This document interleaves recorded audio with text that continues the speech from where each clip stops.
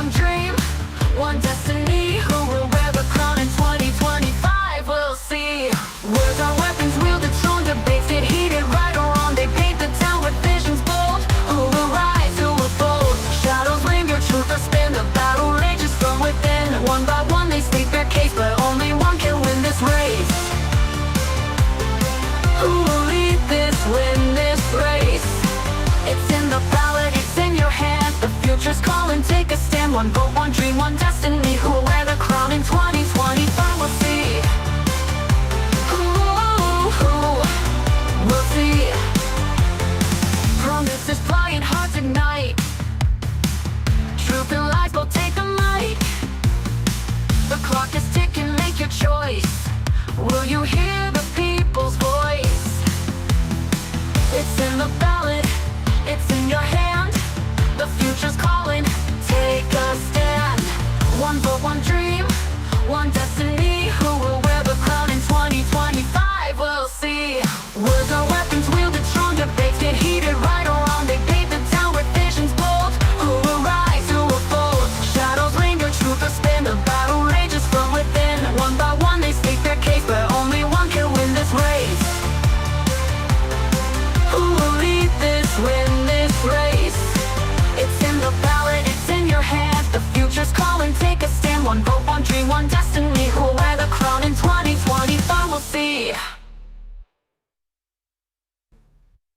The stage is set, the lights are bright. Candidates ready for the fight. Voices loud, they take the stand. Who will lead this promised land? Promises flying, hearts ignite. Truth and lies both take a mic. The clock is ticking, make your choice.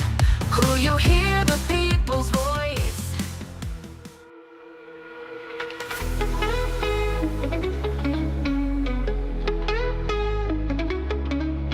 The crowd's on fire, the air is sharp.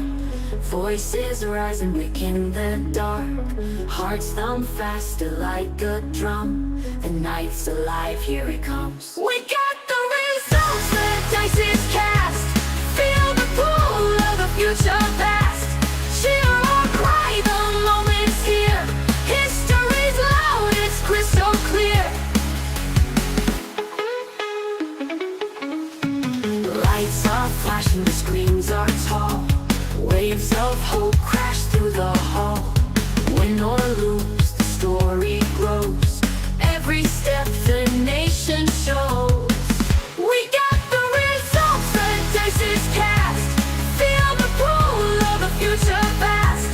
Cheer or cry, the moment's here. History's loud, it's crystal clear.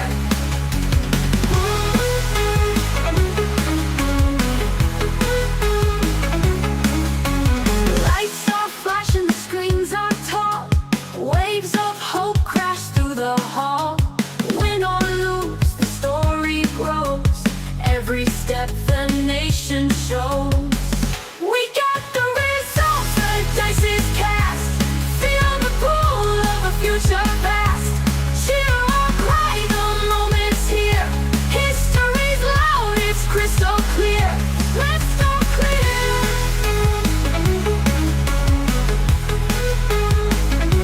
Let's go clear.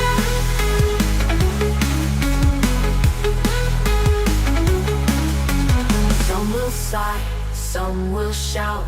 Voices tangle in the doubt. But through the noise, the truth will soar. A new tomorrow knocking the door. We got the results, the dice is cast. Feel the pull of a future vast. Cheer or cry, the moment's here. History's loud, it's crystal clear. We got the results, the dice is cast. Feel the pull of a future fast. Cheer or cry, the moment's here. History's loud, it's crystal clear. Crystal clear.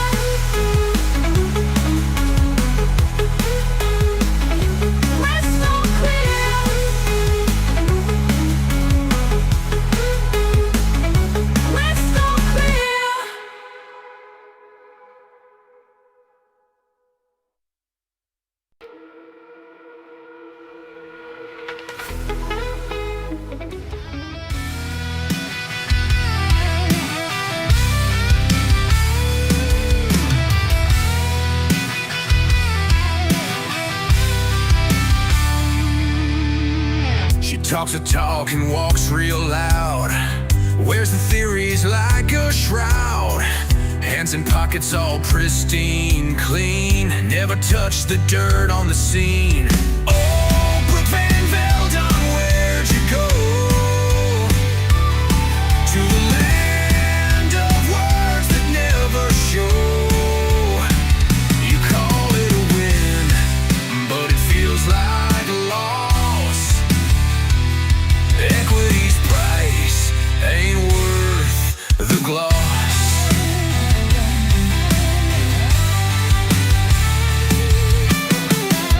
And books, they don't make rules.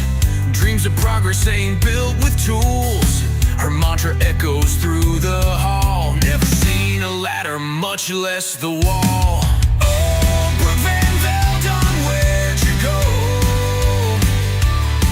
To the land of words that never show.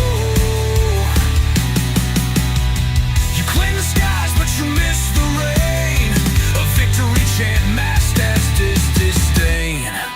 No calluses, no heavy load. Just a painted map with no real road. The claims of strength, they fall apart when the hands won't meet the heart. Oh, Brooke Van Veldon, where'd you go? To the land of words that never show. You call it a win, but it feels like a loss. Equity's price ain't worth the gloss.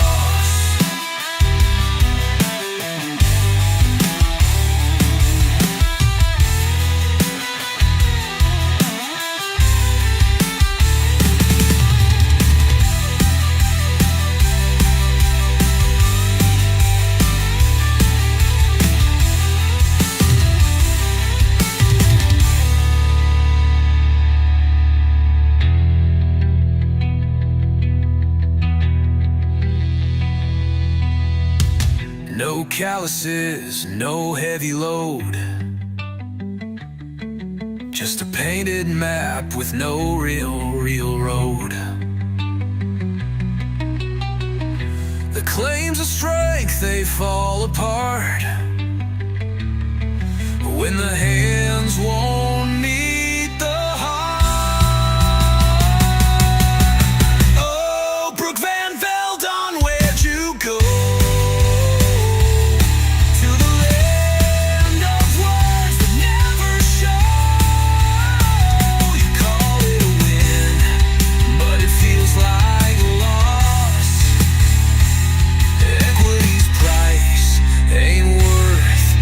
Gloss.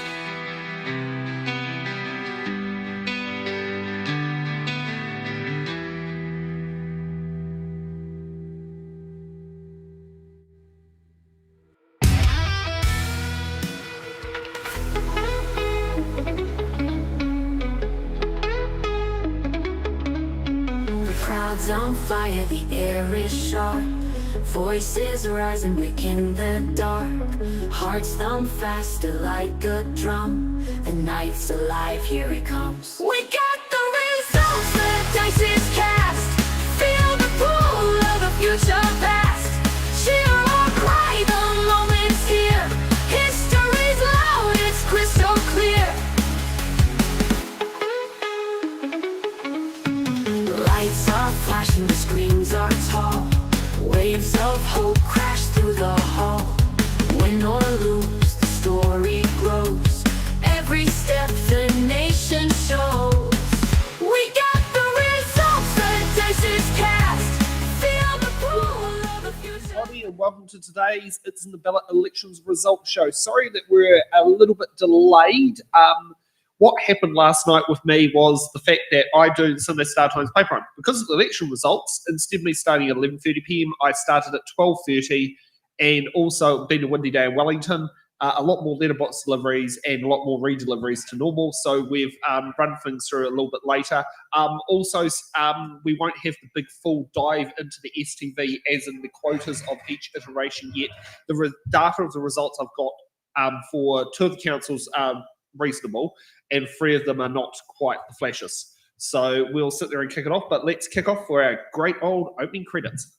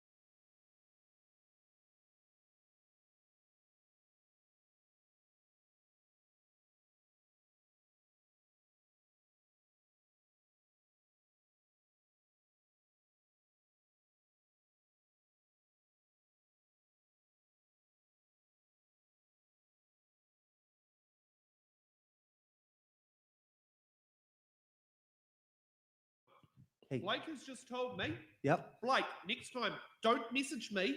While we're Type live. it in the chat, because you're telling me if the mute key's on. I'm ignoring my phone at the moment because too many people are messaging me. Yep. So let them know in the So chat. if there's a mute, type it in the chat. Let everyone actually see. Yep. Was it Restream chat? Yeah. Yep. Restream chat. Blake. Yeah. Well, it will be the whichever platform it's on. Yeah. Hey, For us, it's Restream, but yes, it'll be whoever it is. Yeah. And glad you're viewing, Blake. Thank you for joining us. Yeah. All right. Nemo is taking over for me. He will tell you more about himself. I thought you were going to jump in with it. Oh, yeah. Cool. Awesome. Yeah, man. Yeah. Yep. Sorry about all of that. That is sits there and gets on there. Yeah, it's definitely, it's going to be a little bit turbulent trying to make everything all pull off on the fly. It's definitely not going to be easy. Oh, far out. All these fun parts that go with it. So you've got your snacks.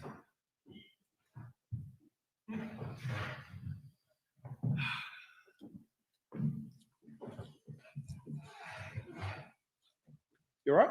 Yep. All ready?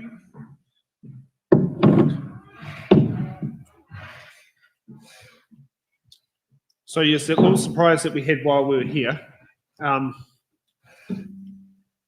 with that our audience would have seen, is Nandor's has been confirmed well, not confirmed, but on the preliminary results he is now head to become mayor by over 100 vote majority. For Wellington.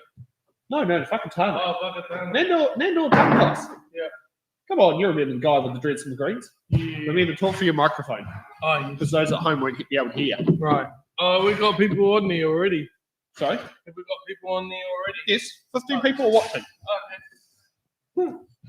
So should we? Which council should we kick off with first? I mean, on our list we have Carterton. That's our first one, first cap of the rank. So should we kick off with Carterton? Why not? Why not? Okay, so let's sit there and see. Go through and find Carterton. There we are. And for those who are watching, that's what you'll see on the projector. Or we can sit there and do this. So, in Carterton, Steve Cretney, the current, I think he's the current deputy mayor, has become the new mayor. He was endorsed by Ron Mark. And if we sit there and take a look on here, sorry, need something to drink. Lou Newman, Grace Ailing. Anyone wants to know, that's Jonathan Ailing's wife.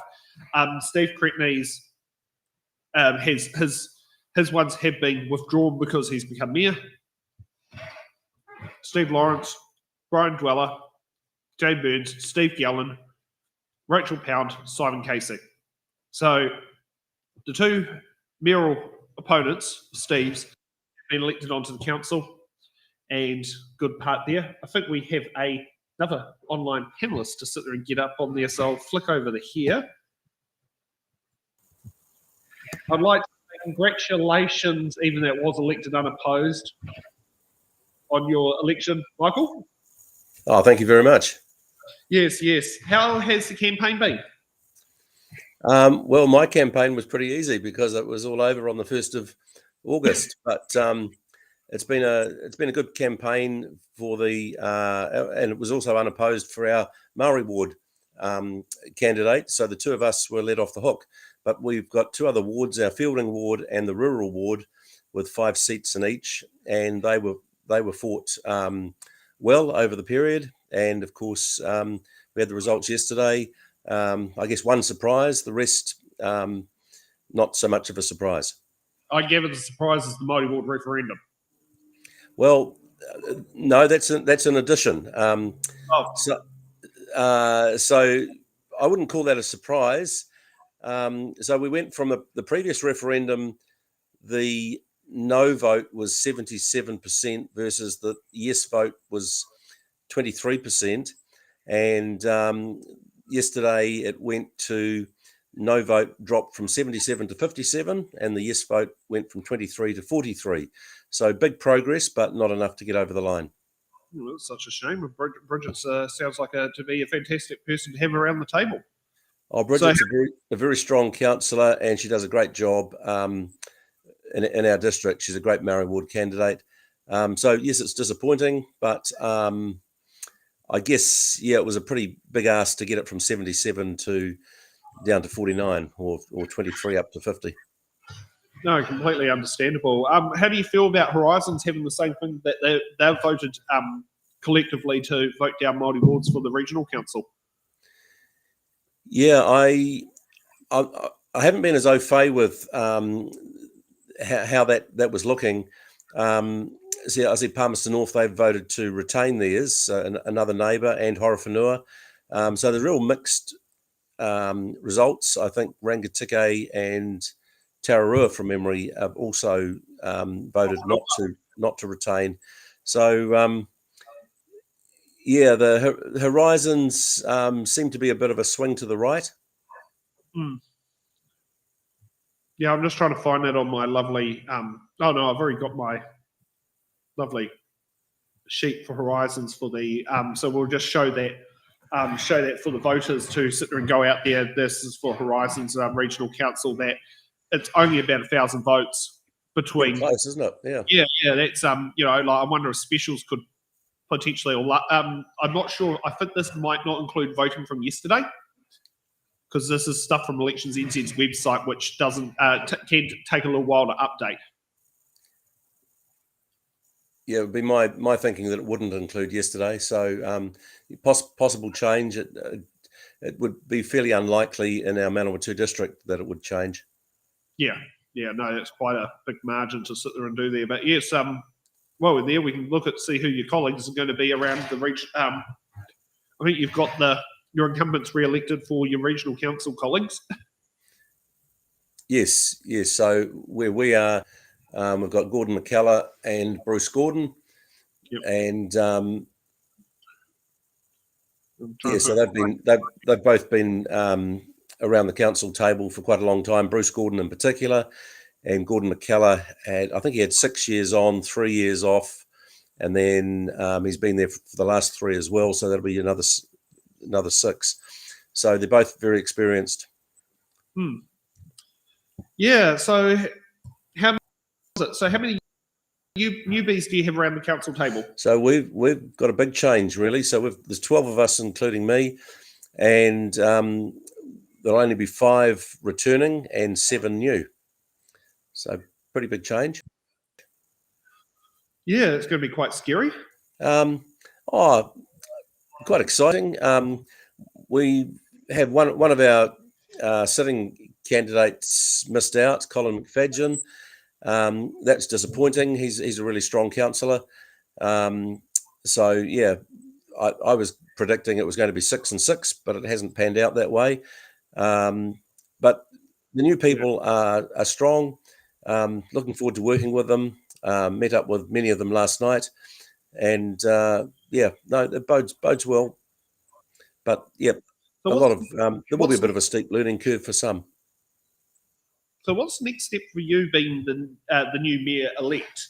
Is that sorting out roles for committees, choosing the deputy, yes, that sort of stuff? So what happens between now and swearing-in day? So swearing-in's on the 28th, so we've still got a little way to go. We have a social get-together on Thursday night, just a sort of a meet and greet and get to know each other. We'll be sitting around the council table, but we'll have a mentor system or buddy system. And then, so my role is very much working out who to have as a deputy, and then the committees. I've had the luxury of being, an extra couple of months to think about this, so making a few changes, and then committee chairs and focus groups, how we handle workshops and things. So, and I've also had some meetings with our chief executive. Not stepping on toes of Mayor Helen, but just with having the luxury of being unopposed. For them, it was they knew who was coming in, and for me, it was I've been deputy mayor for 9 years, so it's sort of continuation to some extent. Yeah, it's going to be an interesting feat. I would say you've got one step ahead of me on that one. Jordan, is there anything you'd like to sit there and say, coming from the cheap seats up on the stage? Oh, kia ora. Congratulations. That's about it, really. You're going to make the decisions that are going to impact the council and how it's going to roll. So make the right decisions. No, thanks very much. I appreciate your comments, and it's a position I take very seriously, and my wish is to do the right things by the community. I have worked in the community space for probably 35 years. Prior to coming on council 9 years ago, I was chairman of Fielding Promotion, so I worked closely with council. Just going back to the Maori ward disappointment, it's certainly my hope and aim to foster a closer relationship with iwi.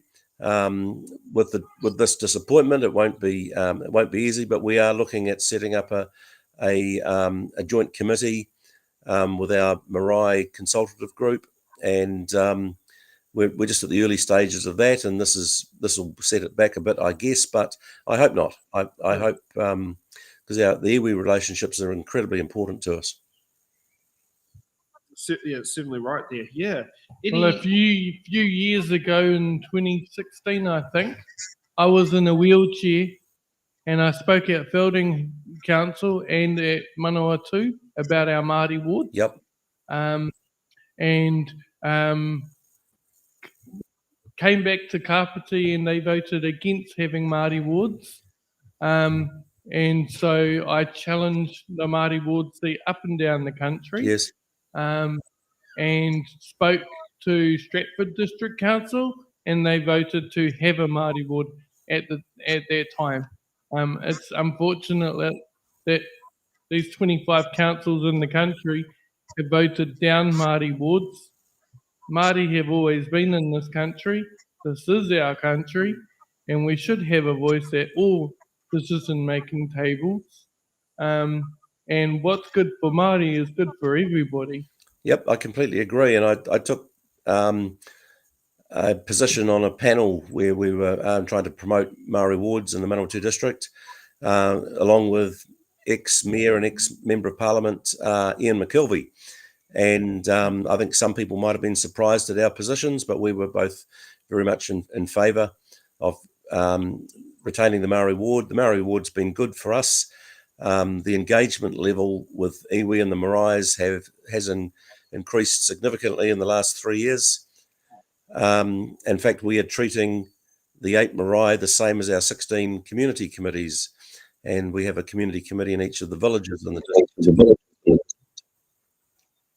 Oh yes, I remember learning a lot about that when I was when we were it was 2.5 months ago now, nearly, that we would have crossed paths with each other. That's right. You were first cab off the rank in terms of our sort of meet the candidate events, and yeah.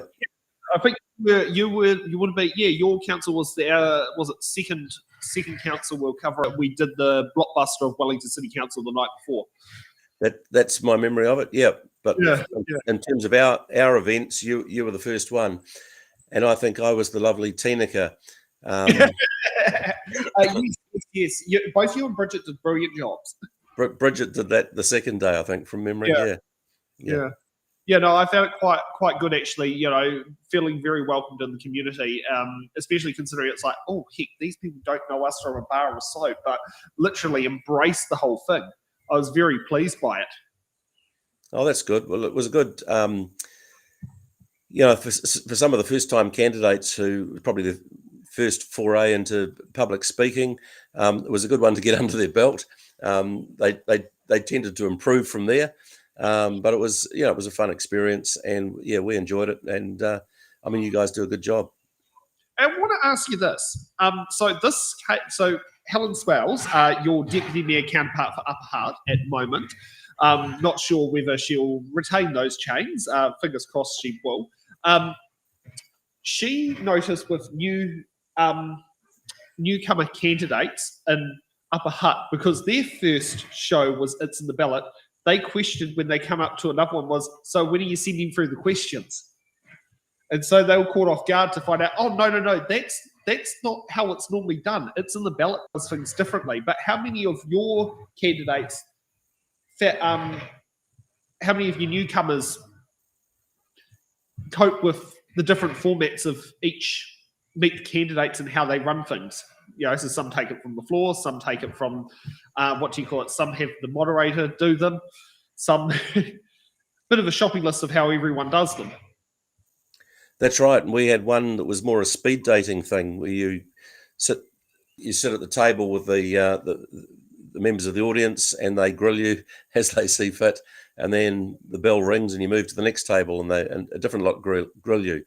So the one that we had one 3 years ago where we had an environmental group who we didn't know the questions in advance. And some people got an easy question like, why are you standing for council?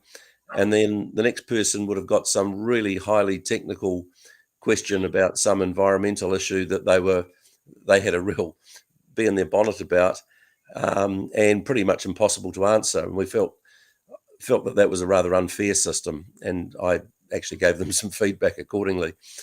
But no, I think the way you do it is good. Our candidates have, I think they've grown from strength to strength as we've gone on through the campaign, just with a bit more confidence. They've coped with the different formats pretty well. Well, it's good to hear. Any other queries, gripes and groans or moans you want to do while you get back to the fun job of sorting out the arrangement of your new office? No, look, we've got, it's interesting times. We had a victory a bit over a week ago. I've been playing a fairly major role on earthquake-prone buildings up and down the country, but town-like fielding, we have a lot, and the legislation was really too onerous. So the Minister, Chris Penk, made an announcement, I think it was Monday week ago, which is very, very helpful for a town like fielding, but it still puts risk to human life at the top.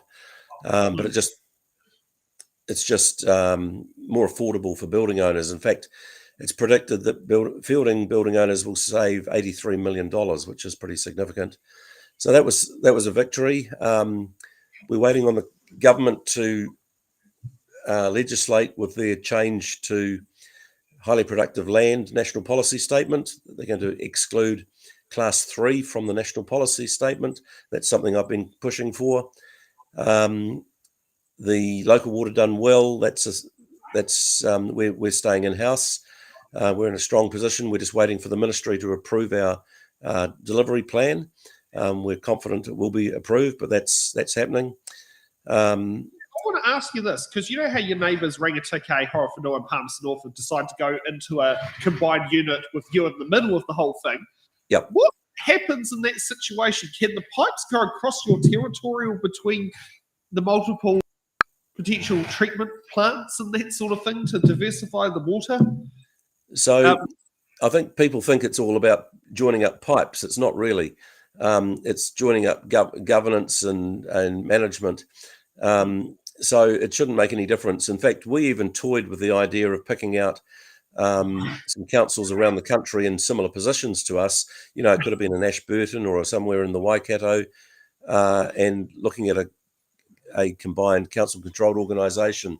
We didn't do that because actually for us, the in-house arrangement was much better off for our ratepayer, and we're pretty keen to retain our local decision-making. So you don't actually have to be physically joined. Okay, yeah. Okay, so shall we call it a day and let in our next guest, Dave Stewart, who wants to tell us the great news from Whakatane? Hey, thanks very much, and appreciate the opportunity. No problem. Okay, so I will turn off Michael and I'll put in Dave. Welcome. How you doing? Is my mic working? Oh, your mic is working fine. Jordan, would you like to say hello to Dave Stewart? Stewart, the guy who charges, what's it called? Charges arguments, but free rides for what's it called? Good conversations. Is that the best way to describe you? How would you describe me? If you want to argue, you have to pay, but if you want to have a good conversation, it's free. Yeah, arguments are expensive. You don't want arguments. That was not my initial campaign. Was joined up at the local market, selling arguments for $10 and giving away agreements for free, and I didn't make any money, so I did really well. Well, kia ora, Dave, is it? Yeah, Dave. Yeah, Yes. Kia ora. How are you? How are you? Is what Jordan said. Oh, I am over the moon. I don't know if you heard the news, but Nandor is mayor-elect in Whakatane after a nail-biting 24 hours where he was 17 or 18 votes second, and he's now 96 votes in front with specials still to come, which will probably favour him.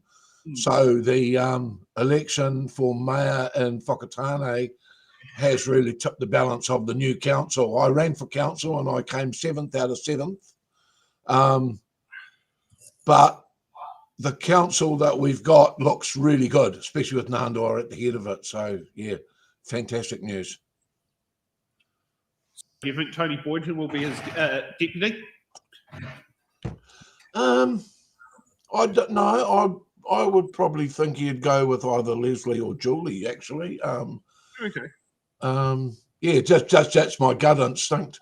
Really thrilled for Tony because Tony worked so hard. She got elected in her ward, but she didn't really campaign for herself. She campaigned for Māori wards almost exclusively, probably more than 150% of her effort was on the Māori wards, which we absolutely bolted in here with about a 3,000 majority.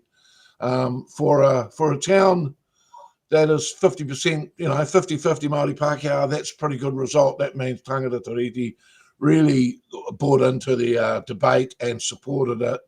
And I don't know. I really don't know how Tony managed to keep going towards the end there. She must have been on pure adrenaline alone because she worked so hard for years, really, on this. With a lot of people helping her, but she was the driver of it all.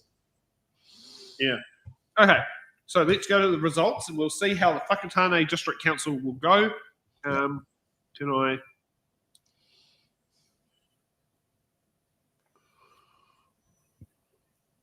Okay. So as you can sit there and see there, Yep. Māori wards, quite a good chunk. Yeah, fantastic. I'm going to have to drop it back. Now, for people that don't know the makeup of the Whakatane mayoral race, what you had was very early on in the piece, the reason I became involved was I was watching on social media a gang, basically, of old white men ganging up on Nandor. And I went and saw him and said I wanted to help him out. And he told me he was running for mayor. And that was when I thought it might be a good idea to be on a council with him as mayor. But they were led by the guy Jacobs, and they were very, very much a pro-Luca movement from grey power, essentially. They formed themselves into a group called Whakatane Action Committee. He was the candidate who was opposed to Māori wards. They were opposed to Māori wards. They were opposed to any spending at all. They were basically an in the closet act group made up of all kinds of people. They didn't openly declare support for ACT, but their web pages were full of New Zealand Initiative and Taxpayers Union and all that kind of thing. So that group was very much pro-Luca to begin with. And then somewhere along the way, they just broke into these factions. And Jacobs went off and said, I'm going to run for mayor. And he fought Luca, who was formerly his buddy.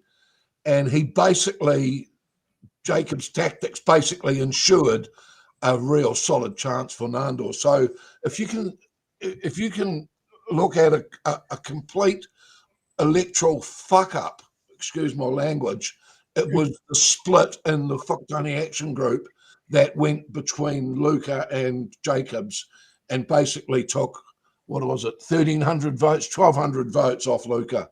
And yeah, it was interesting mayoral race because it had 4 candidates on the right all arguing with each other. Yeah. Oh, so here's your race. Yeah. And as we can tell, yeah, 2,000. I'm really happy with this. I put together, because I was supporting Nandor, that gave me a fairly open left flank to form a policy on, and I took some very, very progressive policies to the debating chambers and pushed a very, very I wouldn't say left wing, but a very progressive platform. And, you know, Saturday morning I woke up and there was one Dave Stewart in Whakatane. When I woke up on Sunday morning, there were nearly 2,000 of me. So in a small provincial town with a really progressive policy, I won big. I won really big. I'm not going to be on council, so I'm going to miss all those meetings and briefings. But look at Carolyn Hamill there. Carolyn Hamill missed out last time by about 60 votes. And the first thing I did when I announced I was running for council was I rang her and I apologised. And I said, I hope that you still get on. And it looks like everyone who voted had her in their mix. 4,000 votes, 4,142 votes for a council candidate. That's unheard of. So I'm so happy for Carolyn because she is she's a really, really solid candidate. Was she chair of the, was it the Whakatane Ohope Community Board? No, she was chair of that for 9 years, I believe. Okay. Yeah. No, because when you came to Whakatane and did in the ballot thing, I took half of one of my minute answers to tell people to vote for Carolyn. I don't know if you remember that, but I said that she was sitting next to me and I said, look, you have to vote for her, even if you don't vote for me. If you don't vote for me, you have to vote for her. And if you vote for me, you have to vote for her as well. Because she's so good. Hopi ward. So, of course, you can sit down there, you know, if you're voting for Dave, you can also vote for, Carolyn. Yeah. Yeah. Well, there's 4 votes in the ward, so we were all after 1 each. But the rest of the council, one guy here up the top there, Malcolm is aligned with WAG, really. I've had Malcolm's a mate of mine, and we both go to the open mics. But Malcolm, I would have to say, is probably WAG aligned and could be a problem. But he's not an idiot, so I think they'll be able to work with him. I think it's a really good council. Brendan missed out. That's not too sad. He was only there to support Victor. Beverly and Julie, the 2 existing councillors, they deserve to stay on. They didn't do anything wrong. So yeah, that ward's a good ward, I think. Yeah. And obviously we know what happened in Tararua General Ward, which for anyone who wants to know, that's where Murupara is, and the Rangataiki General Ward, those candidates were elected unopposed.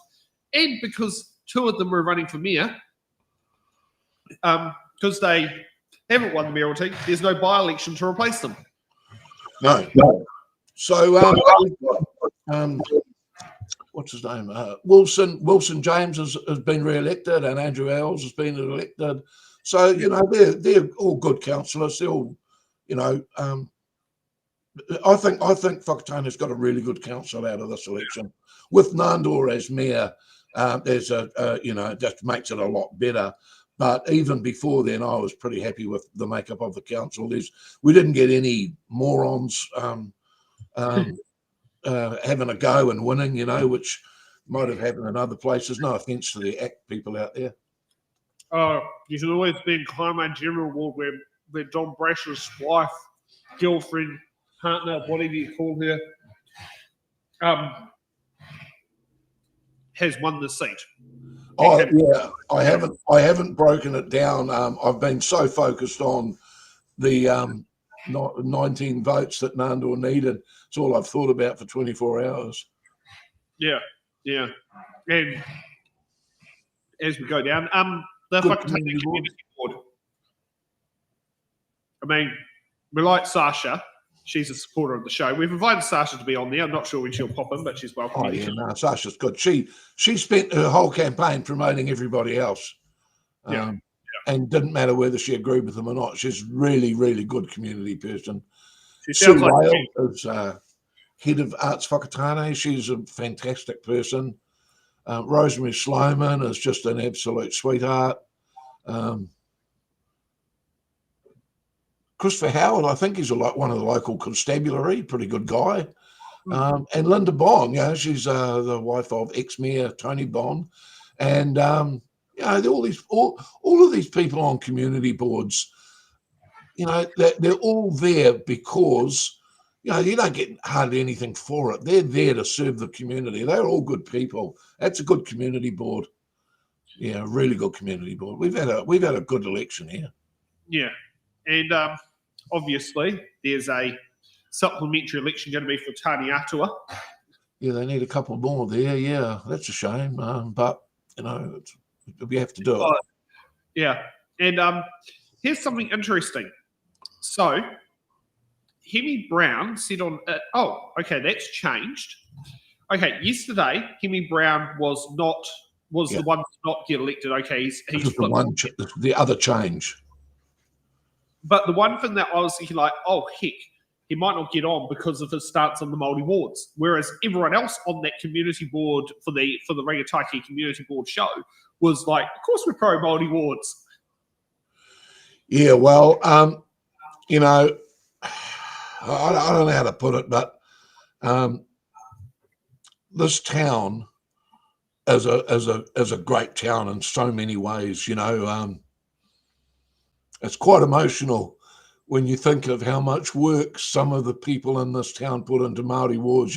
You're familiar with Mawara and her son Jack, who rode 1,000 kilometres on a bicycle to Wellington to deliver a letter. Tony Boynton. This Māori ward started in the Eastern Bay. So for someone to think that there were votes in attacking Māori wards was kind of like only reading a very small part of the room, and that was the rowdy guys at the pub who talk about the bloody Māoris all the time. And it was a kind of a own goal to attack Māori wards here. Was really, I think, good on you if that's what you really believe, but I don't think it was a smart move politically, because this town is just wedded to Māori wards, so they're born here. Yeah. Can you name any of 4 of Tony Boynton's children? No, I can't. That's terrible, isn't it? Would you like to ask which one? Was it bumped into me at the West Newtown on Friday? Oh, okay. No, I don't know. Yeah, I heard them sing. Yeah. But I'm trying to think. Her second oldest is at Te Whaia, which is the National Drama School, which is just up the road. Right. And I was like, in Super, he goes, what are you doing here? I go, I live in Newtown. He goes, oh, do you? It's like, yes, that's where the home of It's in the Ballot came from. As he probably wasn't aware, but I'm also the treasurer of the Newtown Residents Association. I love Newtown. Next time, I'm now that this is all over and I've got my life back, I'm just going to go for a drive and I'll end up in Newtown because I've got a sort of daughter there, and we'll get together and we'll have a cup of tea. You need to stop off at Warwick Taylor's house, because I think you and him will get on like a house on fire. I wouldn't use that term in Newton because it looks like a bit of a Newtown, another suburb of Auckland. Another suburb of Auckland. Just like we also have Kelston without a T, and if you want to put the one with the T, you go to that place up in Auckland. Oh, okay, righto. Yeah. It's but yes. Newtown is in Wellington. Newton is in Auckland. Kelston. Oh yeah, I used to run a paint shop in Newton. We used to call it the Root and Toot and Newton Paint Centre. How far road from K Road was it? Walking distance, yeah. Rock Shop was just around the corner. I've got to say, K Road in those days, it was all daytime. We were there daytime hours. We weren't there when you hang around there. Oh, gee. I run a coffee cart here, Dave. You know, I get these people in the morning, not in the evening. They don't buy cash in the evening, they buy alcohol. And I'm not going to get a liquor license. They're paying the butt to have. Especially when the police can sit there and turn up any time on your doorstep. I'm sorry, Sam. No, we're having it's a good. I just got off social media to come and watch a little bit of Bathurst because I'm concerned about how much harm they're doing to the climate change. But I'm going to watch a whole lot of it just to research that. But I just come off social media and we're all just hugging and celebrating and high-fiving each other. I'm in a little group with Nandor there, and everyone in well, not everyone in Whakatane, but Whakatane is a happy town right now. Now, here's something we will need to sit there and take a look at.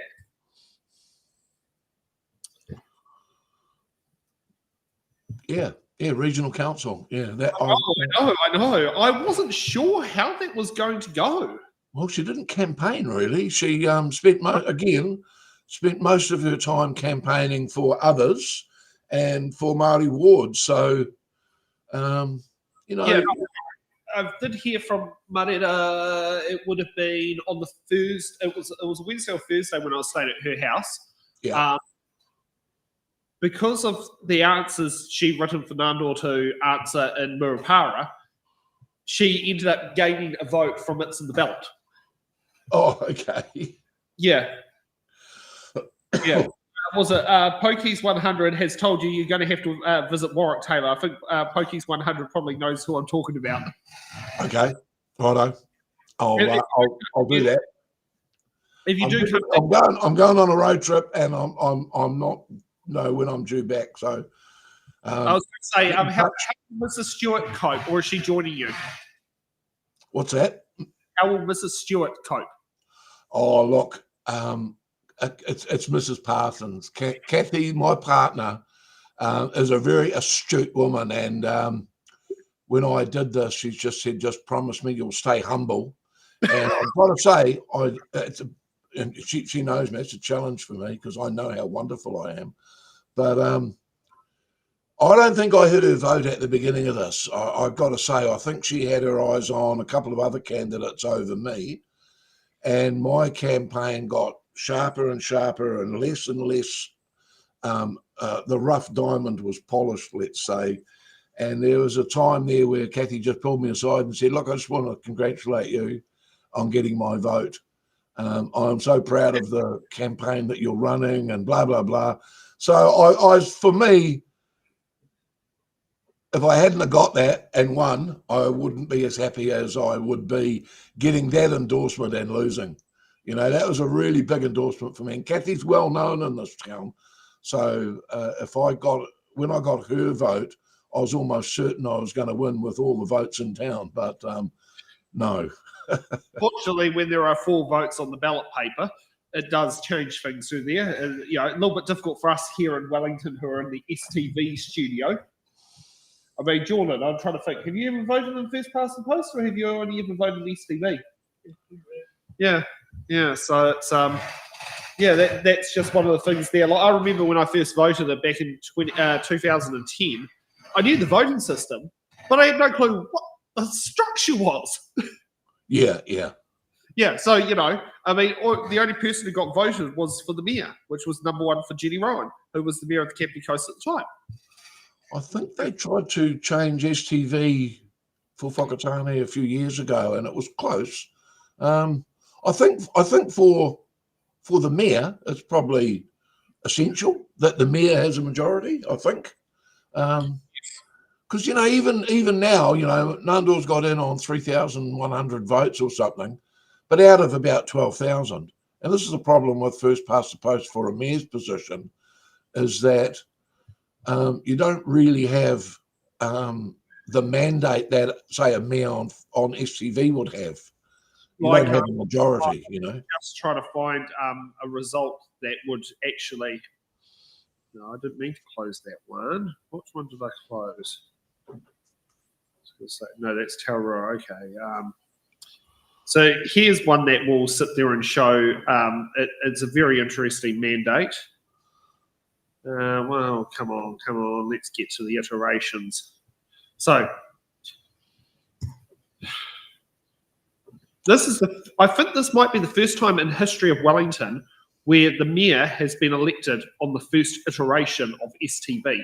Oh, So right. Wow. That's interesting. 240 first preference votes. Now, normally when we've had, like, Tory had a very decent sized majority last election that it included both second and third place combined.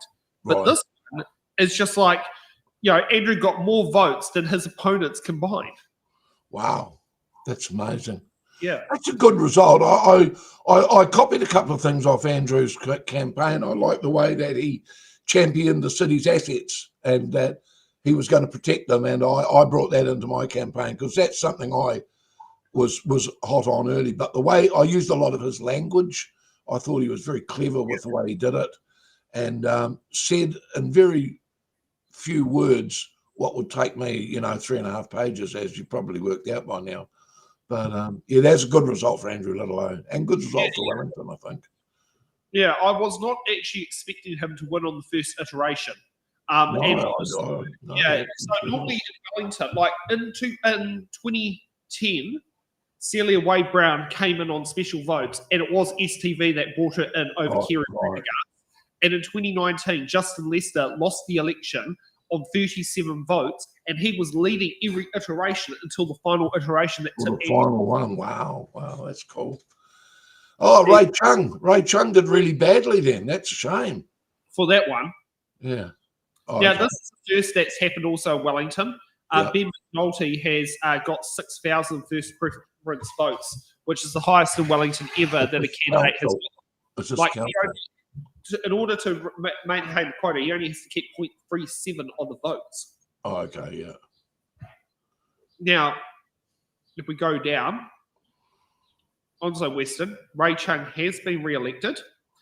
As a councillor, right, yeah. However, he got re-elected on the last iteration. So if we look on the second iteration, I see. Yeah. On the last, third to last iteration, Lily Brown. So effectively, probably Lily Brown's second preferences went to Ray Chung. Not surprised.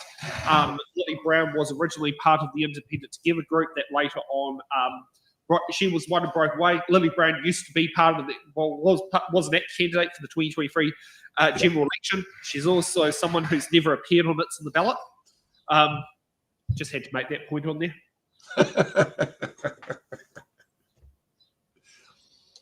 Oh, this is actually interesting. John Key changed the rules so police could stand for council. Before that, they were not permitted to stand. So Wellington voted for a meta police officer. Oh, okay. If you can give the name of the police officer who would have actually sat down there and did that, that would actually be quite good. But actually, that's interesting because when we were up in Kawerau, the Waihi Beach Community Board, Wayne Stevenson, I think it was, is a retired cop. And he said, and he actually said it was great. Like he was a community constable cop. So I don't see why police shouldn't be allowed to stand for council. Yeah. I mean, Penny the clown is a school teacher, the clown who stood for mayor in Wellington, and he was allowed to stand, but he would not be allowed to stand if he was running for Parliament. No, there's that thing with the public service thing, eh? Yeah, but yes, so that's some interesting things from Wellington, and actually I'll go right down to the bottom. I think this is where the Māori ward referendum. Oh, it must be at the top then. Where is it? Okay, here we are. It's at the top. So a 2-to-1 for retaining Māori wards in Wellington, which I thought would have been very interesting in the case because Tory decided to stand for the Māori ward. I thought that could potentially be damaging, which obviously that damage hasn't happened, but also at the same time, I think her choosing not to show up to meet candidates meetings across Wellington probably is partly in the process. Right. Yeah, so that's in Wellington. But I still can't get how there was like 3,366 informal votes. But I'm wondering if these are people who just either abstained from voting or just didn't vote in it at all. Yeah, I think isn't the informal the ones where people have written FU across the top of it or something? That is correct, yes. Yeah. So I think on a lot of these blank voting paper things, people were ringing me up and messaging me about who to vote for, and I just said, just vote for who you like. And then there was things where they said, oh, I've got a thing here, I don't know anyone on it. And I went, well, you don't have to vote. So I think that where those came up, a lot of blank voting paper. It's in the ballot. I think that people just don't want to vote for the wrong person. You know, they don't want to risk voting for the right person in case the right person or the person they tick is actually a ratbag. So there is a because of it's in the ballot, a group of people discovered a neo-Nazi standing for Upper Hutt City Council at the last local body elections. Oh, well done. Picked up by it's in the ballot's footage because the person sat down there and went and married the footage. They married an audio clip to our footage, to the voices and everything. Right. Oh, yeah. Wow. Well, that's what it's all about. Is examining the character of the people who are saying we want to represent you, and that's what an election is. It's all about character. Yeah. So yes, you feel relieved that Nandor is going to be your next mayor? I cried, honestly. Tears come to my eyes. I just am so happy for Whakatane that we've got a council led by somebody who has. I've seen him work on our Hikoi for Health and get our obstetrics unit reopened. I know what he's capable of doing, and I know how he works. I really respect the guy for that. He's the reason I got involved in this campaign. I got involved in this campaign right at the start to support him. And what it's turned into, I don't know if you ever see just here, right there, Dave Stewart, the Ratepayers Union, is in the last week of the campaign, I formed the Ratepayers Union of Aotearoa, New Zealand, in order to be the antidote to these guys who call themselves the Taxpayers Union. And I thought, well, first of all, I know how a union runs, and it's not like that, guys. So we're going to run this like a real union and have stop work meetings. And I'm going to take this on the road and build up a movement to bring the kind of rates reform that LGNZ has been campaigning on inside the four walls. I'm going to take that campaign outside the four walls, and I'm going to hold stop work meetings up and down the country for people to join the Ratepayers Union and tell government to fund its mandates on ratepayers and to return the GST. In Whakatane, we pay $9 million a year in GST on our rates. And in New Zealand, it's $1.2 billion. And it was never meant to be on, GST was never meant to be on rates. And I've got a whole lot of these things that I've picked up, and I'm going to take them into the 2026 election campaign. So this isn't the last you'll be hearing of Dave Stewart. I will be on the road and getting stuck into it very shortly. Do you think Nandor's going to achieve by getting rid of these traffic lights, the only traffic lights in Whakatane District Council's boundaries? I've never seen them. But yeah, we don't like traffic. Oh, right, this is the bridge here. Yeah. But the only traffic lights in Whakatane. Yeah, I've never used the bridge. I've never gone down that way. No, I've actually never driven over that bridge either, because it's like it's like you've got to want to, eh? Yeah, it is. It's like I had no need to, and so in 2013, I drove from Wairarapa to Tauranga via a Potiki because there was a sushi shop over there. Yeah. But the GPS recommended me drive for a Hopi, and because I wasn't a truck, I was able to do it. Yeah, but it's like as you're saying, it's a bridge that you don't go on because you don't depending I live in town, and if I need to go to Taneatua to visit my friends, I go down through Valley Road. And I've just never used that bridge. I've only lived here for 12 years. but that is the state highway. And Yeah. the thing in Nandor's favour, I think, is that when Tony Bond was the mayor, he got it on the budget for NZTA to be rebuilt in 10 years. And then they just redid the priorities and gave that money to a tobacco company or to a landlord somewhere. And it got taken away from the bridge. So the argument's already been established, but what the government have said is, we'll put it on, you need to re-establish that argument. So it's kind of playing dirty, but it's so unlike a national government to do that, really. But the argument for the bridge is pretty sound. You know, I would be happy to argue it to anyone, because you wouldn't have to argue too hard to get the point across. Whether you get the money is a political thing. But the money, like, the thing is, the bridge has got a wooden base. yeah, it's pretty pathetic. Like it's not even a concrete bridge. Like it was a railway bridge that got converted into a railroad bridge. Yeah. You know, what do you From call what it? I've seen of the footage, it could be a prop in a horror movie. You know, you've got to get across that bridge to save your life or something, save the damsel in distress. But it's state highway number 2 we're talking about. You know, it's not a backwood road out to the back of someone's sheep station. This is a state highway too. So, yeah, he's got every chance. I've seen the way Nandor works politically, and he's got political skills that will really benefit the town for sure. So you think he could convince potentially Transport Minister Julian Genter to go, yeah, I'm not going to be what these crazy nutcases sit there and call me a loony cyclist. Of course I'm going to sit there and get you your 2-lane bridge. It's just common sense. I think politicians respond to things much simpler than a good argument. They respond to votes. And this town swings. So I think living in a swing town gives astute politicians an advantage over living in a safe seat. And we've got a pretty good MP down here in Dana Kirkpatrick. She's a first-time MP for the National Party, but she knows how to listen. And, you know, in the National Party, that's a rare thing. But she's an MP that will listen, and she's an MP that I think we can work with as a community.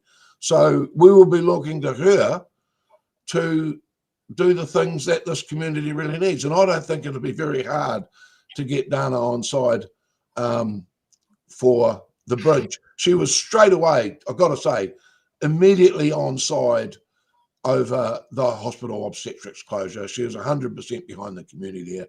And, you know, this is what we've got to do. We've just got to work with these politicians and explain to them that the community is talking to them, not Dave Stewart or Sam Summers, but the community, and be that voice. And I think Nandor can do that better than anyone in this town. Yeah. Okay, well, we'll better let you get back to the Bathurst to measure the carbon. I've got to measure the carbon footprint, yeah. Yeah. Unfortunately, it's not, was it Bathurst E? But, you know, one day we could have Bathurst E. I can smell the rubber on the petrol from here in my TV show. I don't know if people have been noticing me looking over there, but that's what I've been watching. Okay, good to talk to you, Sam, and we'll talk again soon, I promise. No problem. Okay, so... Oh, no, wrong one. I meant to take me off. Okay, so we're going to take a very quick break, and we'll be back for more panellists, and I think you and I probably need to get another glass of water.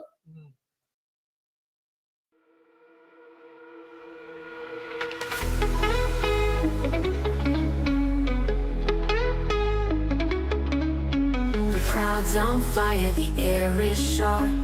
Voices rising, breaking the dark. Hearts thump faster like a drum. The night's alive, here it comes. We got the results, the dice is cast. Feel the pull of the future past. Cheer or cry, the moment's here. History's loud, it's crystal clear. Lights are flashing, the screens are tall. Waves of hope crash through the hall. Win or lose, the story grows. Every step the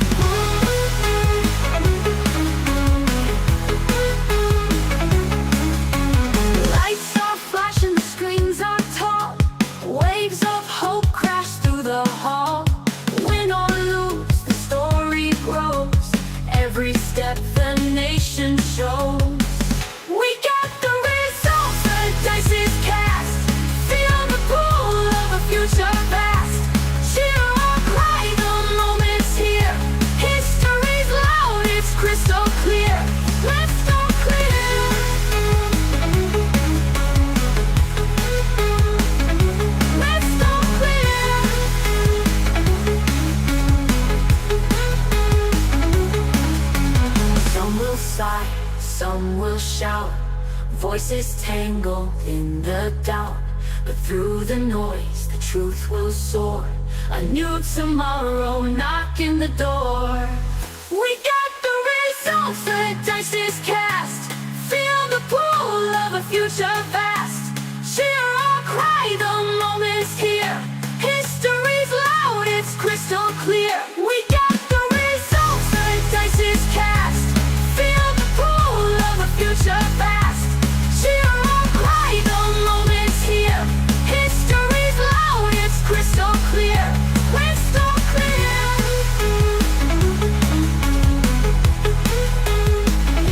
Crystal clear.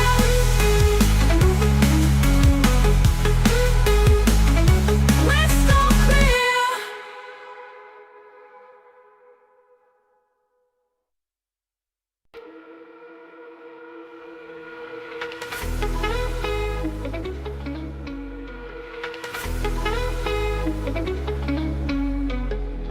Okay, well, thinking you just have Jordan walk right in front of me with his glass of water.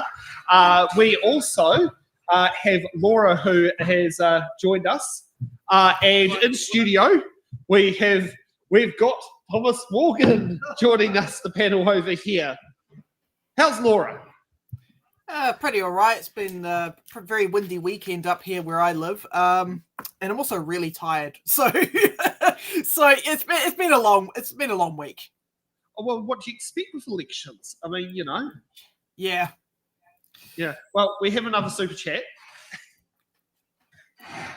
Oh, just wanting to say, glad Upper Hutt has PDZ, and if any of your viewers are in Lower Hutt, and the Cross Valley Link is a 4-lane motorway, and is now at feasibility study. Not sure what that means. I think that means planning stage, Alex. Yes. That's all right. I'll send Alex the link, and at a later stage, Alex can join us because he is a friend of mine on Facebook. So I will send him a link. He knows how Restream works. Awesome. You know, he's been panelist a couple of times on the Autopay podcast. So, what do you think about? So, should we get off to Tararua's results? Yep. So I'll just basically chuck them onto the screen.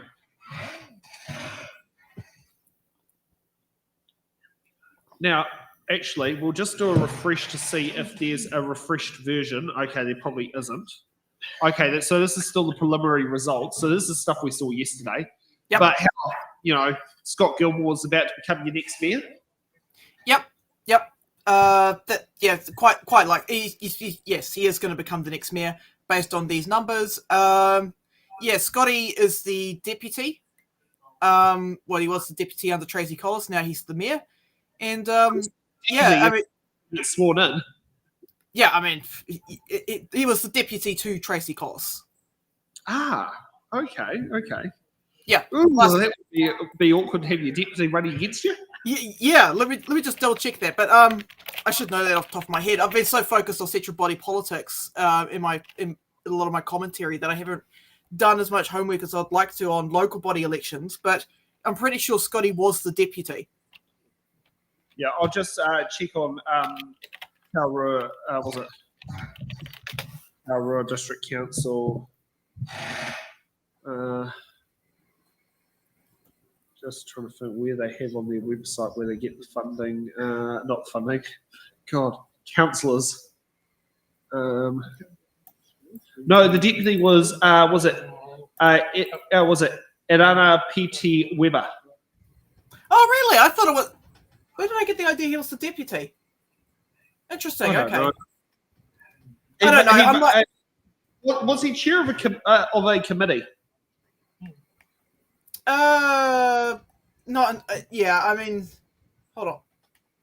Let me just figure out what he was. Because I'd probably say if he was chair of a committee, that could actually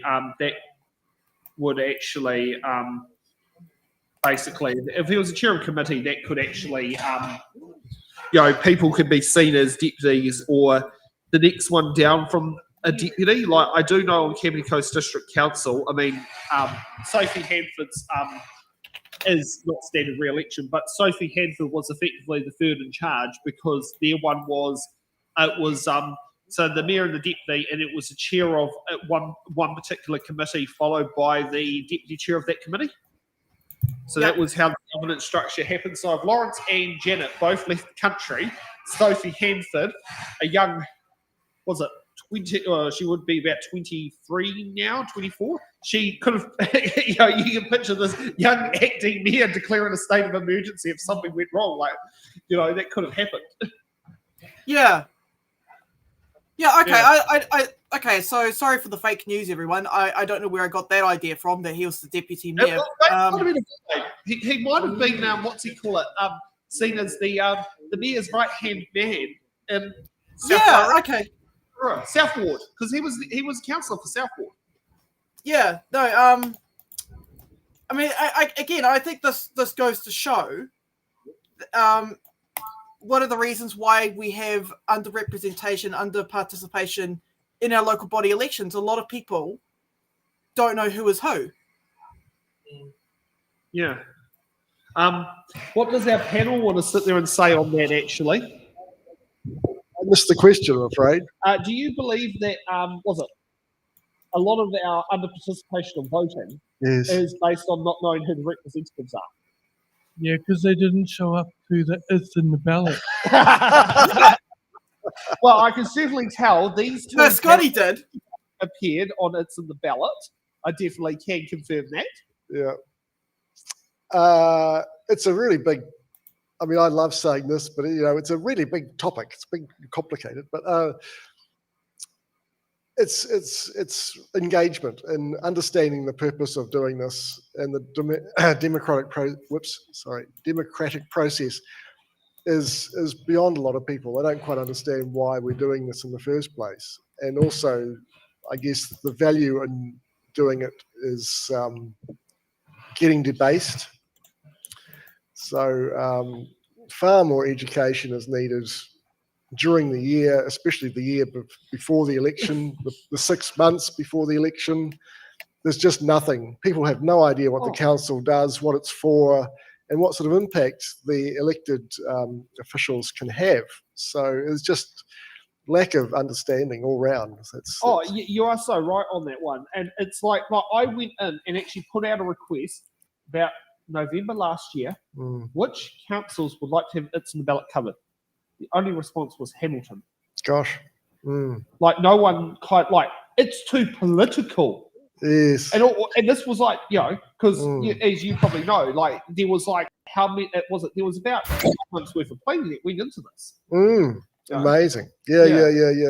It is though pretty much a in-person experience though, because people like to come to the meetings and to see the people in the flesh. But having said that, a lot of people can't make it to the meetings for whatever reason, and this should be a really good vehicle for people to understand who's getting elected or who's available to be elected. And the other thing too is that the whole thing has become I was just about to write a book on all of this now, but the whole thing has become a popularity contest, and it's just too much of a popularity contest, in that it's a job application process, and the assessment of who the people are is just missing. It's just not there.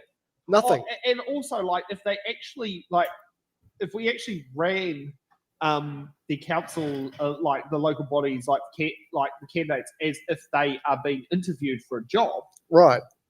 I don't think the voters would actually ask jobs appropriate questions. No, they wouldn't. They wouldn't know what to ask. The biggest, most famous example was Mark Richardson demanding Jacinda Ardern to ask, "Are you planning to get pregnant if you become Prime Minister?"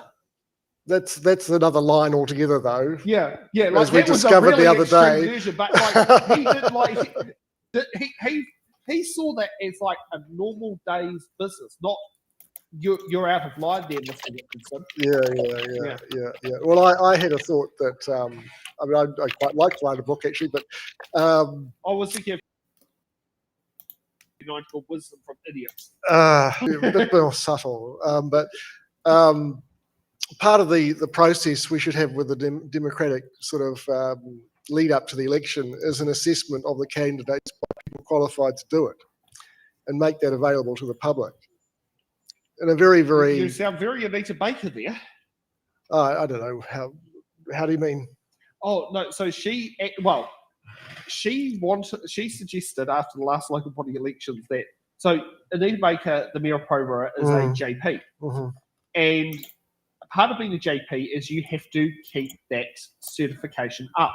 But are you one as well or not? No, I just know you had JP and GP. GP. Initials. Oh, GP. Yeah. Some humour from my parents, I think. So you're a doctor. No. No. But I'm like, being a justice of peace, like, you got to pay to keep that up and that sort of thing. Now, I mean, you're a very trusted person if you're a justice of peace. Yeah. But like the fact that you have to do a qualification, and her point was the number of candidates who were making outrageous claims. Like the big one was, it was in Tararua, city council candidates were discussing regional council responsibilities. All the time. Like I mean, was it Transport's a favourite. Oh yeah, and that's the one that really goes weirdly across different boundaries as well, because state highways you can't even campaign on it. No. So if you're someone who goes, vote for me to be the mayor of Wellington and we'll put 100k speed limit through the Mount Victoria Tunnel, it's not going to happen. But if you sit there and go, let's sit down there and put a 70 kilometre speed limit up Rintel Street, now that is more likely to be achieved for a candidate. Now, we're happy with our 30. We're a little bit annoyed that we've got this 30, 50, and then 30 at the top of the hill. So we even need more the word's gone out of my head now, assessment of what people are saying, and the old saying of facts checking would be handy, and commentary actually pointing these things out would be great. Yeah. In a big way, and saying, well, so-and-so doesn't know what they're talking about because they're making claims they can't even achieve, even if they did get voted in. So there you go. And just on a point blank facting, checking's the process. So. Okay, Laura, should we look more at Tararua? Yeah, sure. And this time, I will not make that mistake again. My apologies to Irana for getting that information wrong. I should have known that she was the deputy mayor. My mistake. And she's also been re-elected onto council. Yes, she has. Yes. Yeah. I think she did participate on the ballot. But I mean, put it this way: most of the yes, she did. Yeah. Most of the candidates. That is one of the things that does happen when you've gone around doing so many shows. Names blur, information blurs. You lose track of things. I can't remember Tony Boynton's four sons' names. She's got 4 of them, but one of them hit me up in the Woolworths Newtown on Friday night. Tony Boynton from Whakatane. His son hits me up, and like 3 weeks earlier, that all 4 of her boys were sitting in the front row of her It's in the Ballot show. Yep. Yeah. Okay, so let's scroll down on the results on there. Obviously, I believe that if you participated in It's in the Ballot in Tararua, you probably got elected onto council. Yeah, I mean, participating on the show does increase your chances of getting elected. I mean, I'd say that with Kishan, I believe that is something that is partly why she's actually got across the line, because it's because that was just like Whereas now, was it Naoma? Is that Chase, the incumbent who lost the seat? Yep, that was the incumbent. Yes, this information I do know. That she's obviously not got. And she actually didn't make it onto the community board either. Yeah, no, she was running for Dunedin Community Board, and she just fell short there, as you can see. She lost out to Terry. Yeah, quite a big jump. Yeah, I don't think flip with specials. Nah. Yeah, and obviously, only one Corlette's on the community board, not 2. Well, that's because Chris Collette got elected to the Southern Ward. But he's only elected because Scott Gilmore got the mayoralty. That's right. Yeah, and that everyone in Ekatahuna is stoked about that information. Is stoked to find that out, because everyone's celebrating on the Facebook page that yes, we've finally got someone from Ekatahuna that's on the council now. Oh, yeah. Oh, so if you're not really for South Ward, you've not actually had councillors from Ekatahuna. I mean, we've had in the past, but this is like, you know, we've got someone from Whakatane that's on the council this time round. Yeah. Which is really nice to see. Yeah. Now, you can guess with Blake. Should we go and have a look at Upper Hutt? Sure. Now, I'm just trying to find Upper Hutt on the thing there, and please bear with me while I'll update that, because apparently there's been a dump of votes, but I'm not sure if that is, apparently there's been I'd say a dump of votes, but I mean that's just completely it's. Oh, we do have progress results. No, that's preliminary. Okay, so yes, Blake, we'll get to Upper Hutt. Okay, so we got on here. We got Upper Hutt, and Wayne Guppy is has just lost his reign as mayoralty,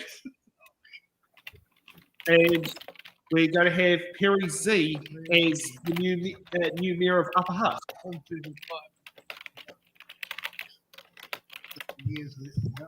You all right there, Laura?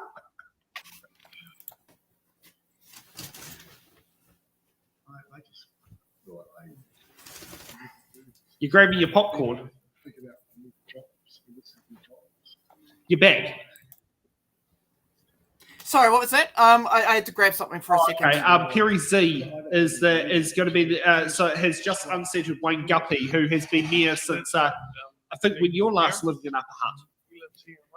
Yeah, I mean, I for those that don't know, I was born and raised in Upper Hutt. I moved out of there when I was about 10 years old to the Wairarapa. So Wayne Guppy was pretty much there from when I was a kid.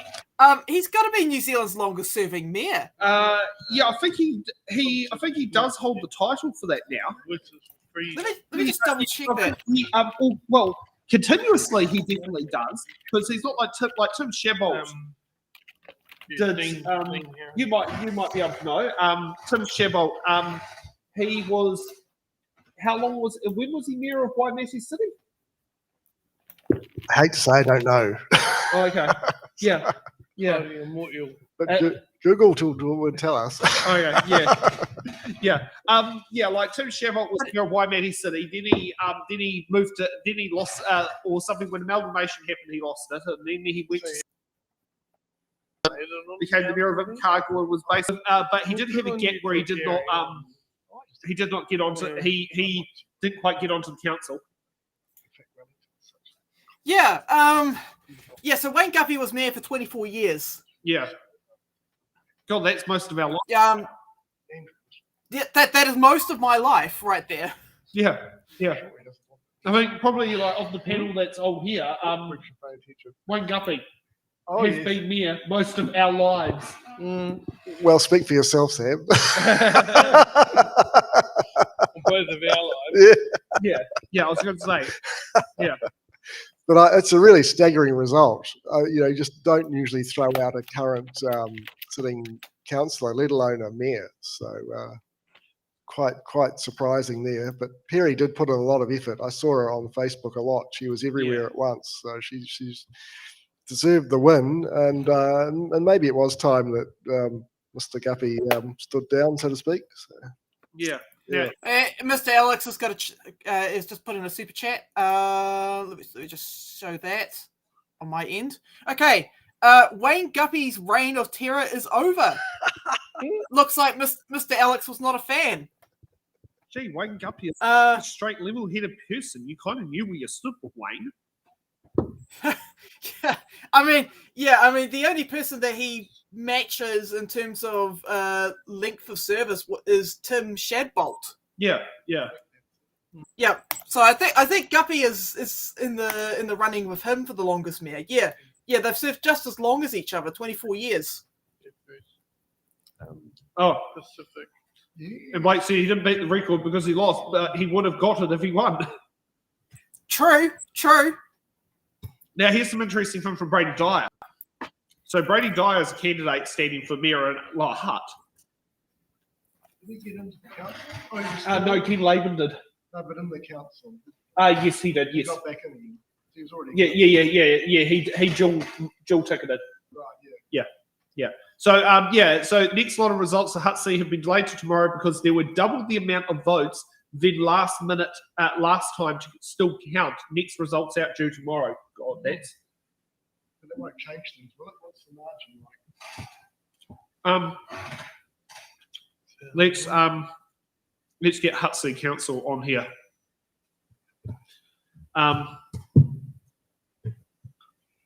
And Brady, if you want to jump in, I'll give you the link that you can remotely connect into the show. So yes, if you're still watching Brady on Facebook, I have just messaged you the link that you can remotely connect into. So we've got Hutt City Council. So these are the preliminaries. Okay, so 1,700 vote margin for Ken Laban with Brady as second place. Yep. But obviously for the mayoralty come first. Not surprised that Wairarapa has come second. Often that's what happens when you run for mayor and run for councillor. Being told Melee and Kath are ones to watch out for. They could flip. That's something that Nigel Wilson told me about last night. Oh, really? Okay. Yep, and it's because it's one vote difference. Yep. Yeah, so he said, watch out for those. Watch out for that. Watch out for that candidate. West Ward, Chris Parkins back in. Yep. Prize by Gladiator challenger. Robbie, decent person. As you know, Tui Lewis, the current deputy mayor, was elected unopposed. In Northern Ward, Andy Mitchell, former Eastern Ward councillor, and Naomi Shaw, former Northern Ward councillor, have been elected in the new Northern Ward. And in Central Ward, as you can see there, Simon Edwards and Glenda Barrett have won it, which Glenda Barrett is the current Central Ward councillor, and Simon Edwards was a citywide councillor going for Central Ward. Yep. So, you know, and anyone knows Tim McNamara withdrawn because of health. Yep. Marta, as you know, Kerry Brown was elected unopposed. Wairarapa Marta Community Board, as you can gather, who got re-elected. Mm-hmm. You know, Shane L's all the way down the bottom. Yeah, I honestly thought that she probably would have performed a little bit better with the vote. It would be interesting to get her to get understanding from her about what could have happened there. But yeah, I thought she was quite a strong candidate. No, she did save our bacon at the La Hutt mayoral debate as camera person. Yeah. Yeah, no training whatsoever, did a brilliant job. Yeah. Same as what happened with your one, Thomas, if you remember how Nick was sick. Same thing happened again because he was still recovering from that bug. But how many did you have in the studios? Oh, that one, 4 candidates? Oh, so you tried. Oh, no. We did. I got a camera person. Oh, yeah. So I was able to pull it off. Whereas I couldn't, with your one, I couldn't get camera person. So I was the only one that was there anyway. Yeah, because I know about your internet connection because I told everyone else to come in remotely. Oh, that's right. Oh, yes. Yeah. They voted to keep the Māori ward, and they had Yay! and it was a whole amalgamation. Now this is shocking. Again, this is a really common thing. Voter return was 32%. What on earth is going on here? The Tararua district had a larger return. At about, I think it was 44% when I checked. But yeah, it's pretty shocking. The amount, like, how do you run a democracy, a democratic system, when less than 50% are returning their ballots? But how much is in this percentage here from what Brady has said? I think it's on Manawatu. Like that, I would like to know what that percentage is because the average is 20%. Yeah. I wonder what the percentage was that's caused La Hutt to have its results delayed. It's been just refurbished. Yeah, that's going to be interesting to get the final result. But still, this is like, you know, I mean, there's like, I don't know if you saw the stats over the years of voter participation, but it's just dropping off. Yeah. Every election cycle is getting worse. I mean, let's go to the panel. Let's drag the panel. If you could tell local government minister Simon Watt something you believe could be done to improve voting that could help lift voter turnout, what would it be? Get on the internet, Yeah. like our iwi do. in our iwi spaces, we vote on the internet and we have a password and we have a higher turnout of voting and people understanding what they're voting for. And our highest voting population is our rangatahi, our youth. And basically, we don't use the postal voting unless it is for electoral. Otherwise, it's just a box that sits there for years and years until the vote needs to be put in. You're going to sit there and laugh at this. My PO box renewal invoice came out $280. Good God. But I agree too. Actually, internet voting would really, really make a huge difference because it makes it so much easier. And it's already available. Elections NZ already does it for different organisations and things. So I don't see any problems with it really. For the iwi, Jordan, you'll know. Do you get to view the candidates' profiles on the elections NZ portal when you do your voting? Yes. Yeah. So it would be like local body elections with the booklet, but the booklet's electronic. Yeah. And considering Warwick Land has actually pushed for that as well. Like he said, we're already doing it for iwi elections. So there's a track record there already. Yeah. Yeah. And there might be security problems, which I'm sure they can fix because, I mean, you know, it's other things. Banking is secure, so why can't voting be secure, for example? So, that would be a huge advantage doing that.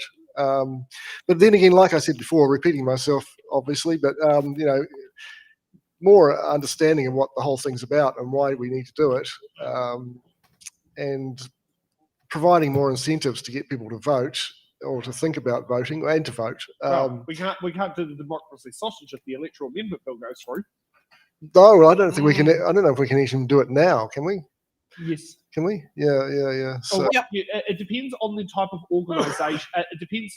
Like a candidate can't do it. No. But a venue can. Yes. Well, right. Well, there we go. And if the venue is a polling place, it has to be neutral. Yes, of course. Considering, I mean, like here gets where it gets a bit confusing. Newtown School has marketers in there. Right. That's where it gets a bit iffy. In what way? Oh, because there'd be sausages competing sausages. Well, you've got food businesses in the area. Yeah. No, I remember putting on the electoral amendment bill was something you need to tighten up exactly. You don't want the CGA being mixed up with treating on elections. CGA? Consumer Guarantees Act. Oh, okay, right. Hadn't thought of that. Hi there, I'm replacing my rotten strawberries. Oh, look, that's treating. $10,000 fine to replace the rotten strawberries. Oh, that would be pretty hard to pull off, wouldn't it? I mean, I think it would be, but someone will try it. Okay, right. Yeah. But I think a whole review of the whole thing needs to be undertaken by, a lot of people to put their heads together and work out what's going on. So it's a tough one, but it shouldn't be too hard because it's important. Because we've seen what happens when you get it wrong, as Wellington has discovered in the last term. I was going to say, and the interesting thing in this term, Andrew Little getting elected on the first iteration. Yeah, well, it was a given thing, though. There was no chance he wasn't going to get it. Yeah, but you'd think there would have been a couple of iterations, though. That's the first for Wellington. Now, Rotorua's had it, but Wellington hasn't. Like, if we sit there and look on here, so for those that are watching at home, so we've shown off Wellington Mayoralty, but as you can gather from here, on the first iteration, Andrew Little got elected. Oh, goodness. Yeah. Like, that's unheard of, considering if you sit there and say, take a look at the last election, okay, Tory bet on election day, it was Andy and Ray. After the preliminary results, between progress and preliminary, it became Paul and Andy, but she got more votes combined. But if you sit there and take a look at that, Andrew got more votes than his 11 opponents. Right. I mean, what do you say about that, Laura? Sorry, I was reading up something. What would you like me to comment on? What do you sit there and say about the fact that Andrew Little got more votes than his opponents combined. I mean, you can sit there and call it. He's done it in Oh. Ratana in 1949, where she won Western Māori with more votes than her. It's like 11 or 15 opponents combined. Goodness. Where? Yeah, I'm not surprised. To be honest, Andrew Little comes with a brand name. Everyone knows who he is, with him being an MP and the leader of the Labour Party at one point. You know, everyone knows who the guy is. So, you know, and he did run quite a successful campaign. So yeah. I'm actually not surprised by that result. Yeah, and I will tell you this: if he wasn't sick, he would have been on it. It's in the ballot. I definitely can say, for those who are wondering why he wasn't on there, he was actually pretty sick as a dog on the day. Oh, right. So I wouldn't hold that against him. No. Andrew Little. Oh, right. Yeah, I'm just a little bit annoyed that Neil Jones rang me on the motorway and insisted on talking to me. Oh. Yeah. And also because of all the controversy with Ray Chung and stuff like that, and then Andrew Little coming in and Tory Whānau stepping down, you know, Andrew Little got a lot of free press. Yeah. A lot of free media, which does go a long way. I mean, put it this way. He actually went on the platform. Tory won't even go on the platform.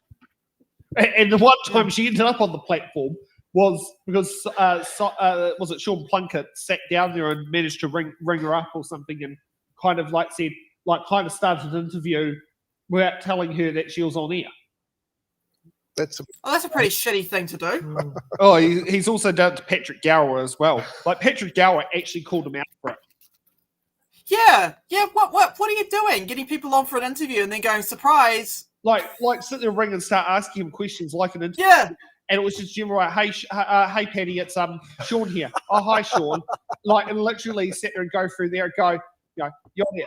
Why do you keep doing this sort of stuff here, Sean? It's unprofessional. And he went on to it, whereas Tory just hung up on him. There is a rule in the media. Good on Tory for doing that, by the way. Yeah. I would have done the same thing. It's like you bring me up and then with surprise interview. It's like, nah. Yeah. That's just, that's Sean Plunkett for you. Why he hasn't actually done that to me yet? Because I do believe he has. If he trills through emails, he'll get my phone number, just like Neil Jones managed to. Considering, well, if he decides to ring me up in the middle to do a sneaky interview, I'll hang up on him as well because I like to be told in advance if I'm doing an interview. Yeah. Well, I've got to admit, my shortest round, but it wasn't a sneaky interview. But I did More FM in Palmerston North, and it was literally an email at 6:30 in the morning, and I was on air at 7:30. Yeah, and they just literally caught it off on there, like, crazy. Now, let's actually scroll down to more of the votes here, because this is where things get interesting. So, Ben, was it McNulty, the one that's highlighted up on screen on there, has beaten the record of receiving the most first preference votes for an election in Wellington. Goodness. Oh, wow, okay. And he has beat Tamatha Paul's record. Tamatha Paul was about 5,000, I think. Damn. Yeah, so he's actually bet Tamatha Paul. So that's happened in the Northern Ward.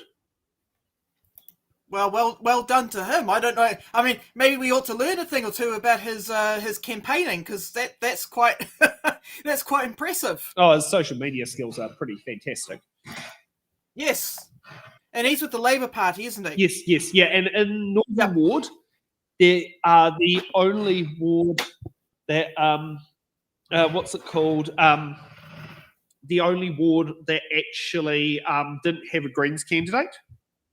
Yep. Yeah. So, was it Andrea Compton is number 3, which is she was part of Independent Together and then left. But yeah, and also John Opanovich is the incumbent councillor who's lost a seat, which I wouldn't be surprised if he goes on to the Aharia Macro Community Board again, because that's where because they didn't actually have enough seats filled. No, there's one spare, isn't there? 2. Is it 2? 2, yeah. Oh, I might have a go then.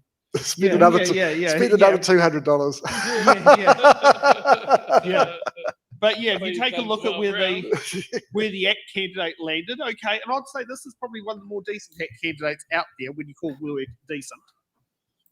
It's I'm not surprised if you're an ACT guy running in Wellington. Wellington's quite a progressive city. with I'd say left-wing centrist city. Yeah. So if you're coming in as a libertarian or a neoliberal, you're going to have an uphill battle on your hands. And the results don't surprise me. Yeah. You continue on the panel going. I've got to deal with something.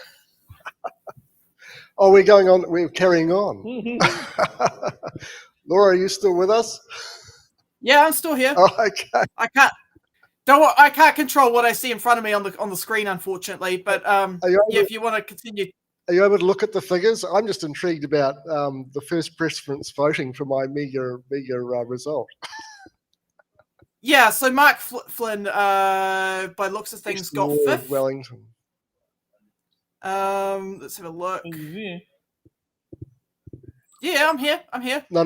We're looking at the screen here. We're looking at the screen, Laura. No. Hi, Laura. No, the screen's not helpful. So, So I can't control the screen from my end. No. But is the total Sam's back. Okay. the total votes you get at the end, are they all first preference, or are they? Not necessarily. No. No. So the first iteration is the first preference votes, and if you sit there and take a look on there, for like Ben, he got elected on the first iteration. Yeah. Whereas Tony got elected on the 6th iteration, and Andrew got elected on the 8th iteration. Yes. Yeah. So going to the Eastern Ward, because that's kind of interesting. Shall we do? We shouldn't stop it on so Western on the way. No. I mean, It's your show, Sam. So I was going to say, if we go past the form on there, I mean, if you sit there and take a look at it, I mean, look at what Diane Calvert got in there. The interesting part is, Diane Calvert had 0 not transferables. how has that happened? So obviously, who ranked Diane, obviously ranked other candidates under Diane. So she always What, first preference. Yeah, so so a good example would be if you just ranked Diane number 1 and didn't rank anyone else, it would show up in the not transferables column. But obviously, obviously people below Diane did rank people underneath her. So people really like Diane. Yeah, well, if you take a look at the 3 options in Onslow Western who got elected, she was definitely the safest pair of hands. Yeah, I mean, I just remember watching that debate that she did with Andrew Little and Ray Chung, where one of Ray Chung's staff members tried to grab that piece of paper. Oh, Fitzpatrick, the person who I believe, the secretary who was such a guard dog on Independent Together, that like Ray was the leader. Ray didn't even have all the members' phone numbers. And Rhonda was an absolute guard dog on gatekeeping things. Yeah, I'm still curious to this day what was on that piece of paper. But anyways, yeah, I just remember Diane pretty much just sitting there saying, I hate everything and I hate everyone, including the cycle lanes. I don't know how accurate that is to her character. But she's from a ward that would sit there and support that. Yeah.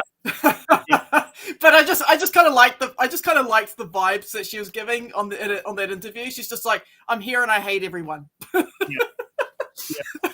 Obviously, the same thing with Geordie, all his voters actually, obviously, he must have had voters who actually did not actually rate people other than Geordie underneath him. Because he doesn't have the same thing with he doesn't quite have the same issue with the non-transferables. Yeah. Really interesting seeing these patterns. Yeah. Mr. I want to get renters not being allowed to vote in Wellington unless you've lived here 5 years. Look at how many votes he got. 28. Oh, I wasn't after all. Sorry? I didn't get the lowest number of votes after all. Yes, but yes, anyone who knows about Zan, who's I think originally from Myanmar, wants all renters in Wellington, unless you've lived in the same property for 5 years, I think, or in the city for 5 years, not sure which one of the two, you shouldn't be allowed to vote unless you're a property owner or you've lived in the city for 5 years. That's what he wants to sit there and have implemented in Wellington, because he believes. Why would you even propose such an idea? Why would you do that? I mean, okay, maybe in Myanmar they do that, but here in New Zealand, where everyone is moving everywhere, and we've got people moving to Wellington, moving out of Wellington to go find a job and stuff like that. We've got high amount of renters in New Zealand. That wasn't going to fly, man. Yeah. Actually, I've got a person who's was it an Australian in the room. In Australia, how many days in advance do you have to be eligible to vote in the constituency? Okay, it's 28 days in New Zealand. It's 28 days. You've got to live in the voting constituency for 28 days to be able to vote in it. Yeah, but 5 years. Come on, man. No, I know. And like, you know, do they get to vote in the old voting constituency? He probably won't agree with that either. Yeah. No, I'm not surprised by that result. If you piss off voters, they're not going to vote for you. Yeah. He's also snubbed it in the ballot 3 times. Oh, well, okay. He beats Geordie's, Nicholas record as well.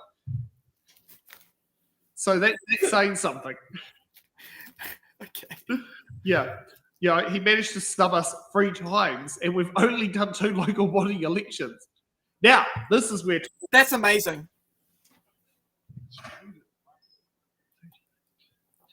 But yeah... All right, what do we got here? If you take a look at here, obviously they're not transferables. Yep. So just to fill me in, because I don't know much about how this works, to be honest. And the NTV for Carl is 6. What does that mean? So that means 6 people must have ranked him only number 1 and nothing else. Oh, gosh. So that means 6 people out there ranked him number 1. So when it came to, because as you can see there, he only keeps 0.66 of the votes. 0.6. Oh, okay. Yeah. So this is what happens when you win more than what your population, what you actually require to get let in. So the quota is what you're required to win, and the total votes is when you exceed that quota, you keep what you need to remain in there by the percentage, and then the percentage of the difference of your votes are transferred to the second preference votes, and so which is and it's all votes do that because it follows the Hare-Clark STV system, which effectively means all redistributions from the top, every vote point distribution goes from the top, which is a Australian system that we've always used in New Zealand for STV, but it was started from Tasmania, and I think later on the ACT was the next place that implemented it in Australia. Oh, I had no idea. I thought it was always transferred from the bottom upwards, not down. No. So if you multi-members, it can transfer from the top as well as the bottom. So as you can see there, so Cal got in on the second iteration. So Cal's votes like basically, stayed static. Whereas if you sit there and take a look at Sam O'Brien and Johnny Osborne, they didn't get in until the 10th and the 12th iteration. That's interesting, isn't it? Yeah, I'm a little bit annoyed that Trish didn't get on there. But if you sit there and look below Trish, our lovely ACT candidate. Yeah, again, same thing as what happened with the other ACT candidate. It's just Wellington for these 4 folks that are in the ACT party.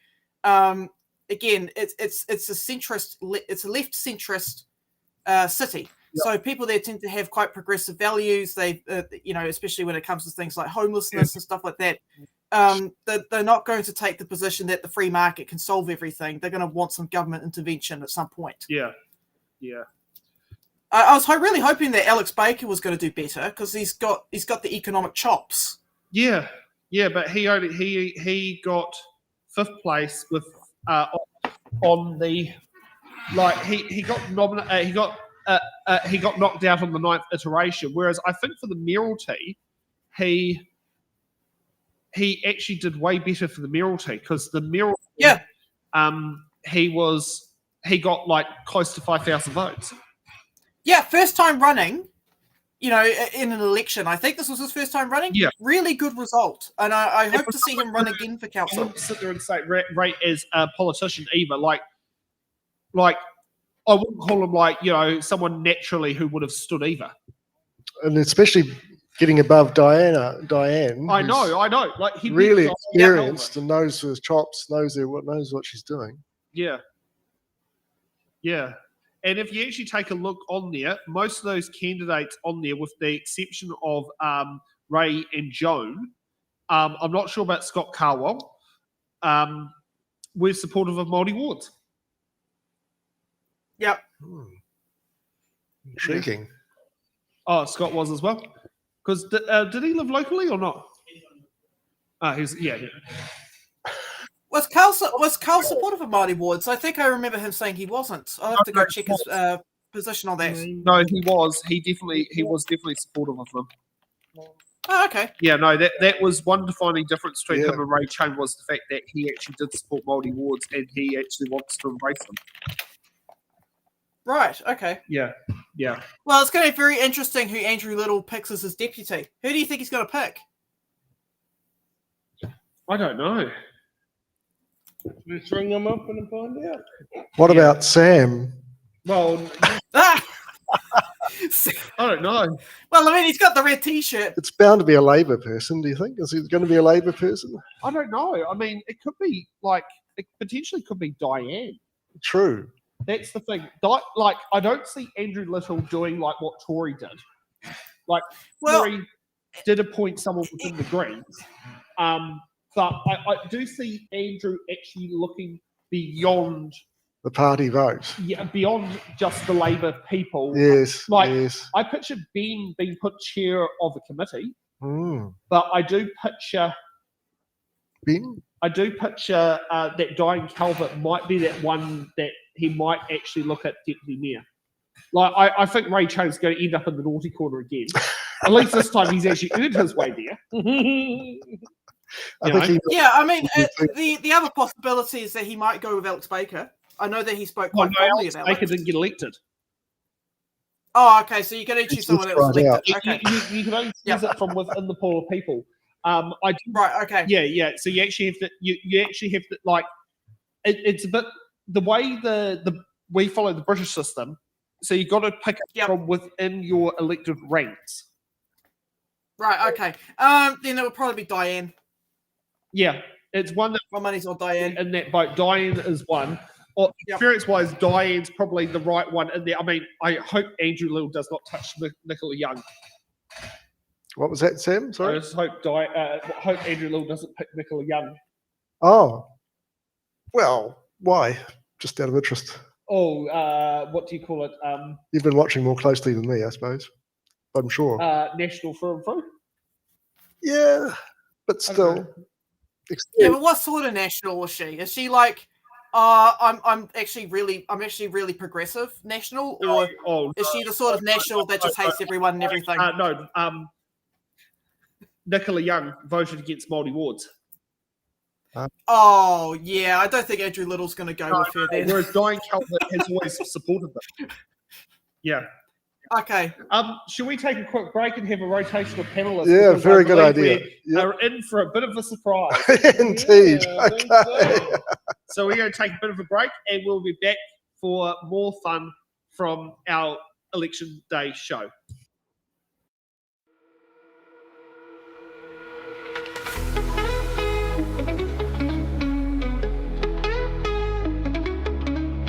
The crowd's on fire, the air is sharp. Voices rising, breaking the dark.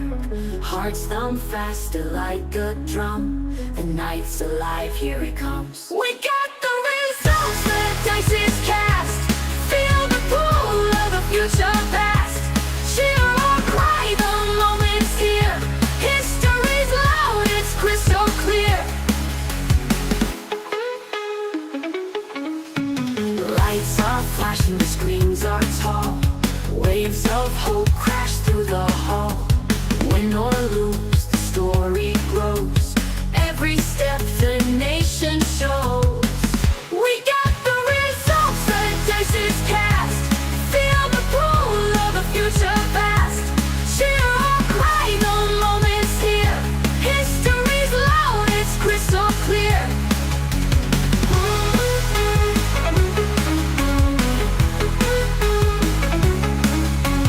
Lights are flashing, the screens are tall.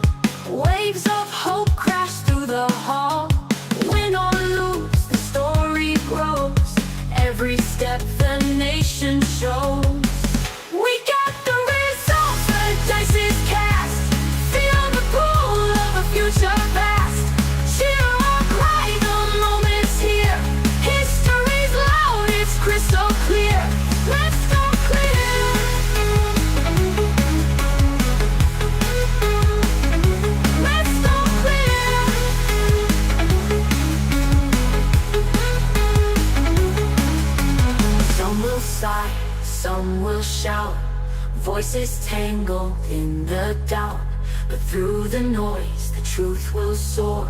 A new tomorrow knocking the door. We got the results, the dice is cast. Feel the pull of a future vast. Cheer or cry, the moment's here. History's loud, it's crystal clear. We got the results, the dice is cast. Feel the pull of a future vast. Cheer or cry, the moment's here. History's loud, it's crystal clear. Crystal clear.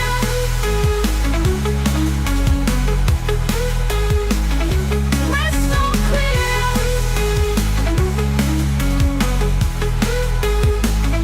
Crystal clear.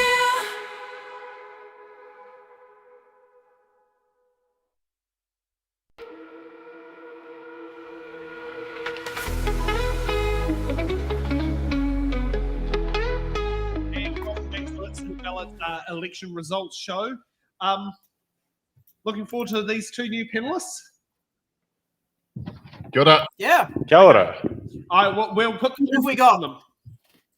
Who have we got, Sam? Oh my God! Kia ora. It's a clown. Hello. I feel like I'm underdressed for this segment. I feel like I need to. I don't. There we go. I've got my own. Yeah, I've got my own silly hat now. on her road coat hat. Hey, good stuff. That's beautiful. So I'll make this I'll work. tell you something. I'm very disappointed at this election. Yeah, I know. I know. Neither of your votes were able to be redistributed. It's sad, isn't it? I know. I know. It's so sad. And we got beaten by Joan. I think the silent majority remained silent on this one. Yeah, like Joan got more votes than both of us combined. How sad is that? Yeah. Well, it's More number ones. We don't know about 2s, 3s, 4s, 5s, and 6s. No. Who'd have thought that only showing up to 6 events hurt my chances? You know, it. Hey, to be fair, she did answer that her favorite artist was Fish and Chips. Oh, is this one done by the spin-off? Yeah. No, that was one of the debates that she participated in. Oh, okay. If we're going by Joel McManus's logic, Joan has what, 600 and 348 friends. 348. Oh, well, that isn't more than both of us. Yeah, I'm not sure if the latest results have been uploaded yet onto Elections NZ, the Elections NZ website. Ah, So is this the progresses from yesterday? Yes. Oh, okay. okay. Yeah.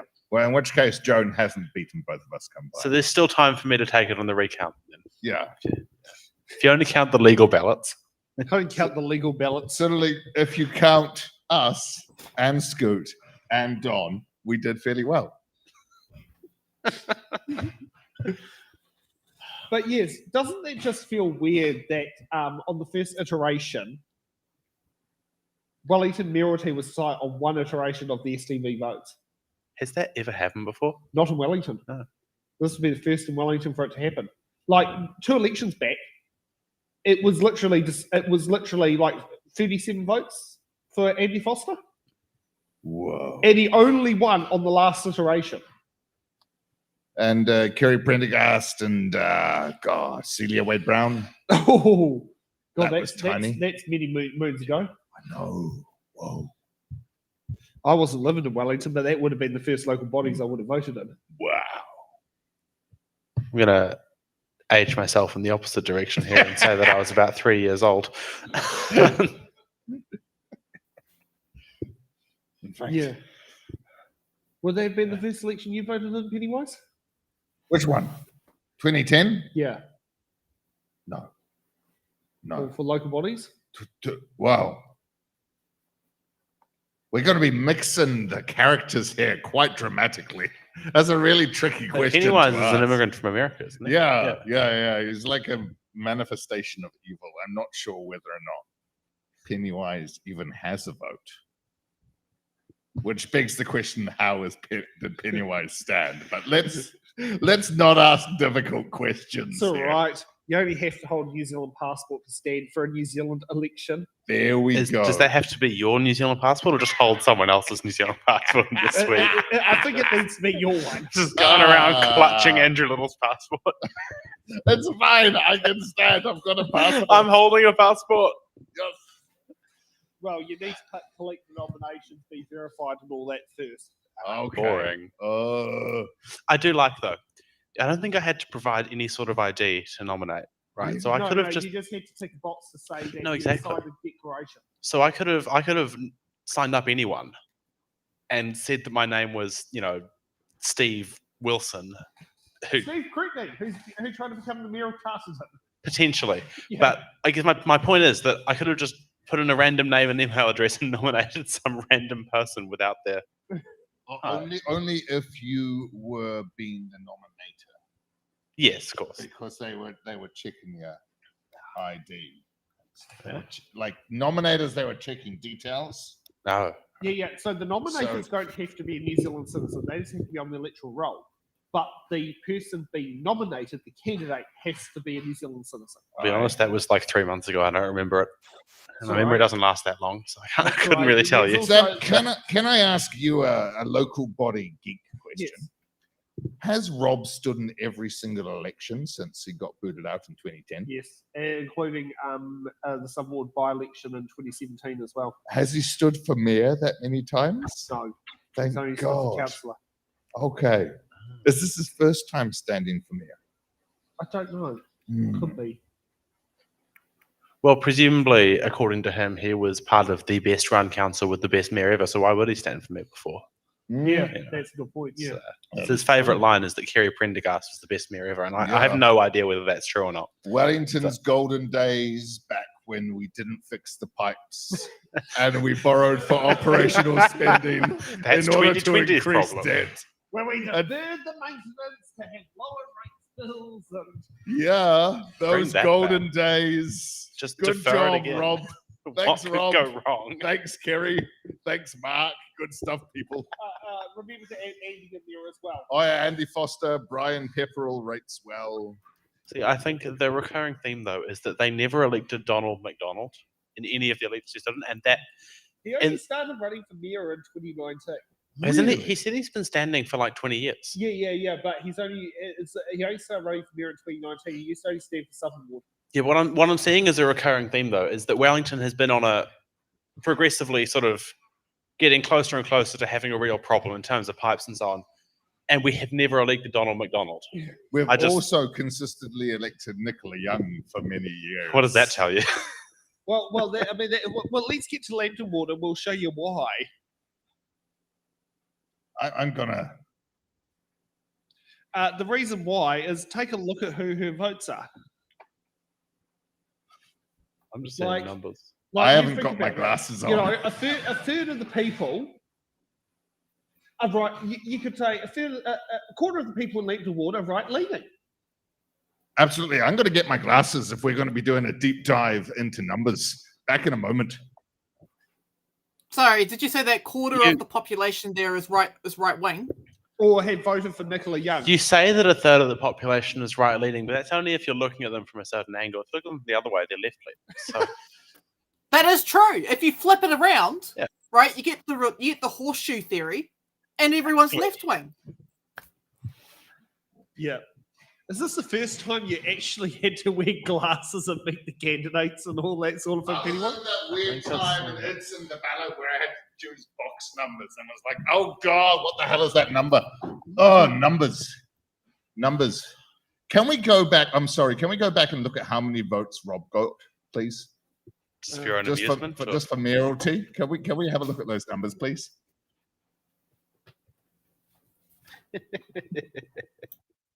Good job, dude. He was a very serious candidate. He's up there with Calvin. Got up there with Calvin, the future of Wellington.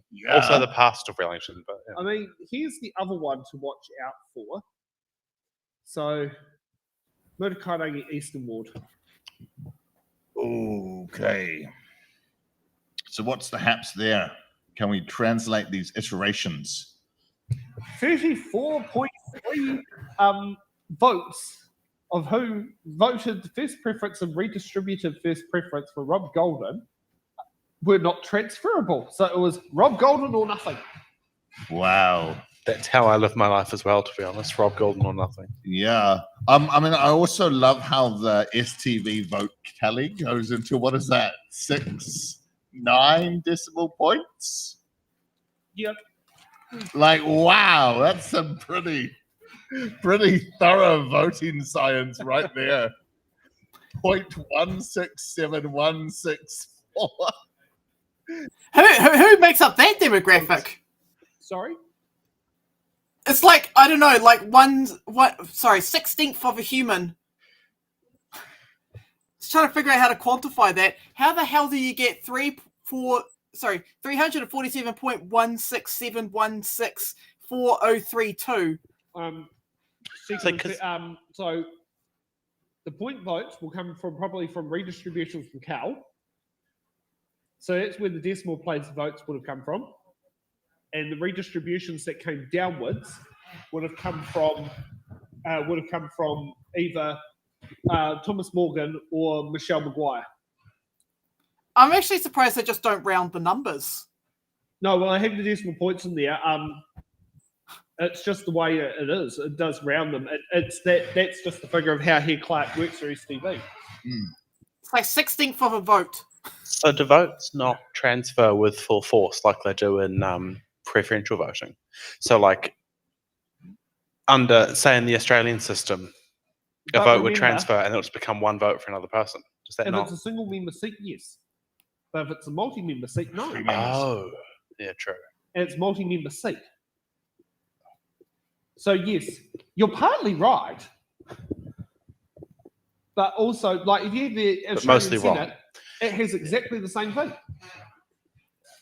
I can just picture that person, ticking who they're going to vote for. It's like, right, I'm just going to put like a fraction of a tick. God, that's a good way of putting it. Oh, presumably a tick would go in the informal, but so you know things regarding local government elections, right? Yes. My question is, given that obviously Andrew was elected on the first distribution quite comfortably, are we going to see where the other votes for me? Are we going to see a full distribution of preferences? Or okay, no, that's that. That's not counting. So we don't get to know where the votes went. Sadly, we'll have no idea. I want to know how many faults I got. Give the returning officer a ring to see if you can get hold of the raw ballot papers.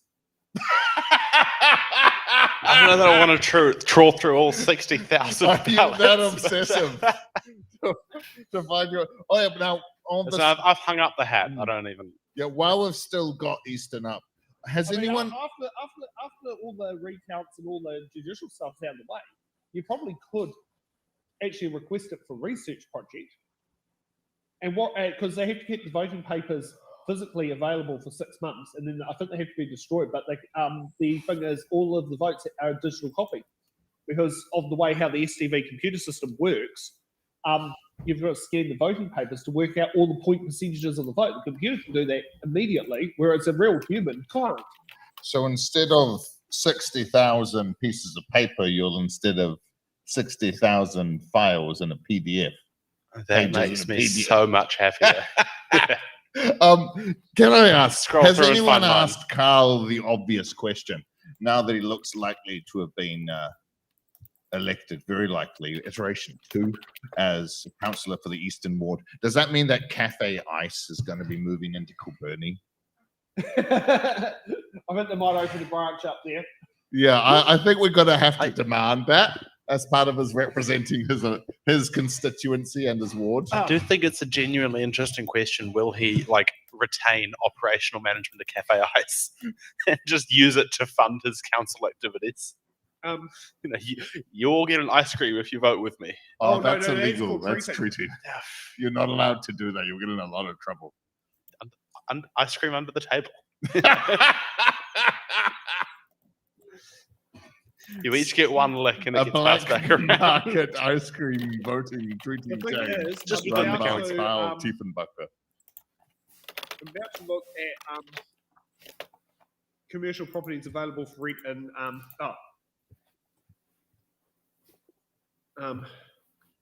Okay, you're absolutely correct. You don't tick with STV.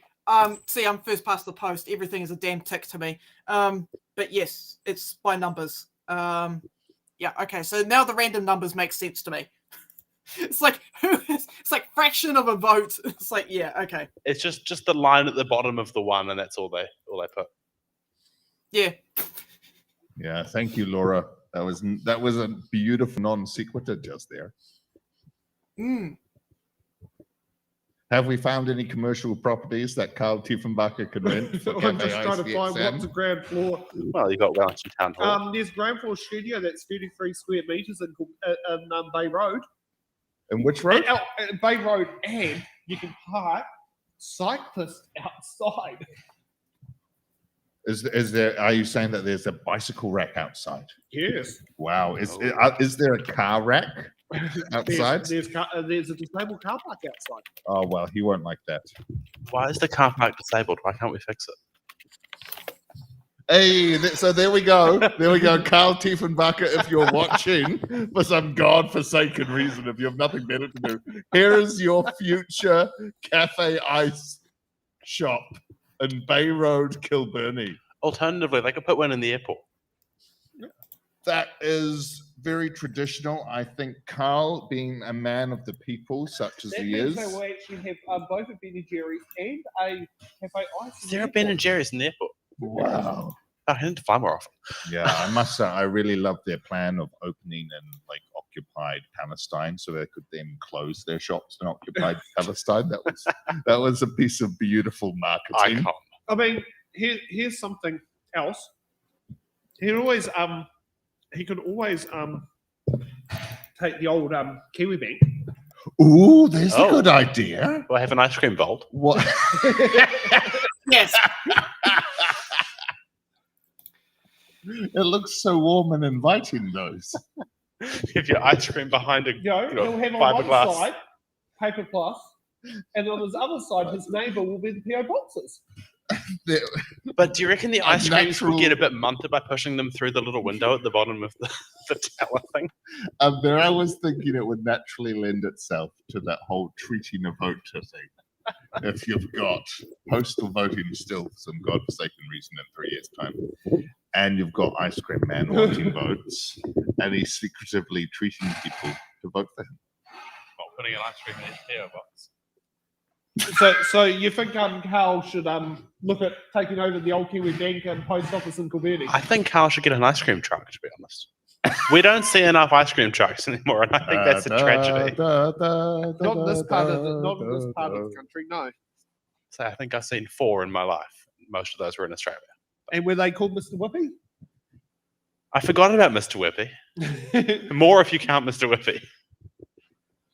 I think Mr. Tiefenbacher rolls off the tongue so much more. I wonder if we could get a Sonu, if we could do an ice cream music theme. Ice cream music. Actually, I wonder if I could do this with Sonu. Oh, God, please no. Are we going to watch AI generated music? Oh dear Oh, God. God. Dear God. I It's like, must say, did you I guys have see already that noticed Kapiti candidate? comments in the comment section about AI music. yeah. Did you see that one candidate for Kapiti Council who had this horrific AI campaign video? It was Bernie something. Or I is this the one recommend with giving the it a Google, Sam. exploding sheets Yeah, of the paper? exploding paper. Yeah. Oh, what a guy. What a guy. So what do we want to call the lyrics? What do I want to call them? Cool. Like, we have his name, but do we put on, like, Dishing This up is ice about, cream in your Kilbirnie. gelato needs? Cafe ice. Sam, I implore you, please do not do this. Just get Pennywise to sing. I think I think a riff on Cafe Ice, KFC, what with Ray Chung's comment about the one redeeming feature of Kilbirnie being that it has a KFC in the middle of it. And a bike shop where he sends his bike to get fixed. Yeah, is that Burks? Ray Chung has a bike. Yeah, he's one of Does those. he ever use it? He's one of those obnoxious lycra-clad ones who cycle really quickly and don't Dear slow God. down. For you. Don't make me think about Ray Chung and Lycra, please. Yes, he does. He does ride a bike. And he goes to Big Cycles in Kapiti to have it serviced. Does he use cycle lanes? That part I don't know. Or does he ride on the road to make a point about how cycle lanes are too woke for him or something? That part I don't know. You might have to do a Goimer on that. He may have a problem because it requires him to slow down occasionally. And, like, give way to people if he were to use them. Yeah. But you know, does I he have think soft pendulous Carl, tires? K Fry, Kilburney, Cafe Ice. I'm thinking of a song with a lot of K alliteration. Honestly, because I was thinking, Cool. I was like, so what I've said is, Cool Carl in Mr. Kilburney Tinker by the K Batcher, Fry. your gelato needs and have it themed as an ice cream music. Oh God. Do you want my headphones in the back? Noise cancelling and everything might help. So this is what's coming up on there. So it's in the process of making up a song. So shall we fill?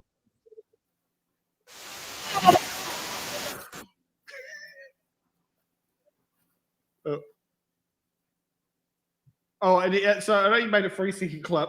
So shall we scroll? Put on the screen. Here's the other one that put it.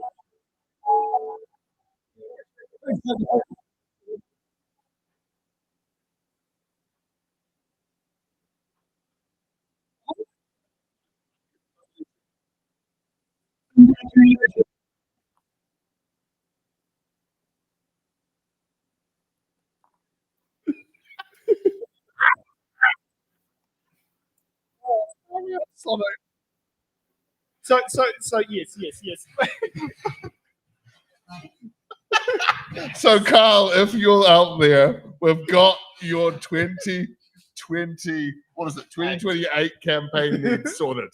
It's Here's the entirely recent planned. ones. They've done some new ones, which they've got a new version. Of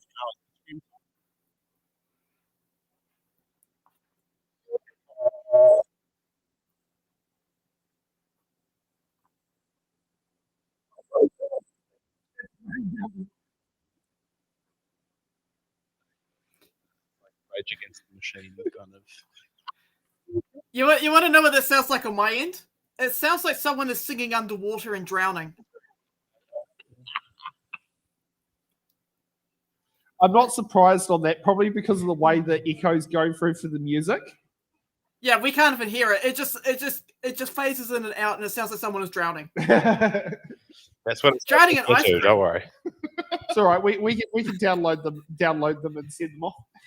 Yeah, so if for some reason you missed all of that, we've just spent the last 5 minutes coming up with AI-generated campaign music for Carl's 2028 campaign. Incredible. It's a thing of beauty. And Carl, if you're listening, write to Sam Summers because he's got your campaign tune sorted. You're going to demand royalties? Demand royalties.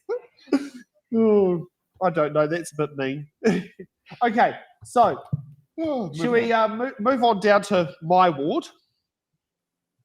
What are we, Southern? Yep. God. I paid no attention to Southern, I'll be honest. That's all right. I must say, the ward that has the most carpetbaggers in it.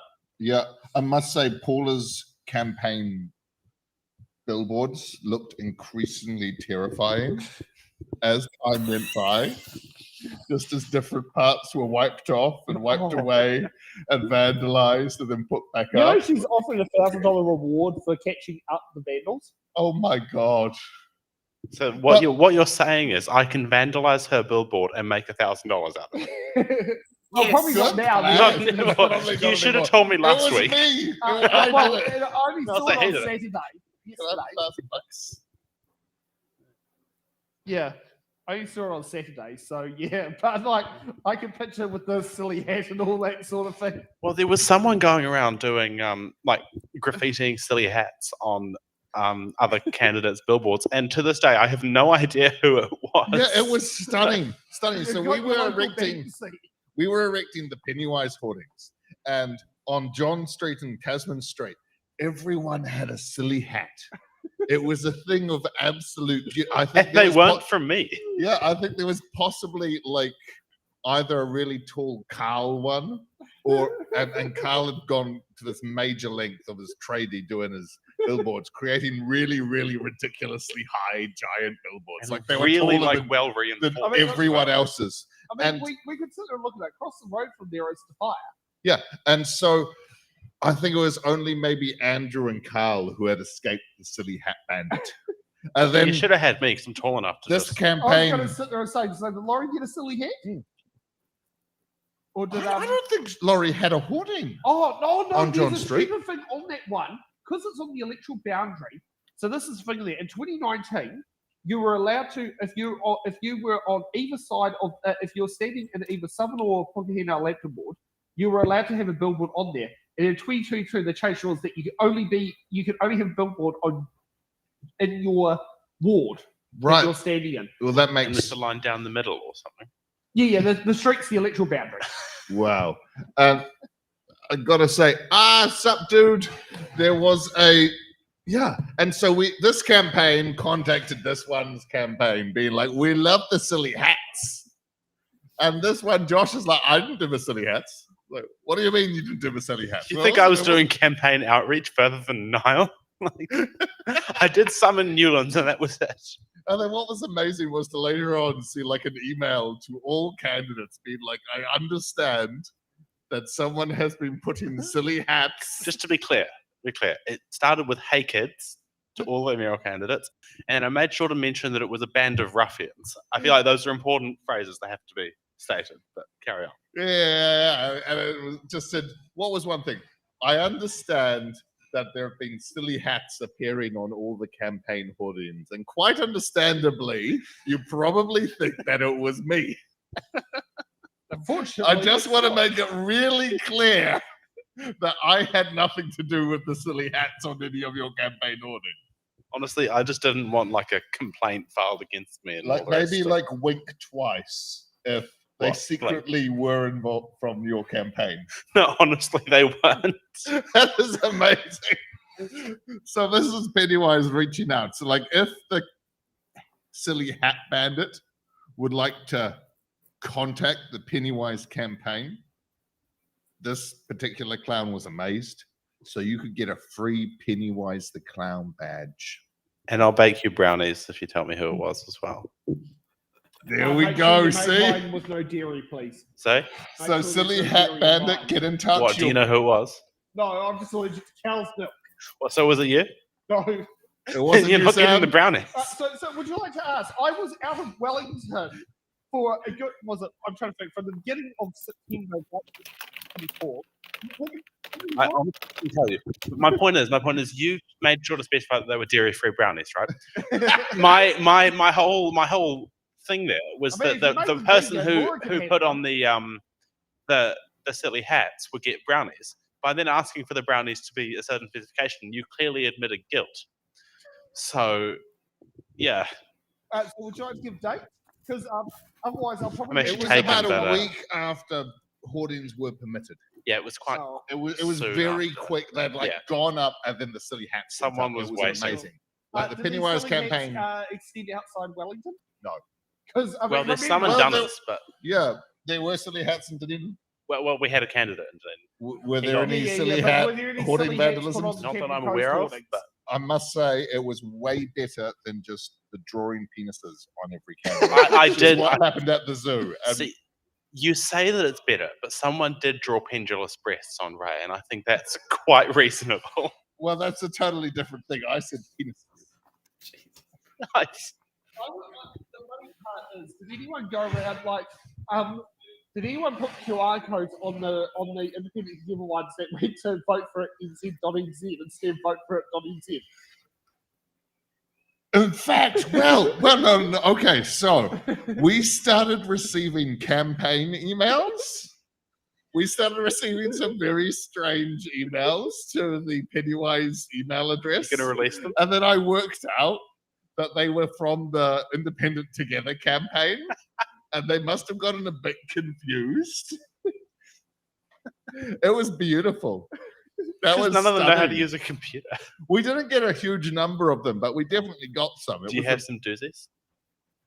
They were. I'm sorry, they were really boring.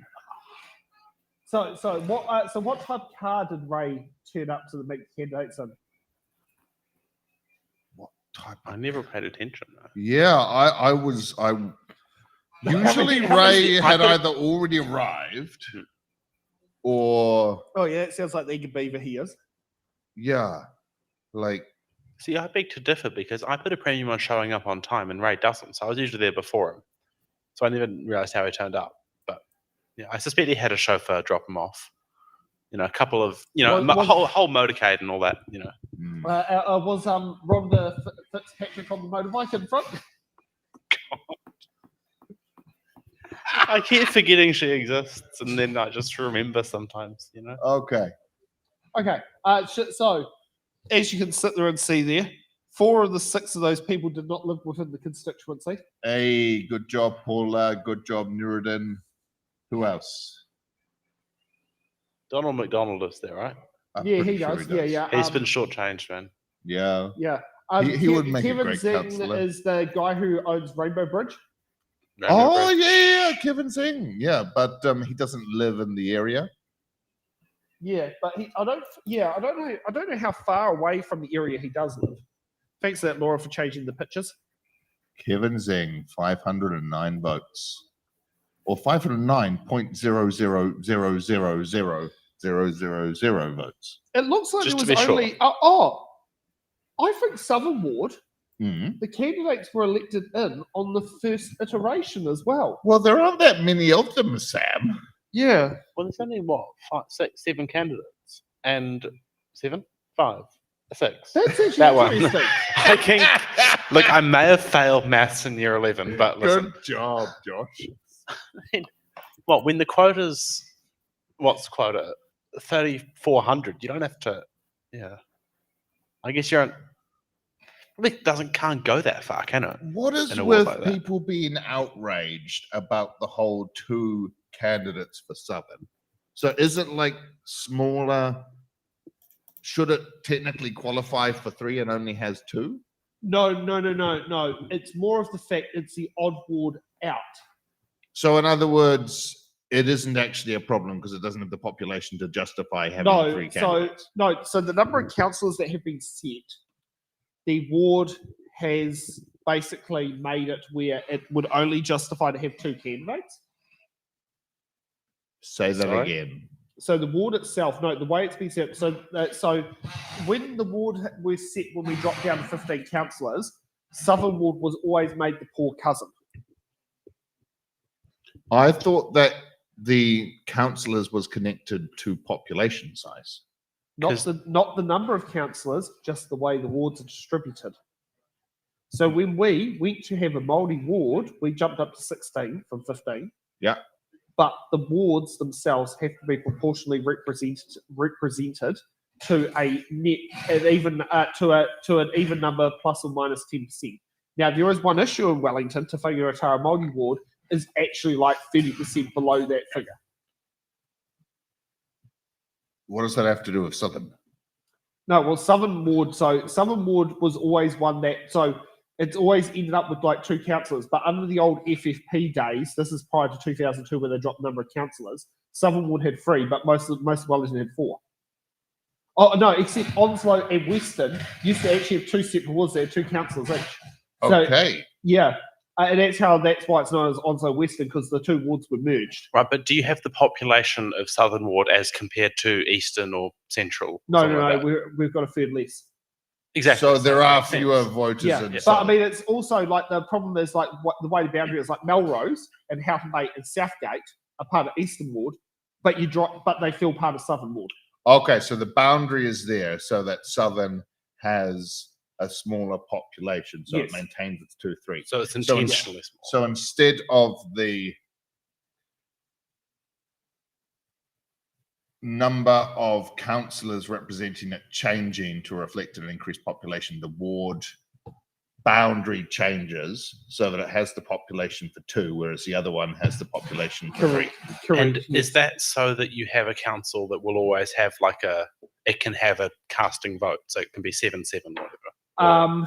Well, it's not like that now. It's 8-8 because we've got the Māori ward now. But when that was done, it was that because it would have been it would have been 3, 3, 3, and 3, 12, 2 for Southern, making it 14, 15 being the mayor. And then when they introduced the multi-ward, that number of 15 became 16. But the mayor can place a second vote to break a deadlock, right? Yes. Yeah, Yes, and in Wellington there is a convention where if it's on committee, the committee chair has the tiebreaker, not the mayor. In Wellington. Seems in Wellington. reasonable. Shall we keep moving? Yes, we should keep moving. Te Whainganui Tara. Te Whanganui Tara Ward. Well, good job, Matthew.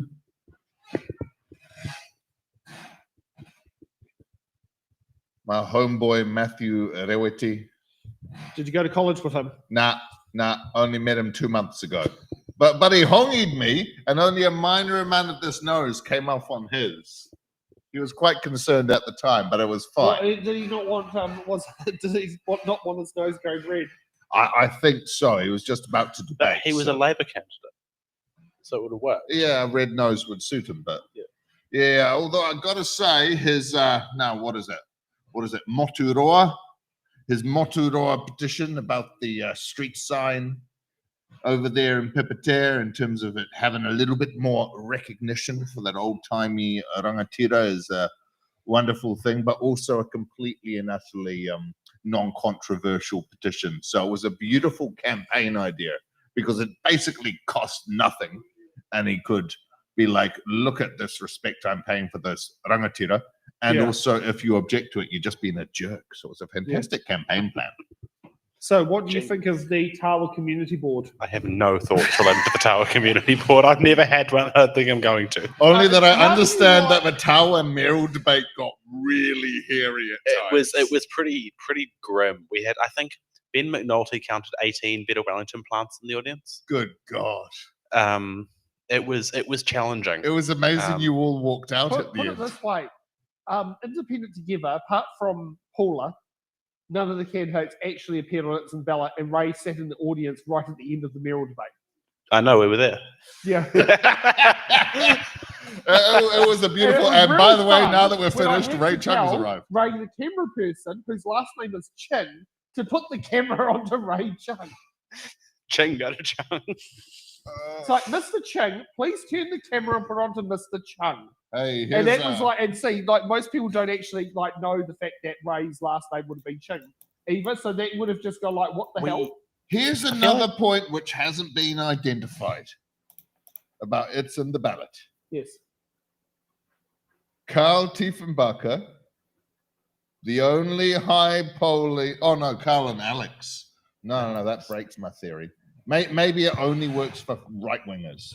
If they appear on it's in the ballot, they do well. Nigel Elder, who was the candidate standing for Great Wellington Regional Council, Hutt, got 1 third place. Well, there we go. Did he come to it's in the ballot? There we go. And so he actually- right-wing he actually candidates come sounded to quite Sam's a- show, and you'll do well in the election. Me Like, when well, I as show long up, as people you're vote north for of me. the Tony Overbridge.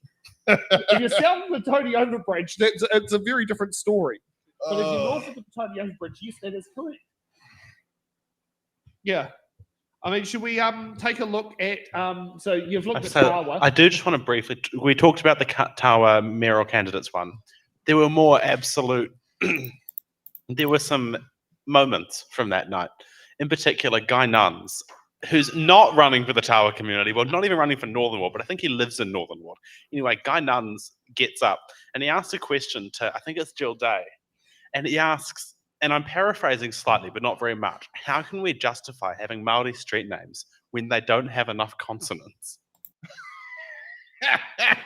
Go, Guy Nuns. Have you smelt some star anise, buddy? Is it like, was it like, how many consonants do you need to have a Māori street name? I'm pretty sure 16 is quite a decent number. Yeah, and I mean, if he'd asked that to the mayoral candidates, I would have hit back with a number. I don't know why that number's in my head, but I know that Polish has more characters than English, consonants than I English. mean, the Russian alphabet has 40. Precisely. I mean, Welsh. We should have all of our street names in Welsh. Yeah, that'll be entirely consonants. I love it. Yeah, it's definitely. Oh god. And there was this fella, absolute gentleman, who got up and angrily asked Andrew what was clearly meant to be a gotcha question about working with independents, and his definition of independence was the Independent Together Party. But anyway, basically it was. Do you know Independent Together scared a lot of people around the country putting independent on their ballot papers so they wouldn't be associated with the independent givers in Wellington. Hey, they So were there's a lot welcome of to join people who Silly Hat. previously used to put independent on there, left it blank because they didn't want to be associated with the Wellington lot. Which isn't unreasonable. Okay, keep going with your story. Yeah, basically this guy got up and he asked Andrew, basically, how are you going to deal with independence without getting angry? Was essentially what he was saying. I'm paraphrasing slightly because I was trying to forget that night. But and then I mean, ignoring the fact the council was at the time majority independent.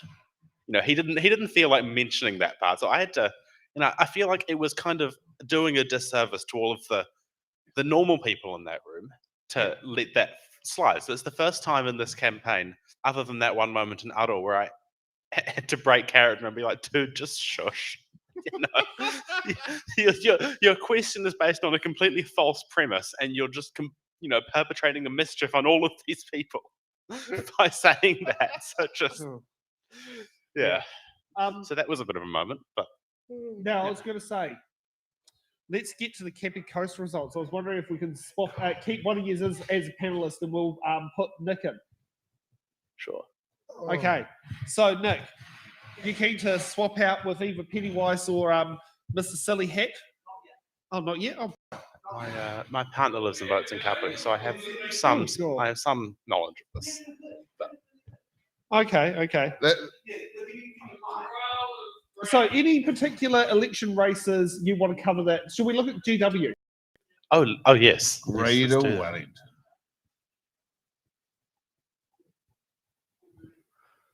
God, it's quite impressive how many of the Greater Wellington candidate blurbs managed to use the full 200 words and not say a single thing. It was quite impressive. It was stunning. We were trying to work out what the new mayor of Dunedin stood for. Oh, what's Sophie something? Sophie Barker. Oh, it's just like, I have no idea what you think on it. That's quite there was that one. It was Glenda Hughes. It was not just Glenda, but Glenda's the one I recognize because I've met her a few times. And it was just, let's do good practice. Let's have common sense leadership. And I'm like, those are two things you should be doing anyway. What are you going to be doing differently? Yeah. Okay. So here's from the Kapiti Coast. I can tell you right now, there are two cheerleaders over there who don't like this result. Three, mate. Purely for the same reason for the Kapiti Coast. Purely because I called both of them to see whether they'd support the public transport fare cap, and Sam Ferguson called me back and was like, "Yeah, so I've already done that in Horowhenua." I was like, "That's good enough for me." And then Penny Gaylor sent me an email and basically didn't answer the question, but talked about generally lowering costs. And I was like, it was a simple question, bro, So have you been campaigning for the Labour Party? No. But that was context is that my partner lives and votes in Kapiti, and we were trying to figure out who to vote for. And it's hard to figure it out for regional council because no one ever says anything. And there are only two candidates, so it was kind of... Totally. Easy enough to just call both of them. Penny she's not one of the crazy calm types. Oh, I think we will leave that sort of stuff for off here, please. Hey? What? I didn't even hear the question. Oh, calm. So it's one of the sort of like far right AstroTurf, like, those campaigns where the right takes an issue, a particular issue to focus on and make it like. Penny Gaylor has stood for the Labour Party in the past. So she's not of that. No, I was just asking. Of that sort. Yeah, no, she had. No, I do remember there was an election she stood for the Labour Party. I think she stood in Taranaki King Country. So we've probably got two sensible candidates that just got different views on stuff. We will settle for that on camera. Okay, interesting. Now, here's an interesting figures here. Would you like to guess which candidates appeared on It's in the Ballot, and would you like to guess which candidates didn't? I'm going to guess the ones that were elected were here and the ones who weren't. Yep, and would you also like to guess? Would you like to guess who is married to Mr. Rhodes? Mr. Rose's wife. This is Anita Baker, Huh. the mayor who's just won the mayoralty for Tararua. Okay. That's all right. Okay. Palmerston, for the city council, they have a lovely lady called Karen Naylor, who whose husband used to be the mayor, John O'Naylor, and on the regional council in the same area, you have John O'Naylor. God. Okay. Well, that's very interesting because a very similar thing happened in the Tararua district with the Corlettes. You had Chris Corlett that made it to Southern Ward, and then you had his wife who's made it to the community board. Yeah. So unfortunately, GW's first Māori councillor has not survived re-election. Hakatea Raupata. Mm. You know, if we go I to do want to congratulate Ross Connolly on a grueling campaign, though. You know, that one that was unopposed must have been tough. Oh, Ros Connolly, her campaign was for retention of Māori wards. That's what she sat there and did during that period. I know. Oh, Ross. so she actually took the unopposed and did something. Yes, I respect that. No, many of the unopposers actually went to champion to retain Māori wards. Yeah. That's something. Now, this is in Upper Hutt, not Upper Hutt, Lower Hutt. So as you can see what happened there with an act person get elected. He appeared on it in the ballot, but so did most of the people in that list there. Okay. All right. Matt Shand, any relation to Camilla? No, not at all. No, and that would be quite a number of generations down, and it would have to be a nephew at least, considering Shand is her first maiden name. I honestly wouldn't know. In Wellington, here's something interesting. None of those candidates appeared on it in the ballot.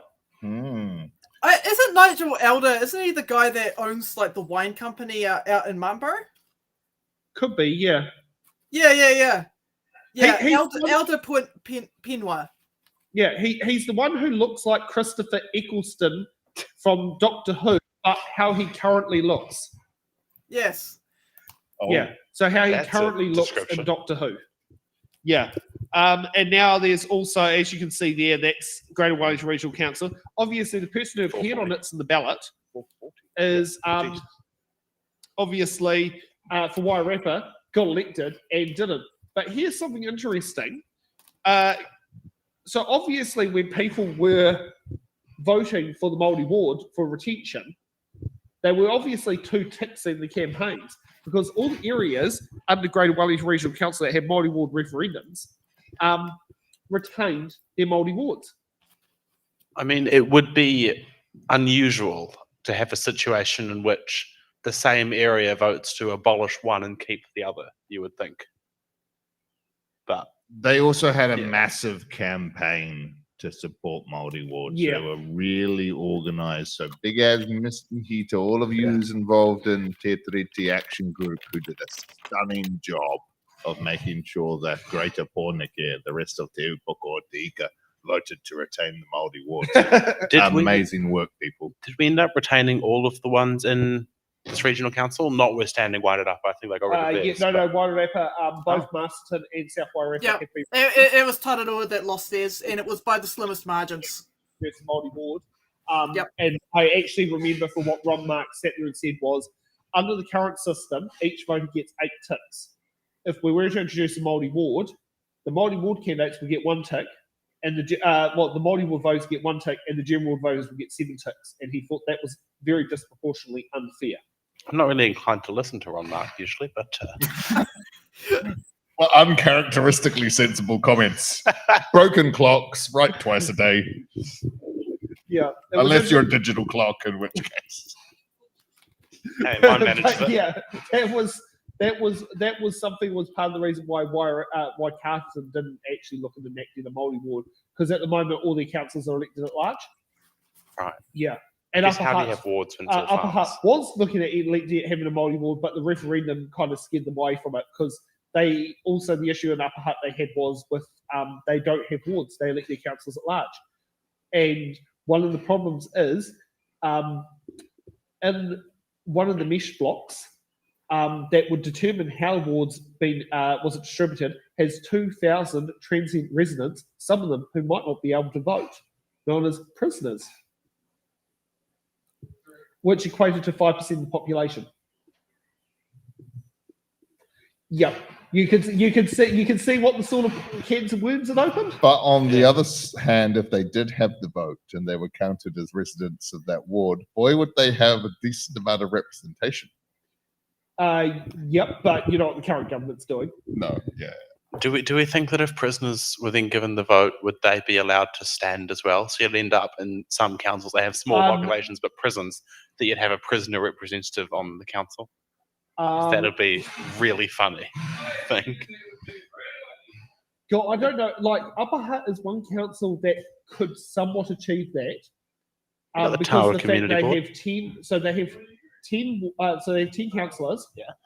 And 5% of the population is classed as prisoners. Yep. And what's quota for an Upper Hutt councillor, approximately? Quota. I mean, well, I don't know what the quota will be, but the population is about it's 40-something thousand. So 10 councillors.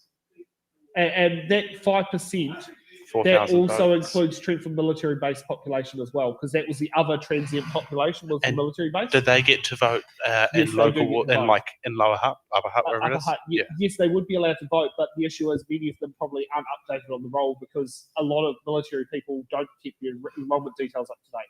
No, I mean, why would you bother? Yeah. Yeah, we do have. Was it Pokey's 100 put in there? It's in the prison. He's a potential thing to show. I like that. It's in the prison. Tonight, it's in the prison. We have what do you call it? 28 cells here, and you sit down there. We go to that cell and we open the door, and the prisoner will ask you a question. Oh my god! And it's just at random. We're just opening cell doors. Well, That you have them could listed go on well. 28. Shit. Well, a lot of But you cell doors don't know are what the open at prisoner, particular who the times prisoner could anyway. be locked in there. I don't know. Sorry, say all of that again. You can have it where you don't know who the prisoner who's actually locked in the cell. Because you know how the concept could behind go it, wrong? it's in the ballot is you don't know what questions are in the box. Oh, okay. Shall we move on? Yes, I think so. Yes, there's I been a think so. request of Bay of Plenty Regional Council. Shall we go and have a look there? We got a National Party person to be on the show. Congratulations! I know, Well I know. done. He's on Quite the a board of the National Party. Is he like on the show now, or like do you mean More, In more spirit. generally on during the the debate of the beautiful Bay of Plenty Regional Council? Yeah, I'm still trying to find out who's the Horowhenua. remote connection of the J that's been connected, who I'd love to have join, but I don't know who that is. That just screams the Bay of Plenty to me, doesn't it? Yes, they Nothing have screams a Bay of lovely Plenty like the system words called Bay of First Plenty. Past the Post.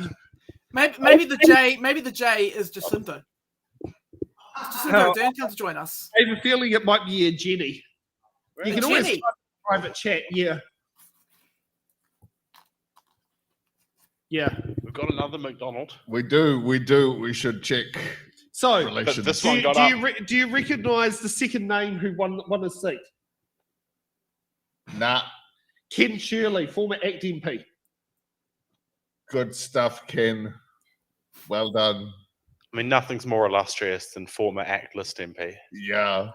Stephen Franks. When's he going to turn up on a I council? don't, well, he's on the back plenty.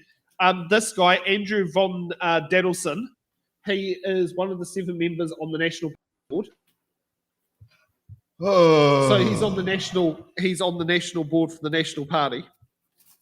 Well done, Tauranga. I like this guy, Tim Maltby. Our rates are too high. Yep. I prefer regional practical Dougal myself. Original practice. Stunning. Yeah, I mean, you can always be this guy. Who is that guy? Ash Hillis. I think he's a construction worker. Okay. You can good be stuff. Murray Guy, who's a local politician who's been on there forever. You can be Doug Owens, who's Mahi Drysdale's uncle.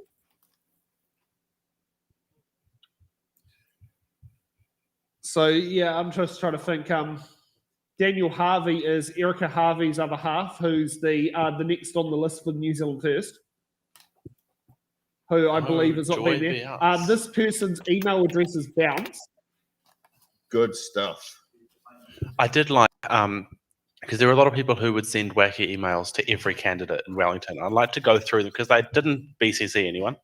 And there was one person whose email address was coupd'etat@hotmail.com or something.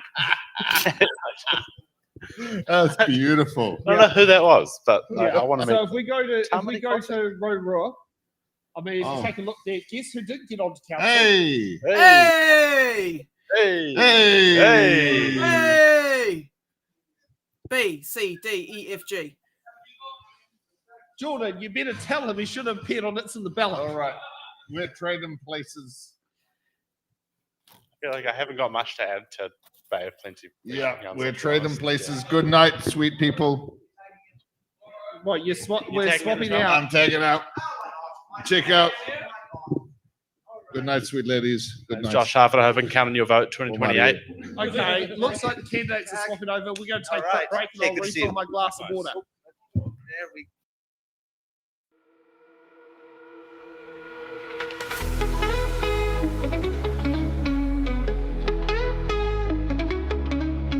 The crowd's on fire, the air is sharp. Voices rising, breaking the dark. Hearts thump faster like a drum. The night's alive, here it comes. We got the results, the dice is cast.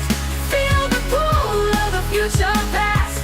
Cheer or cry, the moment's here. History's loud, it's crystal clear. Lights are flashing, the screens are tall. Waves of hope crash through the hall. Win or lose, the story grows. Every step the nation shows. We got the results, the dice is cast. Feel the pull of the future fast. Cheer or cry, the moment's here. History's loud, it's crystal clear.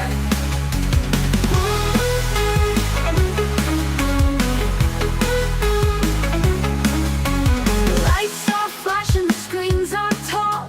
Waves of hope crash through the hall. Win or lose, the story grows. Every step the nation shows. We got the results, the dice is cast. Feel the pull of the future fast. Cheer or cry, the moment's here. History's loud, it's crystal clear. Let's go clear.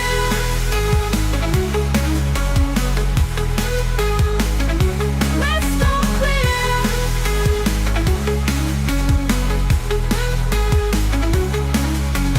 Some will sigh, some will shout.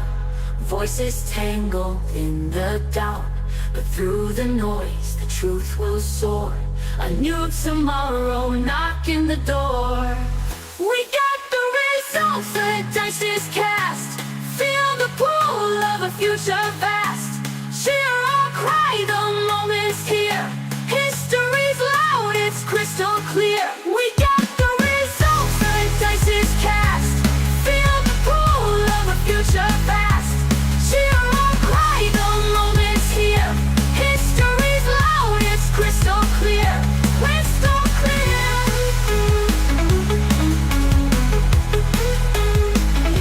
Crystal clear.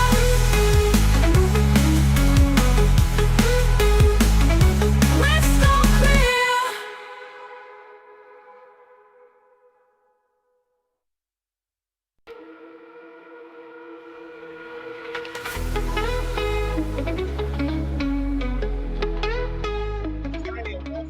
It's the Ballot election results show. Now, should we look at Bay of Plenty before we kick off with Kapiti Coast? Sounds good to me, Sam. All right, let's look at the Bay of Plenty. Okay, so let's continue on here with the Bay of Plenty. All right. So if we sit there and look, Zara van der Boom appeared on It's in the Ballot, along with Jessica Snayer-Gray. Nice. Proof's in the pudding. Yep. I like to think. Yeah. But yeah. Now, unfortunately, I didn't get a chance to go there myself. But No. oh well. Next year in Jerusalem. Sorry. So Sorry. if we also go down here, we've got was it Okere Māori Yes. Sorry. So this is the one where Iwi Tawhai won. This is the one where Cyrus Hingston decided not to come. Yep. So yeah, and then here's the one I definitely do like. My accommodation provider, Marina Kanatai, mother to Jack Kanatai Barrett. Yep. Oh, excellent. So we have a preference here. Oh, for that one, yes, yeah. Yeah. So yes, and there has also been a request for Hamilton. Well, I think we should look at all of them, really. Mm. But Hamilton can be next. How's that? Yeah, well, I mean, let's Tony find out what. Oh, Tony, for Tony, I'll do anything. Yeah. Most. Yeah. So, by the looks of it, that was it? Tim McIndoe has won the mayoralty. However, he's also won first place for the West. Oh no, sorry. He's won first place for East Ward, which he can't take both positions, and his votes will have to redistribute. Hamilton City Council does not actually have good STV iteration data. Okay, yeah. So we're working I'm with gonna what we have got. Yeah, I'm going to have to get this from the electoral officer. Yeah. The data that breaks down. Yeah. Hence why it's not there yet. Oh, we have data. Oh, look at that. Oh, this is Prima. heck yeah! No, this is this is election services data. It's not as good as Elections NZ. No. It's Yeah. So many numbers. Well, that's what I was going to say. It's a Yeah, lot. but- It's a lot more. It doesn't break down the iterations. Yeah. It's not shown in a format that we would prefer, which Yeah. is not their fault. We don't blame them for that. But yes, how many of these candidates ran for mayor have been elected onto council? Have been 1, 2, 3, 4. So 4 candidates who ran for mayor also ran for council positions, got elected onto council. Yep. And they voted to keep the Māori ward. I like that. I showed my hand. I shouldn't do that. I should have ran for community board. Yes, always. It's all about the community. Yeah. And when a community board is done well, it's really done well. Yeah, but Nick, I didn't realise that because on the Māori board, which I ran for in Kapiti, Yep. I didn't know that I could run for the community board. And we Oh. did have heaps of people on the community board, and we had 4 seats up for grabs. Yeah. And it would have been amazing to have a youth perspective, a disability, and a Manawatu Especially in perspective. Whakatane. All in Whakatane, one. yeah, And why all can't in I? one. Yeah. Why can't I? Well, Nope. And we will leave it there. But yeah, and all in one. We're talking about the total package. Well, the most racism I got in this whole part of the campaign is where I live in Whakatane. And there's nothing wrong with that. Yes, but got to remember, Waikanai has, as you can probably guess, Oh, yes. Many elderly that have a perspective that they don't It's want all- things changing. No, and it's a generational perspective. Yeah. Yeah. I mean, hey, how many of them don't know where the local marae is, but know where Marae Lane is? Exactly. Aye. I had a disagreement with a 92-year-old at Southwood Car Museum in 2022. I hope you were About- respectful. I was respectful, but I he thought was so. saying he's lived there for 70-something years and there There's was no no marae marae. in Waikanai. Sorry. Didn't mean And to- I'm like, pardon me, there's no marae in Waikanai. Well, How do you get to the supermarket? How do you go down to the He Kiwi goes to Bank? New World. Yeah. there we Goes to go. New World. Yep. Then Okay, there's next- your answer. Okay, so let's look at Kapiti Coast District Council. Oh, here we go. Drum roll. Sorry. Oh. Drum roll. Oh, Karanabae, Karanabae, Karanabae. This is my hometown stomping Oh, ground. mine too. So Jordan and Nick's new, was it Nia, is incumbent Janet Holsborough. Correct. Much love, Janet. Yes, I. Yep. Tautoko mai. Respect. It's Still a mare can't kura figure out anō. how we love Kapiti that we don't want to participate on it, and the ballot candidates Dean Harris got so high, because every other one of those candidates running for mayor did participate in the ballot. Could we? Sorry, I'm viewing it from an angle here. Let's have a look. Yep. Okay. I voted for Janet as our mayor because the reason why I voted for her is because she's shown up on my marae. She's shown up in my Māori community. She's started taking on kotahitanga, manakitanga, whakawhanaungatanga, all those tangas she's starting to understand now. And Rob McCann, I think he's going to be an excellent district-wide councillor. He did run for mayor, but unfortunately he hasn't made the cut. And Janet will carry on being our mayor. Doing which is what she does fantastic. well. Hey, goodbye, my friends. All the best. See you later.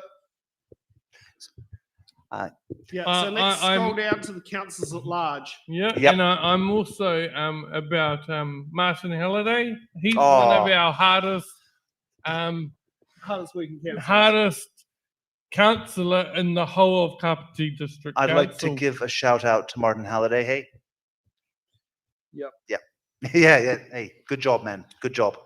But unfortunately, Lawrence Kirby has not made his way back into. No. No. Yeah. Yeah, and he's worked his butt off too. He's Yeah. led, he's learned, and what was the other thing? I can't really remember. enjoy. Yeah, no, neither can I. But I really enjoyed the time I spent, getting to know him, brief as it was. He is a very capable person, and I hope he does try again. And like look at all these. We love Kapiti. Like they're all high polling. What's going on there? Probably because that people voted based on the name. Yeah. Name, Based on name politics. recognition. But Name, it's amazing how many of them didn't actually cross the line. Like Joanne Welch, she's We Love Kapiti. okay. Yep. Well, yep. so Martin Halliday, Yes. he ended up being on not a billboard, but on an ad for Hobson Pledge, and he wrote Oh, a really? big thing up about it. And when I asked the question to the Whakatane ward candidate, Mhm. Jocelyn Provanov, who has become the re-elected candidate for Whakatane, Yep. she voted Holding, yep. against Māori wards, and Oh, she yes. said because Martin, he doesn't need a Māori seat. But the But thing is, that's Martin a didn't know that he was Māori until recently. He always thought he was another culture. He never knew because he was Didn't look into adopted it. out. Didn't he have like some, what I'd like to say, Italian roots? Yeah, he thought he was an Italian. Yeah. And he's only just found out recently, and he's starting to learn his tikanga and his Māori side from the East Coast.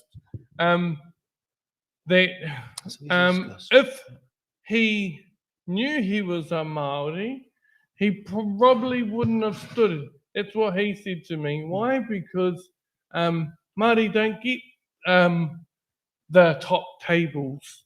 But thank goodness, Kapiti community, let's say, Retained. have voted to retain the Māori ward. Why? Because we, as in Kapiti, have never had a Māori ward, so we do not know what the fruits of having a Māori ward will do for our community. Well, a lot of people thought that we had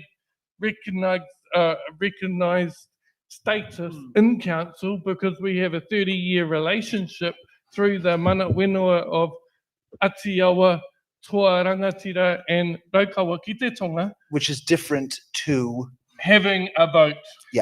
It is. Absolutely. So- It is. Yeah. Jordan, would you like to comment on this race? Wow.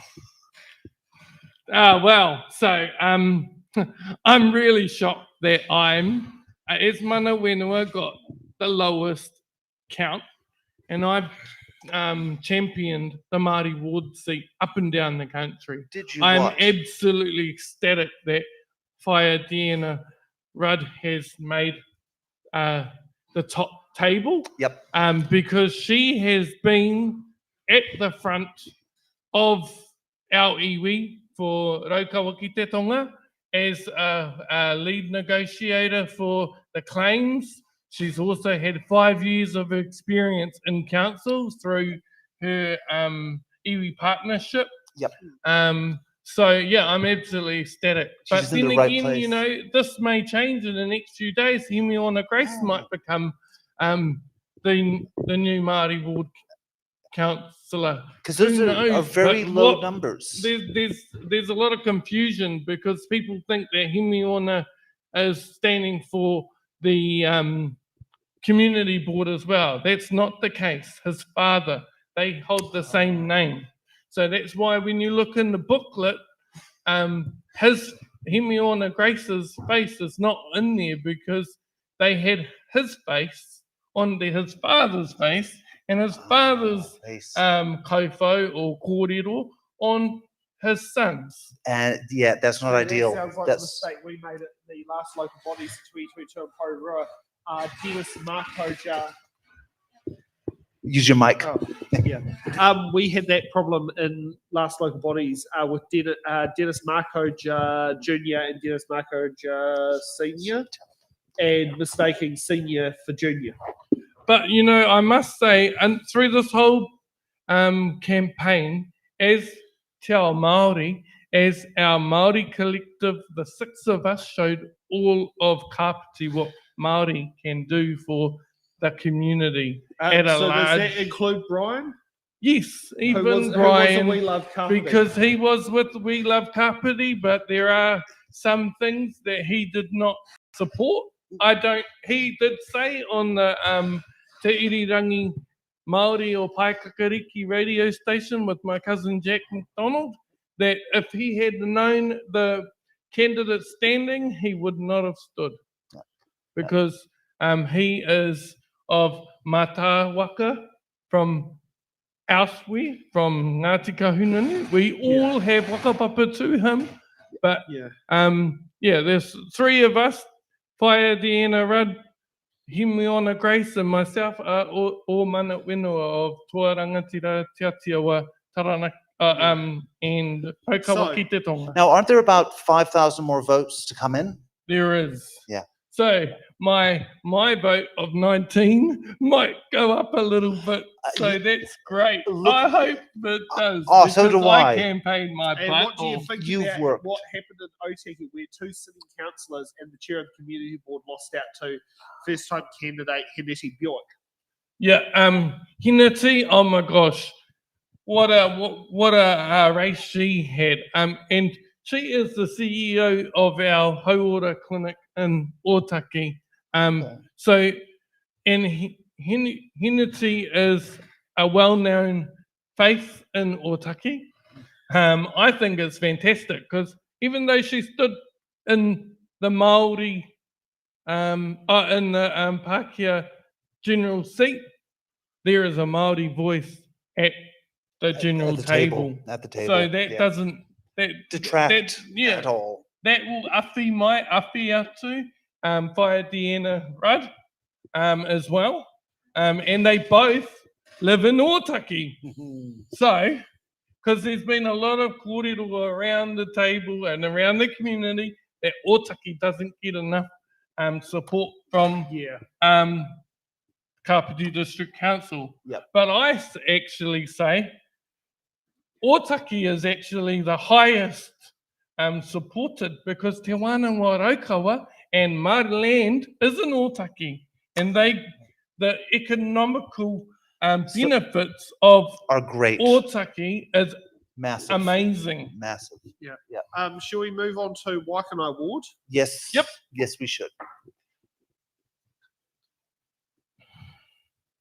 So, as you probably have seen, the 2 We Love Kapitis quite a fair bit of the way down. Yep. Don't know why Martin didn't appear on It's in the Ballot this time around. He did it last local body elections. Well, he appeared at all the Ratepayers Association. I must say, you know, in the ballot was great. It was amazing, everything. But what I really loved about this whole campaign was the grey power. Oh, yes. Grey power campaigns meet the candidates were just fantastic. They and come the to the actual party. Kapiti District Council meet the candidates for date night or whatever it was. Actually, I didn't like it at all because I was on my own getting abused by elderly when people couldn't even, at least when we were up there doing our 3-minute speeches and people were doing talk on the floor asking questions, everybody heard. Yep. But when we're on a seat by ourselves, And people are abusing. Or have a view, it's like A strong view. One of the views. This is how they were asking the questions. What is your view on having a Māori ward? Well, you're sitting at the Māori table right now. I'm standing for Māori. What kind of question is that? Yeah, and they're quite animated in the way they ask it. I don't like to speak ill of any constituents or candidates. That's why we have Sam. Sorry, had to throw in a smile. Had to throw in a smile. That's what I really do here. Stop Throwing reminding me of smiles. Danny Vick. Danny Virk is a beautiful. And I just grew up down the road in Woodville. You know, the funny part was when I told people what happened on our show in Danny Virk, the people White and I were actually appalled to hear that. Oh yeah. Now my time in Danny Virk, because this is the view I bring to the table at this show is the journey of it's in the ballots more than anything. The places we go, the people we meet, the experiences we have, and the people I dealt with in Danny Virk, apart from it's in the ballot, they were really good people. I think once you got past some of the hurdles. Now there was a unique situation.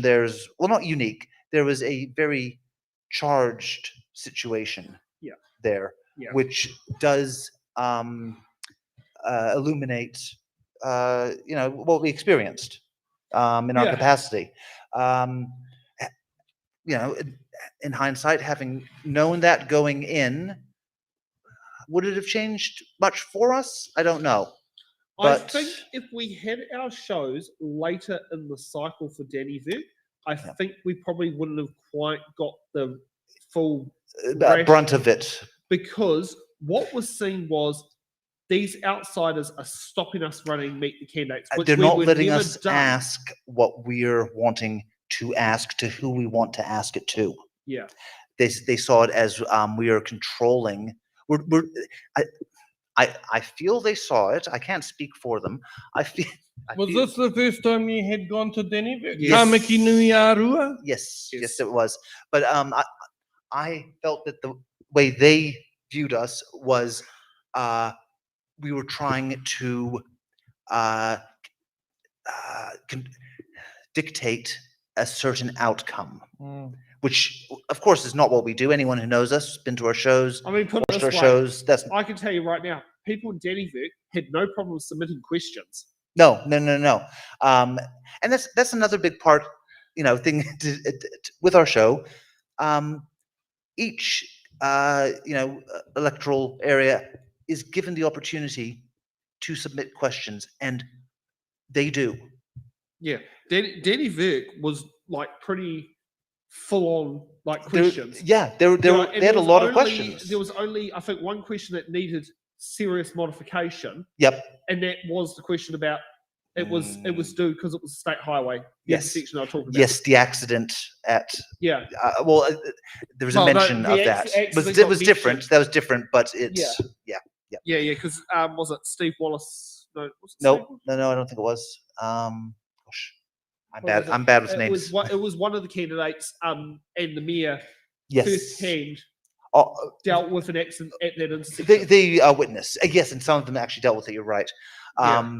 But no. Well, I've seen a few of the private videos that were taken from some of the events that were in Tamakinuiarua, Dennyburg. Was this later on? And there was a lot of bickering Mhm. between candidates. Oh, really? And also between Well, see, candidates we- and on the floor. Wow. See, we only had the bickering from the floor, not from the candidates. That's correct. So the, because our- the candidates in Dennyburg, They were great. Oh, I thought, from my perspective, I had no problem with them at Yeah. all. They were good to deal with. Yeah. They, I think they did well considering what a heated situation they walked into. They walked Yeah. into a firing line, really. One of the Māori candidates who grew up in Woodville, Mhm. she asked every single candidate how to rate how they see Māori, or have they ever been to a marae? I think I know And, you exactly know, who you're talking about. yeah, because I think just- she, If you're going to be on council, you need should. to understand what a marae is, and also understand the area you live in. If you've never stayed on the marae, or at or least even be been on the open, marae. like be been in the back of the kitchen to do the something, dishes, something. Yeah, you yeah. know? Yep. Because that's where you That's learn. a big part of your of the people and the place you're running for, standing for, speaking Well, you for. know, at Speaking Te to. Atiawa ki whakarongotai marae, we had to meet the candidates. I told our whānau there that what we need to do is uplift our marae and plop it on top of the council. And people are, I'm like, well, because in our marae we have popo and tiko and all of those things, and they carry tikanga and kawa and all of those so things. can we? Oh, sorry. Let's- Oh, we got to Yeah, move yeah. Oh, we on. got to move on. Go. Let's Gosh, get back to talking the with post from you is Jenny great. Beck. We can just talk for ages. This is wonderful. Oh. So this is Paraparaumu Ward. Yeah. Yes. Yes. Yay, That's Paki a- that's a my good place. Martin Halliday. Oh, yes. Much love. Much love. Yep. Actually, to everyone in Paraparam, you know.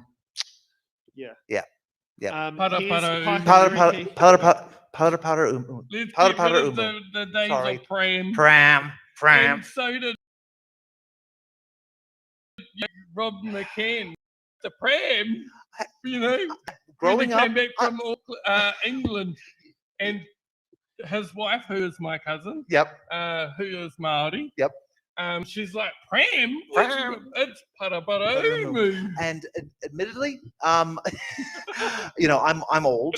I am old. You can see the silver on the back, the gray in the hair, the salt and the pepper, whatever you want to call it. It's there. But that it was Pram, and I apologize. Yeah. So we've got the Pakariki Raumati Community Board. Oh yes. We had a wonderful candidate there. We only had one candidate show up, and she was amazing. You're thinking of Zelda. Pakariki Community Board. Oh, I'm sorry, I'm getting my shows mixed up. I did so many. Yeah, I'm glad. Beatty's great and everything's Oh. sweet, awesome. Yep. But Yep. I actually think Zelda Edwards deserved to win that little race because What is it? she's the only female. She was all about Tariti. She's all Yep. about LBGQ2 plus whatever it is. Yeah. not I'm sure. bad with It's acronyms. so confusing Yeah. now. No, Sam, you might know the actual So acronym. what do you think of the Pakariki? No, the Otaki Community Board results. You Oh, can I'm speak gr- on that better than I can. Cam Butler is Oh, Cam. fantastic. Yes. He is a fantastic. Well, he's done amazing as the chair of Otaki, and he's going to continue being on the board and most likely bring the chair again and bringing positivity to Otaki, and with Hinati and Fire Dana Rudd, or Dee, as she's known by some of her friends and Yep. family. Yep. They will just bring Otaki to the highest level that they can possibly. I'm looking forward to seeing what happens in the next, few years. but especially in these, first couple, yeah, that stands out a lot. Yeah, and I think you're completely correct in what you've said. And Cam's learning te reo Māori. He's been at Te Atarangi at Te Pou o Tainui in Otaki for the last few years. So, even though he's Pākehā, he's embraced Te Ao Māori to the T. Yeah. So what do you think of Whakatane Community Board? Let's see. Wow, my mate Michael Moore. Well, lots of people thought, that He was the Michael Moore. Yes. And 'cause, James Bond. we were our buddies. So I had my billboard above his. He had his billboard above mine, Bit and of give and side on, take. and multiple times we had people, and because I caught some older man, Yep. on Laiwa Road in Waikanai for pulling down the signs, and he He ran into the bush, and he reckons that it was the wind that pushed it over, and then he took off. And Got because to own these the things. only signs that were left up Yeah. was "We love Kapiti." Yeah, I heard about this. I did hear about this. You might have seen I it don't on think my it's- on my post. I on don't think it was Facebook. an isolated incident. No. But anyway, There's been a lot of vandalism between most of the candidates, and Yeah. I'm But- actually glad because I said, because I have a matua, which matua Winston Peters calls it scribbles. I put out a post to say, "Hey, whānau, I don't have I have scribbles on my face, so please don't." is that what he calls? Oh, I love Yeah, it. Sorry. Please don't, I've- please don't put any more on because I don't need it. He puts a smile on my face. And take that any way you want, people. But lovingly. So, should we look at Horowhenua Community Board? Scribbles. Oh. Yeah, Glenn Olsen. Yep, no. Oh, Fantastic result. Carl Weber. Carl Burrows. Carl Weber. My cousin. Carl Burrows. That is my cousin, but I mean Carl Weber. Oh, Yeah, yeah. I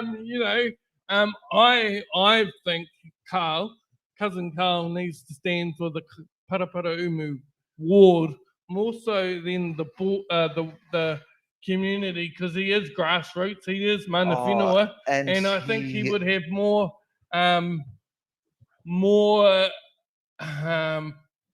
pull at He would be better. award levels. His than skills at would be the better utilized. community board. But saying that, he does so much for With Kapiti what he's doing. already. Yeah. The No, last few days we had a couple of seals beach up. Yes. Where was and, that?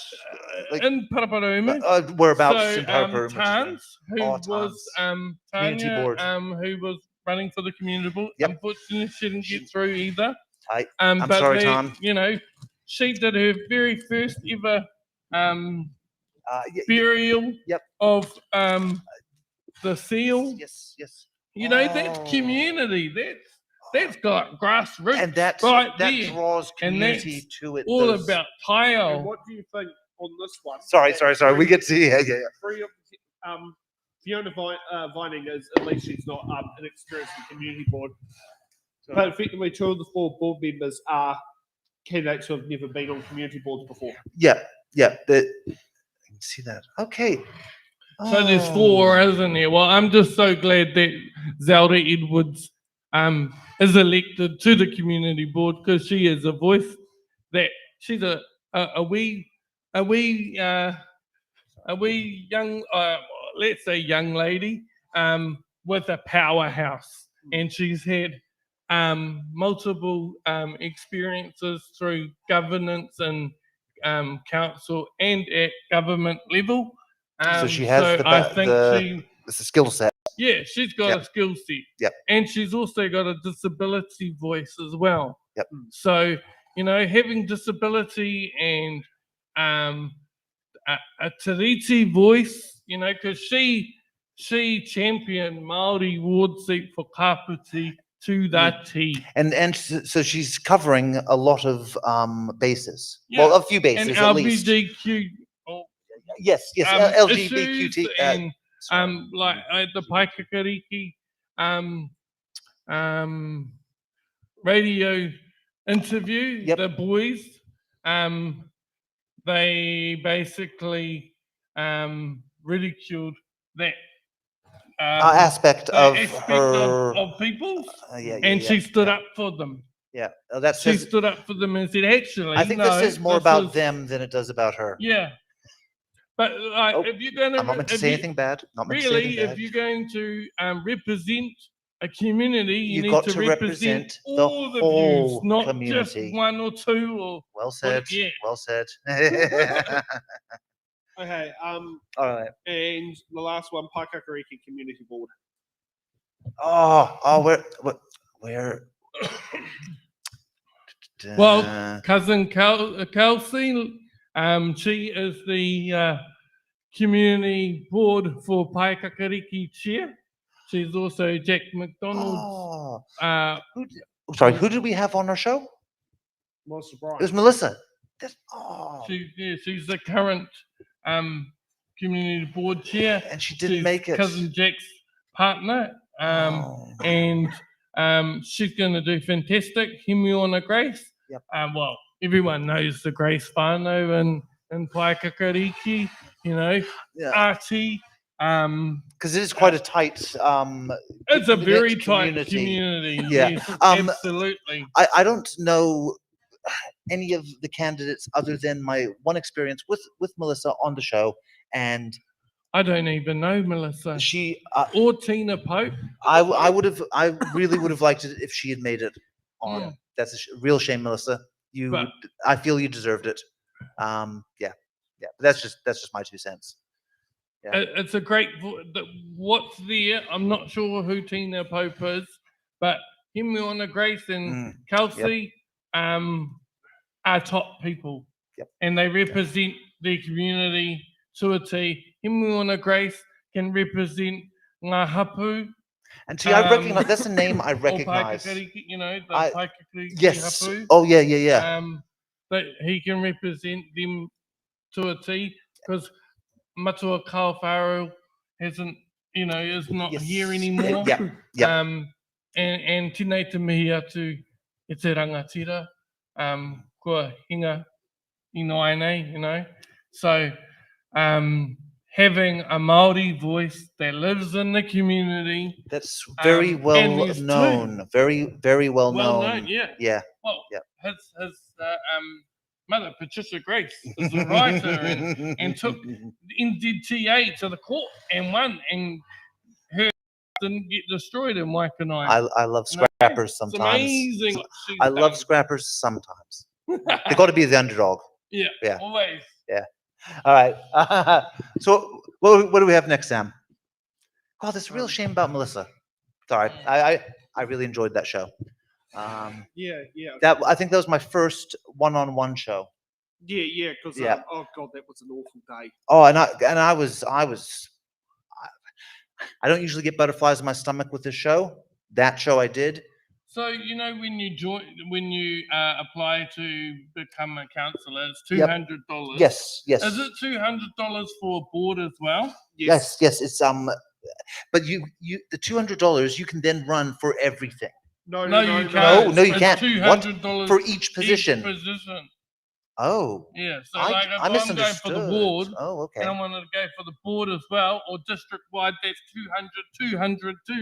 And that's across the country. Been able to stand for district wide and the multi-board. Right. But anything else, no. So but the sad thing is that the Māori ward was doing the same thing as the district wide seat, and doing more than the district wide seat. Yeah. Yep. And you'll come across that. It's not out of the realms of what happens. Yeah. Okay. And, all right. Where are we? Oh, we're in Rotorua. I love Rotorua. Oh, yeah. Last time round we had some good shows there as well. I was going to say Tanya Tapsell did not appear on the show. The incumbent mayor. She didn't. Nope. Oh. She gave her apologies on the day. Well, hey, better than Oh, nothing. well, Better Katie, than nothing. Yeah, yeah. Oh, Hey, I got gotta told she was gonna recognize. do that. Yep. Because communication is key in these things. Yeah. So hey, something is better than nothing. Better late than never. There's a reason that's said. Yeah. So as you can see, Tony Tapser won the mayoralty. Yep. No surprise. I've got Don. holding on to Oh, the that's mayoralty. right. And it's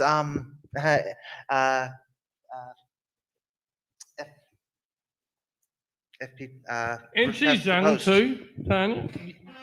This is, She's not exactly young now. No. But Well, when she started in politics, yes, that was yes, correct. She was quite young. yes.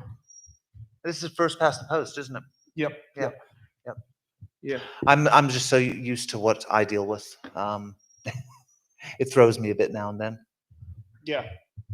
So yeah, God. Blank voting papers. Interesting. Okay. They did have a candidate withdraw, but I don't know the whole ins and outs of it. But I don't know if she fully Is that withdrew. the candidate that got sick or something? Got sick, but then a week later cancelled her withdrawal because her name was still on the ballot paper. Right. Oh, okay. And yeah. All right. Yeah. All right. And also with Rotorua, with first past the post, it's not like your vote can redistribute either. No. So that's the It downside of the gets of the- thrown away. Yeah, exactly. Essentially. Yeah. Sorry, not that. That sounds bad. Yeah. It becomes void. Is essentially what I was trying to I've say. got to admit, I did meet Karen Barker, who Yep. who won the rural ward elected unopposed. Yeah. However, her community board, none of the candidates even bothered responding. Okay. Yep. Yeah. And So- unfortunately, that was par for the course Yeah. for us and our show across the country, not just with the community boards. And okay, for those people that did communicate or appeared on the show, Thank you. thank you so much. Yeah. Yeah. Tuuhui. Yeah. Take our hat off to you. Yes, we So do. this is something Yes, that we do. Simon set around the rest is so he's hoping that Robert Lee is removed by special votes Yeah. and replaced with Conan O'Brien, who is not The talk show host yeah, no, it's not from but- America. Yeah, no. Okay. But Different Conan O'Brien. when he came to New Zealand, if you remember when he came to New Zealand, I think That's a year ago, and he right. did a short stint on Shortland Street, but he actually Yes. met his namesake in Rotorua. Oh, really? Yeah, he went to Rotorua to meet his namesake. Nice, nice. Hey, good place. Now, So has Rotorua retained their Māori ward? Yes, they are. just a segue, real quick. So when I was in Rotorua last, traveling through for a show. Now, was this the one that was at 4 o'clock in the morning on the way back? No. It was during the day because I saw that there was a place called Hell's Gate. Oh, yes. I remember you made me Now- turn off for it. Yes, there's a place called Hell's Gate in Rotorua. Oh, I don't think it lives up to its name, but that's pretty cool. I'm easily pleased, obviously. Small things, small minds. Yeah. Okay, so as you can sit there and see there. Now, some good news. Our only multi-ward candidate who's actually appeared on the show, who's actually been on It's in the Ballot twice. Yep. Yes, yeah. Yep, we like you. Go, Manawatu. Glad to actually have you back on the council after Yep. your, was it 3-year hiatus? Hiatus, yes. Yes, no, Excellent. Manawatu is one of those candidates who I absolutely love. Yes.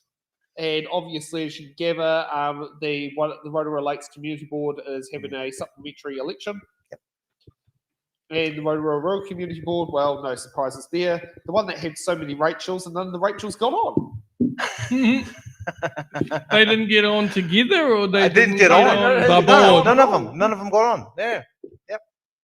However, wait a minute, there's 2 Tinas in there. but Yeah, both I was the just Tinas got on there. gonna point that out.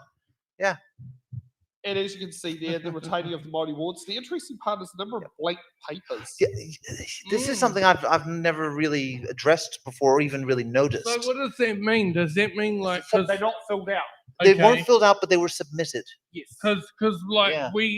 I heard of people coming in and just going into the booth and ticking to remove the Maori Wards wards and nothing else. and nothing else. Okay, would that Or- be come or, under informal? Would that come under informal? No. What's no, informal? It would come under informal Mm, if they went to just to the Māori wards and tick remove and leave. yeah, The Māori ward section would be classed as informal, but other sections of the ballot paper Would and be. the rest of it's blank. but that tick would still count. Correct. Okay. And, you okay. know- thank So you. informal means that section of the ballot paper is empty. Yep. Typically, informals are situations where Microphone. I was going to sit there and say, like it's possibly unknown for candidates. So, like my 2010, the sound's travelling through. Oh, cool. I'm sorry, I can't see the Yeah, screen. no, I can see the thing icon on there. Oh, good man. Hey, I should never have doubted you. Well, you know, Yeah. Yeah. No, so yes, Yeah. you were saying. So I know in 2010 when I first voted on Kapiti Coast District Council, Mhm. most of my ballot paper was blank. So there'll be okay. a couple of sections in there that my vote's been classed as informal, just because I had no clue what the hell. So you didn't vote because you didn't know. Yeah, those sections would have been there. So that ballot paper would have shown as Mill vote valid, Yes, councillors at large vote valid, valid. community board vote valid, but Paraparauga General Ward Yours, vote Blank. informal. Informal And because. also the Greater Wellington Regional Council and the DHB would be. Yep. Now, quick question. So let's say that someone does a really bad job of filling out a part of a form. Does that get classed as informal? What do you mean by bad? Like, like they what's make it a called? mess of it or something. Like they'll need to have one tick from there and they tick three It's boxes. three, yeah, something like no, that. That will show up as invalid vote. Thank you. Okay. Oh, no, that would be informal. Yeah, that That would be would. informal. The other one Alright. would be blank. Yeah, so Yeah. blank is if nothing's on there. Informal would be as if they're doing that. Or what happened in Greater Wellington Regional Council last local bodies in Lower Hutt Yep. constituency. So the Hutt City Council uses first past the post. Yep. Greater Wellington Regional Council uses STV. In Lower Hutt, the informal rate was 8% compared to the rest of the region, which was about 0.5. And Wow. probably what was happening is people were putting free ticks on the thing for their free candidates. But in the wrong, all in the one place. But no. No? So they would have. So on the STV section of the ballot paper, they Yep. would have 1, put three 2, ticks. 3. They would have just put tick. Oh, yes. Yeah, I see it. I see. Yeah. Yep. A question I would like to know Mhm. is there how many? Because this happened to one of our whaia in Otaki. She's been on the Māori electoral roll most of her life. Mhm. She's in her 70s, Good stuff. and she came in to do her vote, and she couldn't vote. And The voting then papers never turned up. no, because she had been taken off the Māori electoral roll and put So- on the general roll. Why?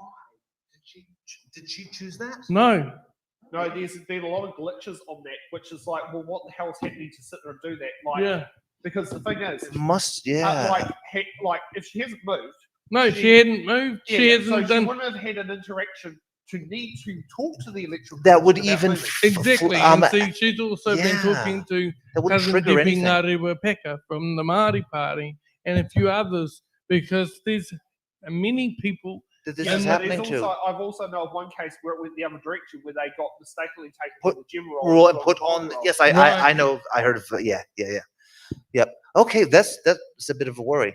Well, she wanted to vote for the Māori Yeah. constituency she of Kapiti Coast, taken and she off. couldn't. And And because so of she the- only voted to keep the Māori. Yeah. Yep. And Well, then also, like, here's the other thing is, she wasn't able to fix the problem that should never have happened because it was inside the 3-month rule. Yeah. Whereas if it wasn't inside the free, like if she discovered it, say Early on, June, you can she do wouldn't have something. had that problem. You can do something. They only Yeah. discovered it at the Wānanga Raukawa Yeah. because they were having a talk about it, and then Yep. next minute there's an announcement through Te Pāti Māori that there's hundreds Yeah. of people that have been taken off the Māori roll and Because have otherwise, to re-enroll. otherance, And how then would she it be got put on brought? the general Yeah, roll. because How would it be Council brought to your first talked about attention? that with the Great. Tamaki Makaurau by-election. Yeah. Because unless it's brought to your attention, how would you know until you actually came to? Vote. Yeah. And at that point, it's too It's late. too late, to exactly. remedy. And especially Exactly. when it was never done in the first place, or shouldn't have You, happened. it was So it was does that never make her initiated vote by invalid?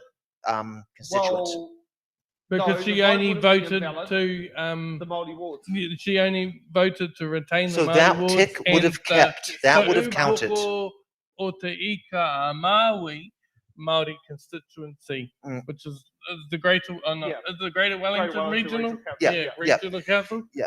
Which Shamiko Yeah, But Shamiko. yeah, it is one of those things. Like Was that if she voted, like obviously if she's like should still like if she was on the Moro, should still be voting for mayor. Yes, yeah. Should There still be voting are. for community boards. Yeah. So but- I mean, I don't think she should have just like left half the ballot paper blank. Yeah, But that's her. Like, That's her but- choice. But That's that her right. came as a result of Yep. wrongly being switched. Yeah. Yeah. And she was very upset about Oh, that. fair and enough. She didn't even want to the ballot paper. And it sounds like there's nothing that she did to trigger it. Mm. Just from, She from didn't what do from what I've anything. heard in this little conversation, exactly. So I think things need to Yeah. So looked I, into, yeah. I kind of think that the Māori Party, because they're driving this, needs to get a hold of every single Māori elected ward councillor Yep. on in Aotearoa and put in a submission to the yep, to Parliament and to the Electoral to Commission. find out what the heck happened. Yeah. Now, Nick is going to take a 5-minute break. Mm. I am not royal, but I We speak all of will, myself actually. in the And- third. Is that with this Electoral Commission, it's a private organisation now, isn't it? Well, no. No. It's a private. There are two private companies in New Zealand Yep. that run the elections. One is called Election Services, which is based in Auckland, Mhm. which is who Kapiti Coast District Council uses. Mhm. One's called Elections NZ, which is based in Christchurch, which is who Wellington City Council uses, Greater Wellington Regional Council uses. I can tell you right now, if the Electoral Commission went to run elections, they'll probably end up contracting these private People companies to do it anyway. You Right. know, I do get that, Um, but there has to be some and the thing is, they have the resources to do the like. The thing is, yeah. they've invested in to do the elections. Mm. And to be honest, I'm not sure about election services, but Elections NZ is more transparent than the Electoral Commission. Okay. yeah. Yeah. I'm not trying to speak So ill. with that, Mm. Wanganui District Council got told that they would have to pay $70,000 to distribute the Māori ward candidates' profiles Was that to the Um, Māori ward voters, or was that to all voters? All to all voters. I Okay. believe. Okay, yeah. it is a 'Cause now, cost. here's something But, that is, and it's their screw up, not yeah. council. So the other thing is there, and this is going to be defending councils. Some Yeah. people might not like this. It's Often good when to- you have, yeah. have a situation where you have elected and opposed, or if you have a race that is outside the voting constituency, Yep. your booklet is personalised. So my booklet in Wellington is personalised to Paikawa Southern Ward. That has been, that I've only even known that. Oh, okay. Now, we've got quite a big volume of people Yes. that it would justify printing out booklets. But can Yes. you picture how thick the booklet would be if it wasn't had- if it wasn't personalized. Kapiti Coast District Council? I've seen the booklet. Yep, and Mhm. that They only, covers. they have everyone in there for all the things. Yep. And that is probably the most cost-effective way for that Yeah, council to yes, do it. because it's Like, not. and I had to go through my Yeah. grandma's booklet and cross out all the people she couldn't vote for. I love. You know, so that is part of the reasons. I hope you're you know, watching, so Sam's grandma. So Stacey in 2022 for Horowhenua Māori Board, she only got her booklet only had the Māori Board candidates on there. Oh, Right. really quick question. Sorry. Yeah. Is Laura still there? No, Laura's Oh, gone. sorry, Laura. I wanted to say hi. Yeah. Anyway, next so time. that's the issue. And often tradition goes is if the candidate is elected unopposed, they don't tend to appear in the booklet, which is what happened in Manawatu District Oh, Council okay, Bridget yep. Bell. And that is one of the councils that have been sparked up as you screwed up. Yep, Mm. But at but the same it's a time, moot point. This is the conviction of what happens when there's elected unopposed. In Yeah. Whakatane, if you're on the general roll, you get sent your booklet with all general ward candidates. if you're on the Māori roll, you get sent your booklet with all the Māori role candidates and the community boards. You don't get to see the opposite side. So because that's it's the Marira Karatai's voting booklet. In Hamilton, it had all the candidates in there. Yeah. Okay.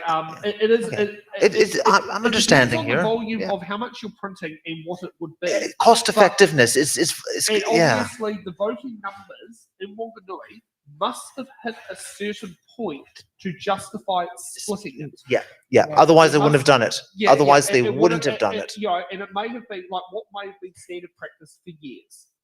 The other issue in Wanganui is they've typically they use councils at large until they introduce Māori wards. So it really depends on what the tradition is. So Wellington, that's all you get. I don't know And what you if there's get in justification, I don't know what you get in Lower Hutt. Yeah. You can only really speak to what you know. Yeah. Yeah. You know, so some areas, and I think Laura would be able to say that she had all the candidates in her voting booklet, Tararua, but look at the number of people. Yeah. in the And area. you know about your grandma's voting booklet, so you know about mine. Yeah, which is the same, which would be Which exactly is same as As yours. mine, Yes. Yeah, so all the Oh, Māori rule represent. candidates would appear in there. You know, Apart from Imiona, he had Oh, No face. Yeah. yeah.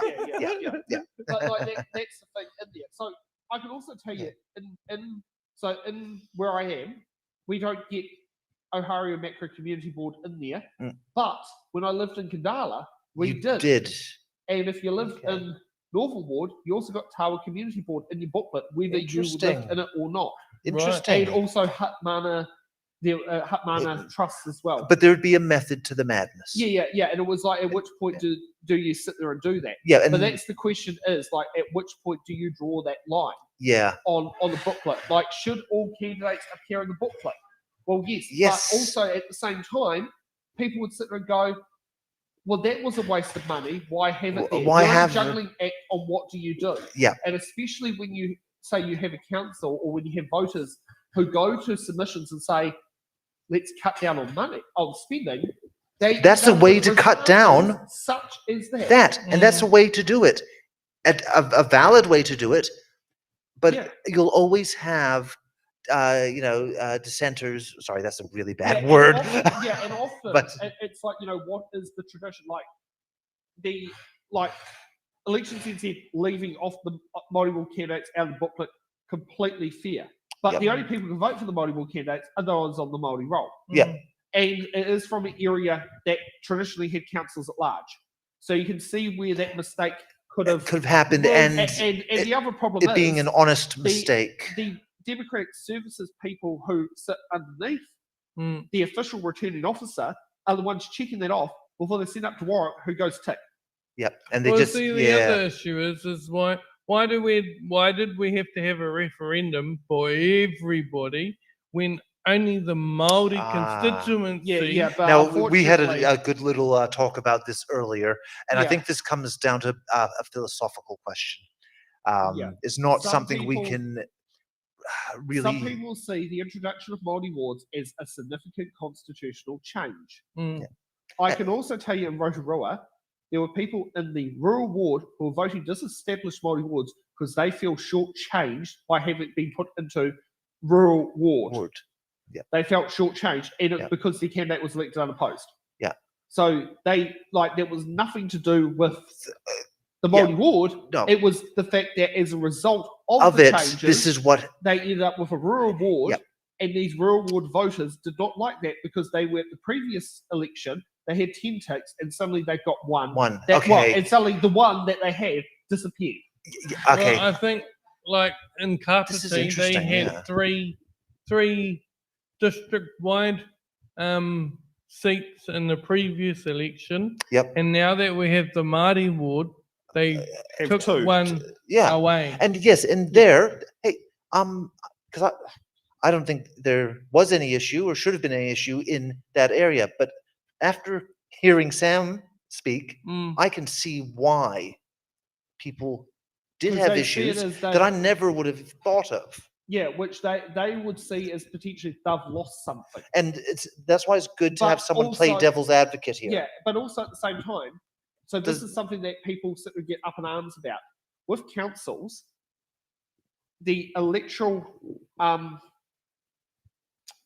the remuneration pool for the mayor and for the councillors and the community boards is a fixed dollar figure determined by the Remunerations Commission. If the council wants to up the number of councillors, it decreases the overall salary of the councillors. Of all of them, But yes. people have the mindset of more councillors cost more More money. money, but that's which not is true. Not exactly correct. Now, No. I'll tell you one situation. More MPs in Parliament will cost It's more money. But that's different. But for That's different. councillors, the They council just can set number of councillors, same amount of money but the money remuneration is divided about with that number. Well, Yeah. in the Northern New Plymouth ward, my cousin Gina Blackburn, Yep. Yes. who is You have lots of cousins. I know. It's because I'm Maori. Hey, I didn't say it, and no disrespect. We should be No. taking a break.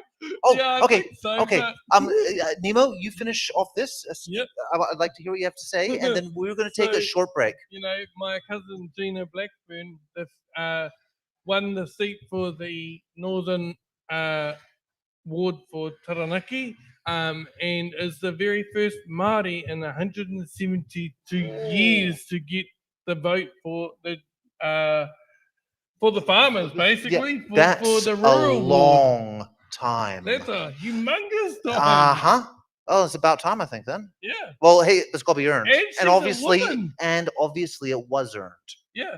Now, And she's a woman, yeah, hey, and apparently, good honor. She obviously did the work. yeah, she Yeah. definitely did. Now, really quick, this feels almost like an episode of The Order Paper. Let's head down that path. Yes. And just real quick, there's nothing wrong with that. Yep. All right. So should we We'll take see you a- guys. We'll see you guys in 10 minutes. 10. Yeah, why not? 5. I need a cigarette. Well, you can go and have a cigarette. All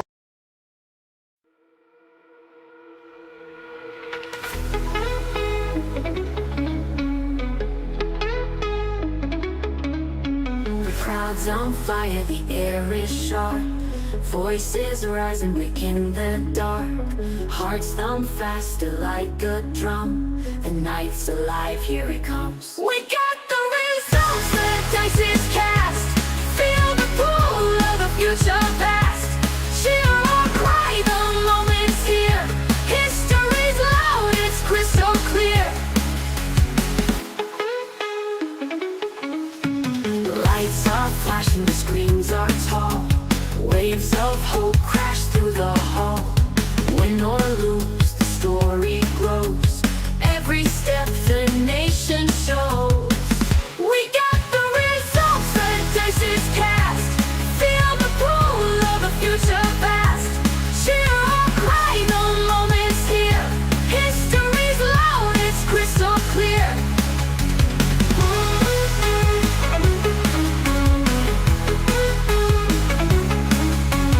Lights are flashing, the screens are tall. Waves of hope crash through the hall. Win or lose, the story grows.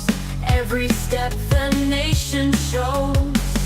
We got the results, the dice is cast. Feel the pull of a future past. Cheer or cry, the moment's here. History's loud, it's crystal clear. Let's go clear.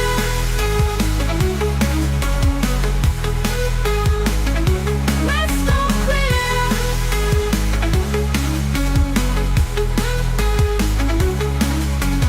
Some will sigh, some will shout. Voices tangle in the doubt. But through the noise, the truth will soar. A new tomorrow knocking the door. We got the results, the dice is cast. Feel the pull of a future past. Cheer or cry, the moment's here. History's loud, it's crystal clear. We got the results, the dice is cast. Feel the pull of a future past. Cheer or cry, the moment's here. History's loud, it's crystal clear. Let's go clear.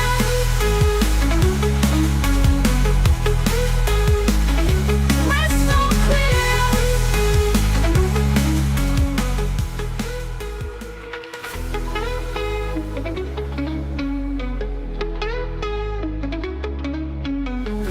crowd's on fire, the air is sharp. Voices rising, breaking the dark. Hearts thump faster like a drum. The night's alive, here it comes. We got the result.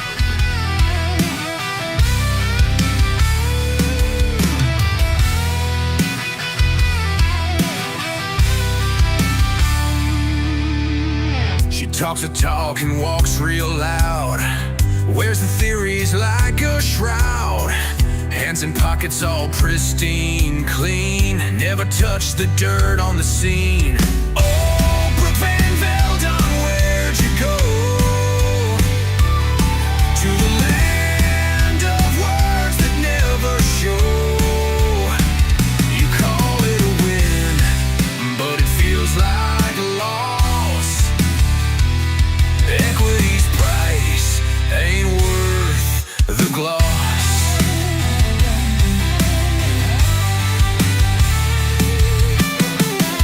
And books, they don't make rules.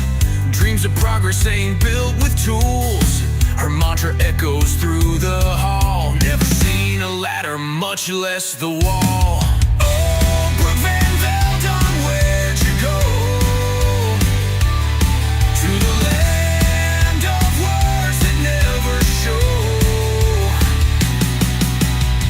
You claim the skies, but you miss the rain. A victory chant masked as disdain. No calluses, no heavy load. Just a painted map with no real road. The claims of strength, they fall apart when the hands won't meet the heart. Oh, Brooke Van Veldon, where'd you go? To the land of words that never show. You call it a win, but it feels like a loss. Equity's price ain't worth the gloss.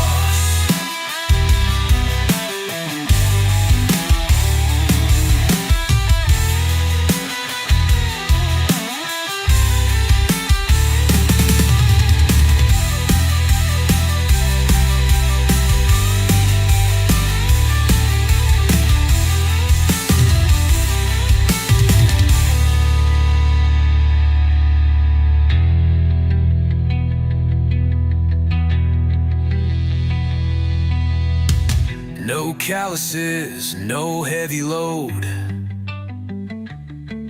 Just a painted map with no real road. The claims of strength, they fall apart when the hands won't meet the heart. Oh, Brooke Van Veldon, where'd you go?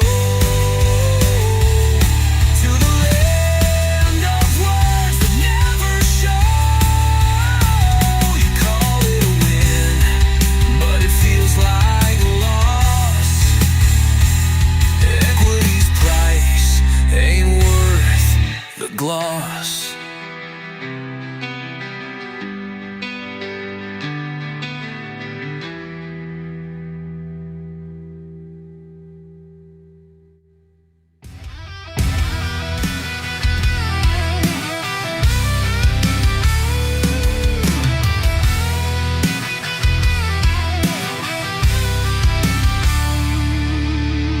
She talks a talk and walks real loud. Wears the theories like a shroud. Hands in pockets all pristine, clean. Never touch the dirt on the scene. Oh, Brooke Van Veldon, where'd you go? To the land of words that never show. You call it a win, but it feels like a loss. Equity's price ain't worth the gloss.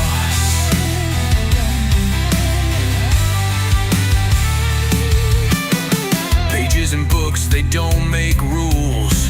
Dreams of progress ain't built with tools. Her mantra echoes through the hall. Never seen a ladder, much less the wall. Oh, Brooke Van Veldon,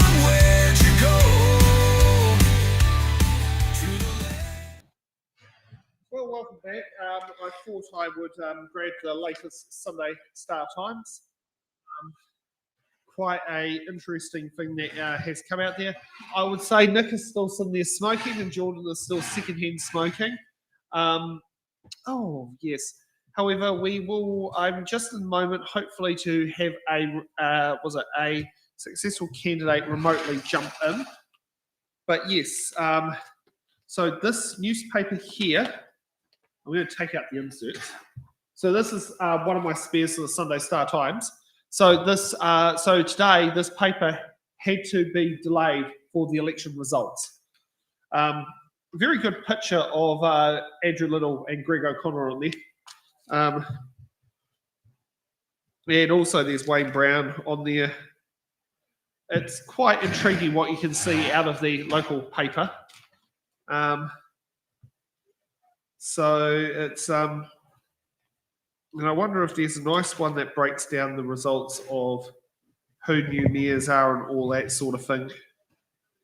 It's definitely quite an intriguing thing that's definitely on there with the local paper.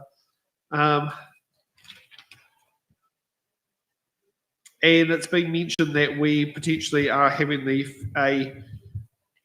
turnout of being 30, the lowest results in 36 years, which I hope is not the case from what's happened in Lower Hutt. But yes, we have Kohi Councillor-elect Marina Kanatai, who is coming from not Whakatane. No, I'm in Christchurch today, Sam. Yeah. How are you?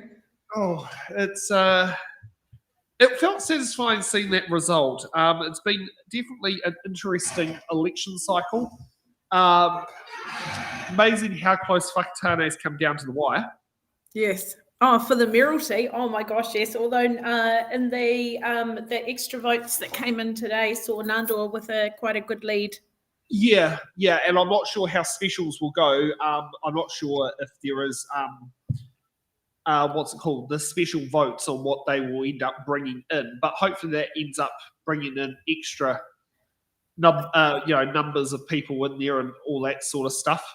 I remember last election rather, I think Victor got like 200 votes out of the specials and Nandor got about 400 votes.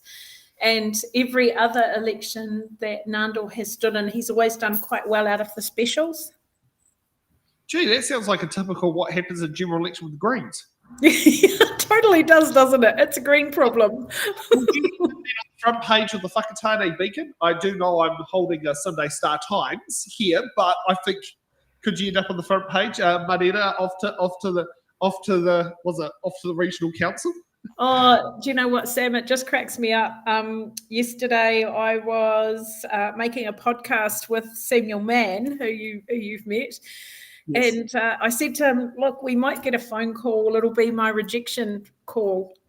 And so then the phone rang and I said to him, oh, here's the phone call. Sam goes, oh, it's the rejection call.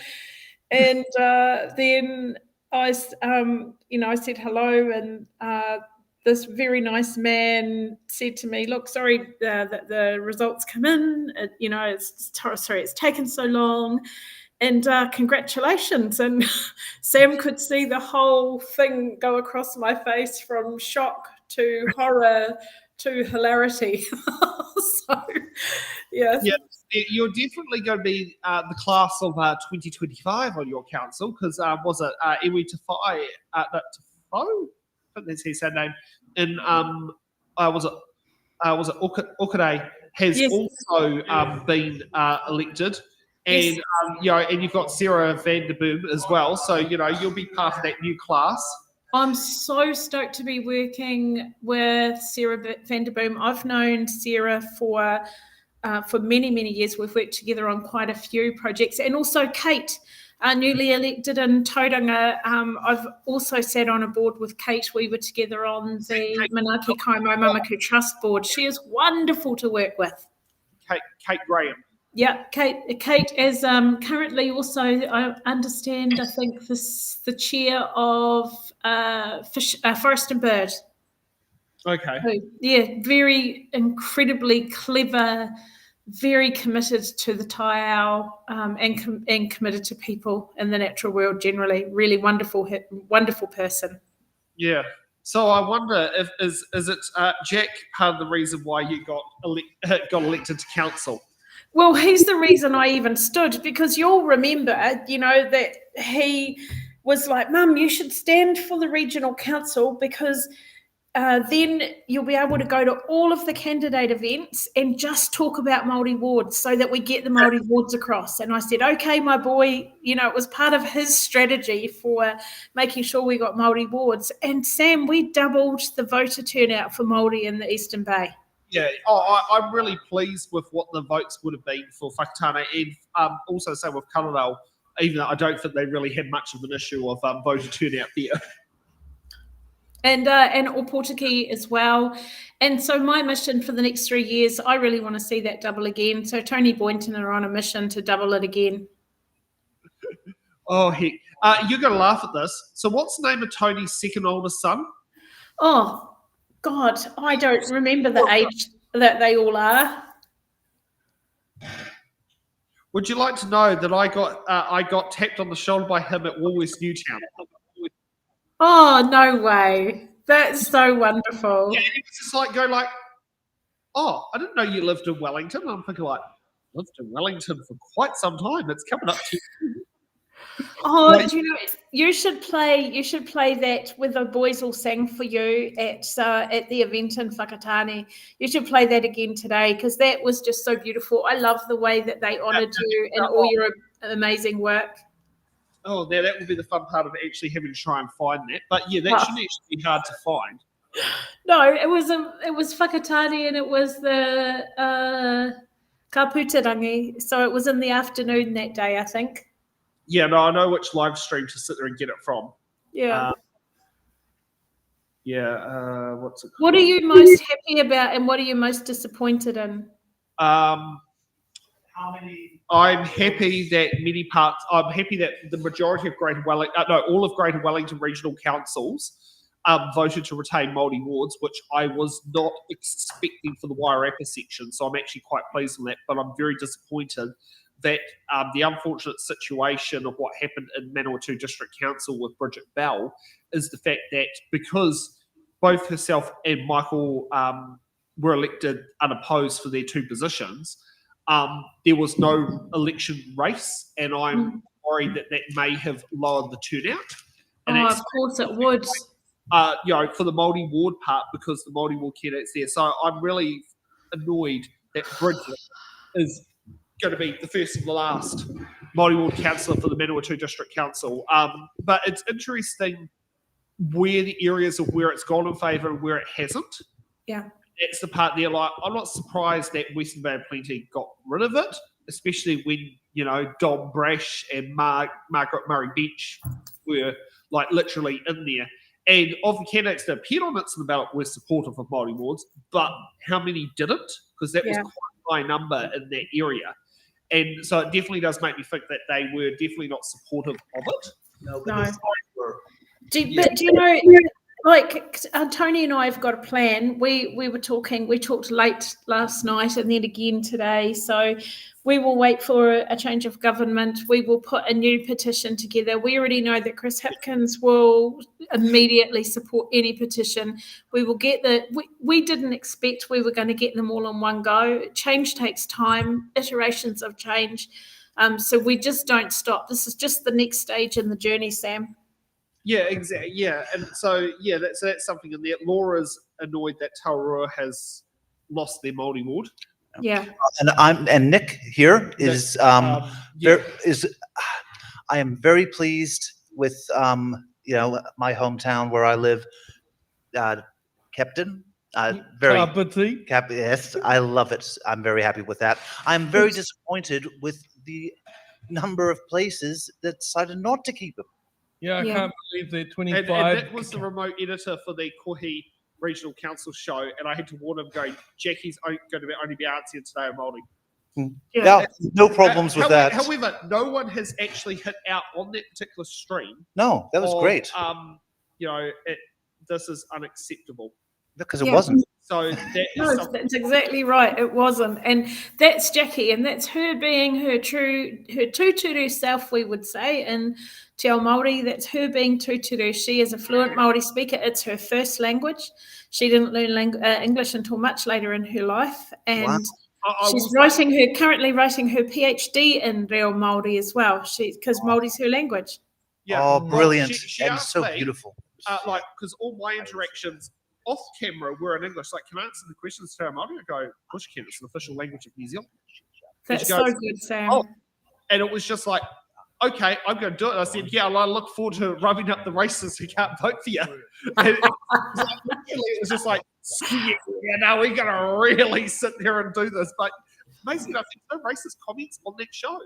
Good. I'm really pleased about that. Do you know, I think that in spite of this government's best efforts, things are changing, and it's changed for the better. And people know, wow. And, you know, like, I think that Hobson's pledge did not hit us very hard in Whakatane this time like they did last time. I think they knew better. It was a waste of time. Also, the other one is in Wellington, there was a very big Keep Māori Wards campaign, because in most areas, it's Kapiti Coast isn't quite so much like it. But the action station's done heaps of mahi around the Māori wards, but also embracing Kapiti, embracing Te Tiriti or Kapiti have done amazing things for the Kapiti Coast. Yeah. And right around the country, there have been so many Tiriti people that have supported Māori wards. You know, 25 councils in this country have voted to get rid of it. You know, it's 2025 blows me away. now. It really blows me away. That's just, like 2000 thinking or earlier. You know? But you know, the positive side of that is we've only got 25 more to turn. Only 25. Easy. Let's do it. Yeah. Let's make a plan. Get on with it. We can do that easy. Some of them were pretty close. It was not a landslide. Tarua's in that vote, which could change the last minute voting.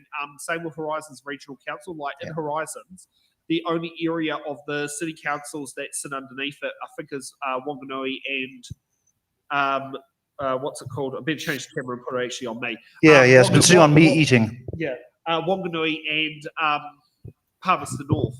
And like, I was really shocked that Horowhenua District Council has actually voted to disestablish, because Horowhenua District Council has had a very long history of Māori in the area. But I do also know that this is something that I know from when I was living there. One of the local iwis did rub a lot of people's backs up the wrong way, and I wonder if that's possibly remnants of that potentially could still be coming back to bite, because I know when there was the push to put the fibre optic cable out to Hokio Beach to bring broadband services, they objected to it going down Hokio Beach Road, and I wonder if that's come, actions like that, have that come back to bite, even that, you know, like the fact like they objected to that back in 2005, you know, 20 years has passed. Those are things that can't be overcome. Those aren't things that can't be overcome. Right? Yeah, that is exactly right. And I was just talking to Margaret Craigie, who I met when we were down in Wellington when Jack did his bike ride, and she's just saying to me, she may be listening actually, she's funny timing otherwise, but she said some of them are so close, and she considers that this has just been such a positive. And I think that we're ripe for, more widespread change next time. I was sitting in the airport, Sam, at Auckland Airport, and I run into some of my whānau, some women from the Māori Women's Welfare League who were heading from Kaikoura up to Auckland. And we were talking about Jack, because as soon as they saw me, they're like, "Oh, Jack's mum." And this woman, there was a Pākehā woman sitting behind me, and she turned around and she said, "Look, I'm really sorry to interrupt, but I just wanted to say I'm going to vote for Māori wards because of Jack. I've got no reason to vote for them or against them. I wasn't even going to have an opinion until I saw Jack do what he did, and it made me want to vote to support this kid." So cute. You know, I was when he arrived at Parliament on his bike. And I had followed his journey from where he started to where he finished. So where did he start? In Whakatane. Yeah. He rode 1,000 kilometres. It was a huge undertaking. And Yeah, you know, it he's is, not it even is. able to vote. No, he did it because he wanted everyone to vote for him. So that, yeah. And so is that saying, you I know, like that. there's so many rangatahi in Aotearoa now that are quite savvy in the political field but have no vote. Yeah. So is that a conversation that we look at going down to 16? We need to. And I think that the next government will bring us down to 16. I think that I'm pretty certain that's where we're going to land.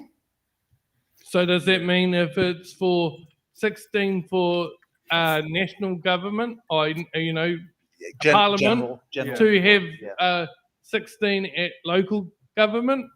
Yep. And And that's why it's so important that we really start a super robust civics program in our schools to really help our kids understand the importance of their democracy and the privilege of their democracy.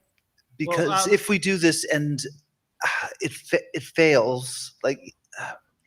Well, I stood in 2022 and for because I championed the Māori ward seat up and down the country, and went back to Kapiti and they voted against it. So I stood for the Whakatane ward seat, but I had no clue of what council was about, nor did I have any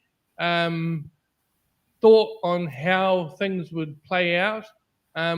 I had no training or anything to become a candidate for council. And that's what we're missing and if is we civics. had that at high school, we would be able to be informed. We would be We would able have an to opinion. have a vote. I can also tell you Hobson's pledge has not exactly helped this election with Oh, the fact that absolutely they were not. sending to community board candidates to ask them to have roles that were way outside the scope of a community board member. I know, it's ridiculous. Yeah, it was something that was just like, what the hell? Yeah. Yeah. Right, I'm going to leave you chaps because I've got to go and do 5 podcast interviews with my students tonight. I don't envy you. Awa ngā mihi but- atu ki a koe, ke te Kia tuahi ora. e kōrero ana, kia taua, ngā mihi. Thank you. Kia ora. Wonderful. Thank you all for your beautiful mahi over this time. Sam, you are a treasure and we should be doing wonderful things to observe your goodness. And I look forward to seeing you back when you come back next year for the national elections. You've got a place at my place. Oh yes, I know that part. I like her. He needs funding I like her. from government. We talked about that. We talked about funding, and so he's got to tap into the community to tap into like Bay Trust and all the other community trusts up and down the Motu, and he's got the evidence of the value of this to support the application, but he's just got to do it ahead of time. That's all. Yeah, and knowing who the right people to go to. Yeah, and I'm that person, so you let me know when you're ready. No problem. Hey, Okay, lovely to talk to you all. Pumari. All right. Oh, that was really good. Yeah, That was really yeah. good. I love so many of the people that we Marina have. Karatai. Oh, Yeah. Marina. Yeah. So yeah, it's now let's actually show. Oh yeah, let's do what we came here to do, real quick. Murupara. In- Community board. Oh, Hey, yes. we are Murupara. Now, very quickly, I'd never heard of Murupara until Isn't that in Auckland? nope, No. until I met a very cool a woman that was doing her political science major, I think, at Victoria University, and she was working at Subway, Oh, and her okay. whānau is from Murupara, and yeah. Okay, let's. Anyway, yes. Yeah, let's show. I digress. Let's show what came from Whakatane district. From. Oh yes. Do we have volume? Hold on a moment. Sorry, that's. I know why. I don't normally use this particular. Okay, we will hold off on. Turning on the sound for it. Yeah, no, It's yeah, off in it the was system somewhere. No. It was purposely set up in a particular way that cut problems out of the mix. Oh, gotcha. Yeah. But the problem is it has a mute on it, so let's kick it off. You're in Murupara, and that you do this whole setup mainly by yourself. And that, you know, it's non for profit. You know, you're not making any money out of this. You're really doing a great service for people to be able to access this online. And I just really, really want to mahi to you and thank you for the energy that you have to be able to get through this. I don't know how you do it. I don't know how I do it either. But I just want to mahi to you, and I'd like to ask my sons, because I can turn them around, if they can come up and help Tautoko, me and Lydia, by singing the Waiata, please. Come up. Now you can grab the mics if you want. You can. Yeah. Catherine, you've got a big job.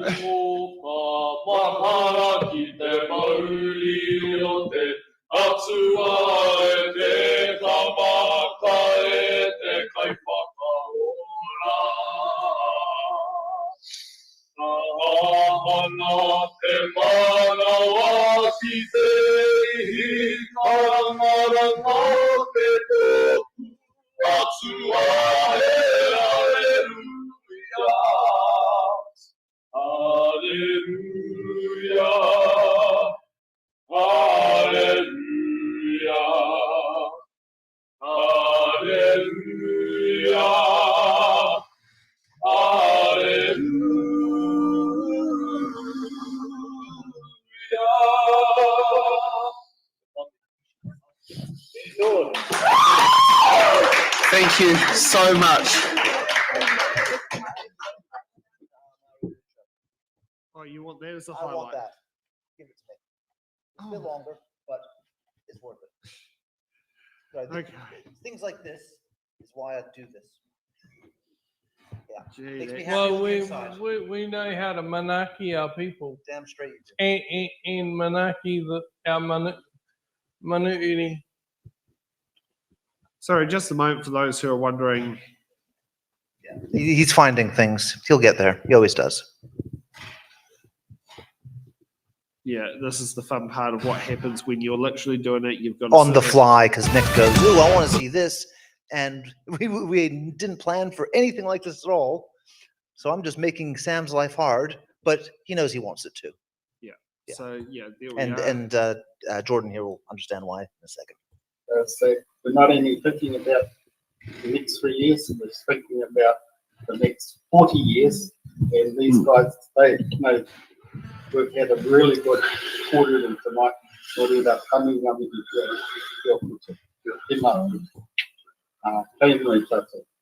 when they did no care to it, not in the Kawerau, it was a hit mo I nei tangata I haramai I te tautoko kōrero iwi hapu tangata Māori kei wani ni ngā tauniki. Mo reira, kai nei ngā kōrero o te reo Māori, te reo Pākehā, mo tātou katoa, kia tau, kia tātou katoa, kia te whai o tātou ariki a rūka. Te aohao te atua, I te piti ngā tautanga, te wairo, ake ake.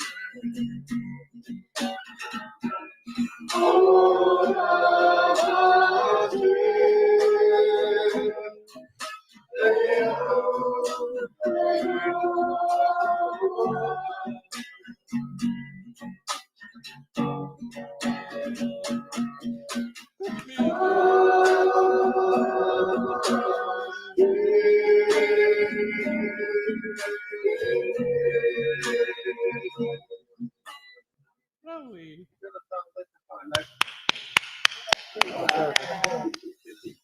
That makes me happy on the inside. It really does. I know that was a long one, and Yeah. but And very sad that they won't be representing the district council. Yeah, because that's- they did so many amazing. those are people things. that we're missing out on Yeah. now, and that's yeah. One of It sucks. our Wanaunga from Otaki at Tahiwi was one of the Māori candidates for Horowhenua. Yep. Yeah, very sad. It's, you know, like we had Wellington retain, we had Rotorua retain, we had Kapiti retain, and then you go further up and they're getting Lose. yeah. But as a very, very smart person said not too long ago on the show, this exact show actually, we only have 25. Yeah. So, hey. Well, there was what, 42 or 45 that were how many in on total, Sam? Sorry? How many in total? How many in were total up? were doing referendums? Yeah. 45 or 42?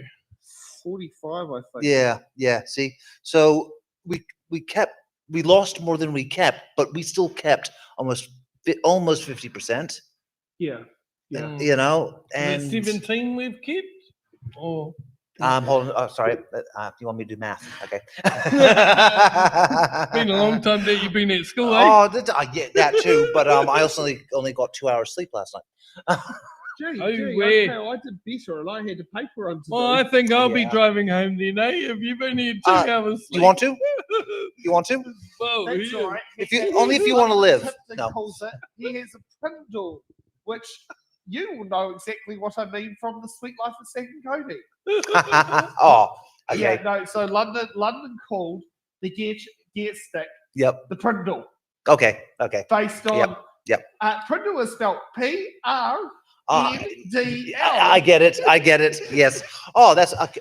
All right. Oh, so it's I not like that. Pringles. No, not quite. It's just Pringles. the park.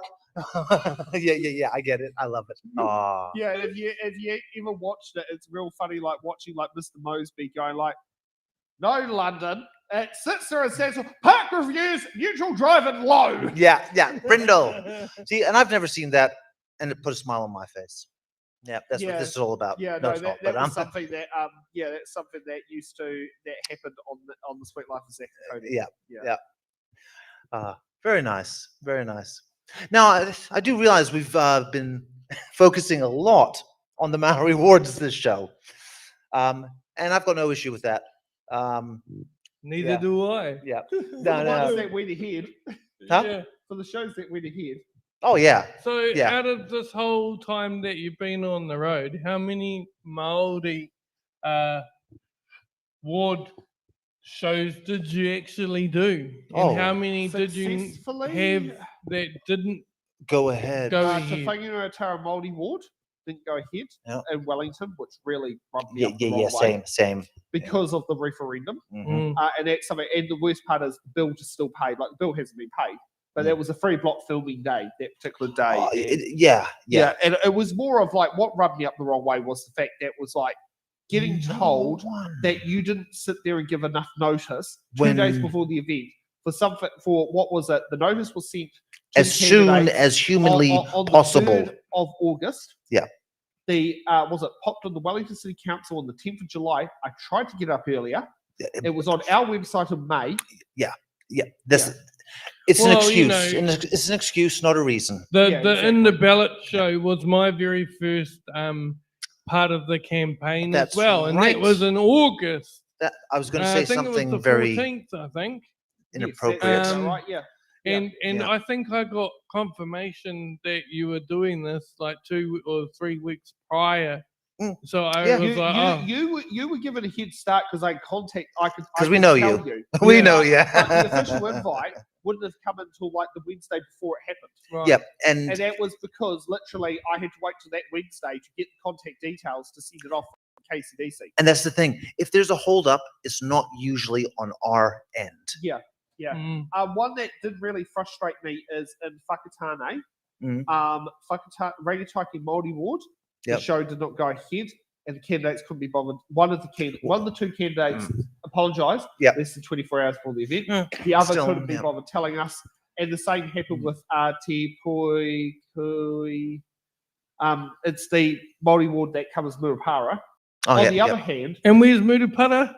Ah, yes. okay, Murupara Sam lives is for this. a forestry town at the end of a railway line. Ironically, end of a railway line. It is part of Whakatane District Council, but it's about 50 kilometres plus south of Rotorua on State Highway 38. Right. And it's a forestry town. And actually, I found this out, and I only found this out just before Dad went off to the UK. Before my great-grandparents split up with my grandma and Auntie Gwen, they lived in bush tents in rural Murupara, and Murupara was the big town. Right. Now, so this is before they split up. So this would be the 1930s. So no railway line existed. World War II hadn't happened. Wow. So yeah, and like when Before we were even thought of. Before our parents were even thought Yeah. of. I mean, if I sit there and look at this, like when my great-grandparents split up, my grandma was 8, Auntie Gwen was 6. And what happened with that split was the fact that Grandma went south with her father to live with her grandmother in Fairley Terrace in Wellington. And Gwen went to Auckland with her mother. Don't know the whole ins and outs of it, but effectively, the kids were literally, you have one, the other, and I'll take the other. So that was an interesting connection that I did not know existed until like the beginning of August. Right. Yeah. So it was, so Murupara is a very rural town. Now, Kohi constituency, I think probably what helped with the vote for Kohi in particular, which is the one that Marina won, was the fact that we held their show in Murupara. They have never had a dedicated regional council show in Murupara. Wow. So we basically broke a barrier there because it's a very good, it's a multi-constituency area that has a low voter turnout. Yeah. And the other issue with the area is the fact that it has a high elected unopposed risk. So they really hate the council, but they hate the council because they're the cousins that are left out. Correct. Yes. Yeah. So I believe that was a really interesting show going to Murupara. And I mean, I was wrecked with Jackie, just like basically asked me, can I answer the question and stay on? I go, of course you can. It's a Māori ward. Yeah, exactly. Your voters, your Right voters should speak Māori. I kind of wish that, when we did the show for Kapiti Māori Ward, that right at the early stages, doing another one for like having one right at the start for everybody, and then doing another one at the very last ends of it, because things change so dramatically over the time of the campaign Yeah. and people's views change. Change. But that is a lot of money for you, Sam, it's and not Nick. just the you money; know. it's the man hours that are Yeah. put Yeah. into it. And I say man hours because we don't have Laura here at the moment. Yeah. No offense, because she was awesome. We couldn't have done Yeah. this But without her. But yeah, Yeah, This- I will this say way- something, and this needs to be honest to the people who are watching out there. yeah. Wellington City Council is in shaky territory to have a It's in the Ballot show in 2028 because of how this last season went. And that's all we're going to say. No, I think there's a That's bit more. all we're going to say. And that's sad because you're trying to bring. It's approximately 60% of candidates standing for office chose to abstain from participating. And letting us know. And the worst part was, a lot of them didn't tell us why or what was wrong or anything, but they had no problem telling people things that weren't true. Supposedly. We can't. That's like the Ratepayers Association in Kapiti. We got axed from them as the Māori constituents, as the Māori wards, because they sent us this questionnaire, but the questions were so far out the gate that we didn't want to answer them because they were just like they were questions that didn't really pertain to the Māori people, and Or they potentially did not pertain to the job of being a councillor. Yeah, or they were so out the gate that when you answered them, they had if you answered them, and because they were putting them up on their profile and sites and stuff for everybody to see. So we abstained from answering their questions, but we went on to a hui in Waipanai, a community board, and asked a few of the questions ourselves and asked them direct questions, and they couldn't answer us. And it's like, whoa, okay. So yeah, good on you not answering, because that would have just made you look crazy. Yeah. Well, it the made other us one look is the damaged. Māori. I found out from the Taxpayers Union pledge, nothing was sent to Māori ward candidates. That's something that I've heard, because you know how Taxpayers Union was going around the country trying to get. Yeah. Now, before we sit down there is some really rapidly interesting news out there. What color socks is Sam wearing? Bare feet. None. He's wearing his Mary. I'm sorry, that was disrespectful. Oh, that wasn't. That He's wasn't. Mary. You can say that. You can say that. Because do you know Māori means normal? Because I we didn't. aren't Māori. We are tangata whenua. Yeah. Okay. Anyhow, yes, I like that. Okay. So New Zealand is about to make history for the second time. Now, I'm just about to find the article for it. Just give me a moment.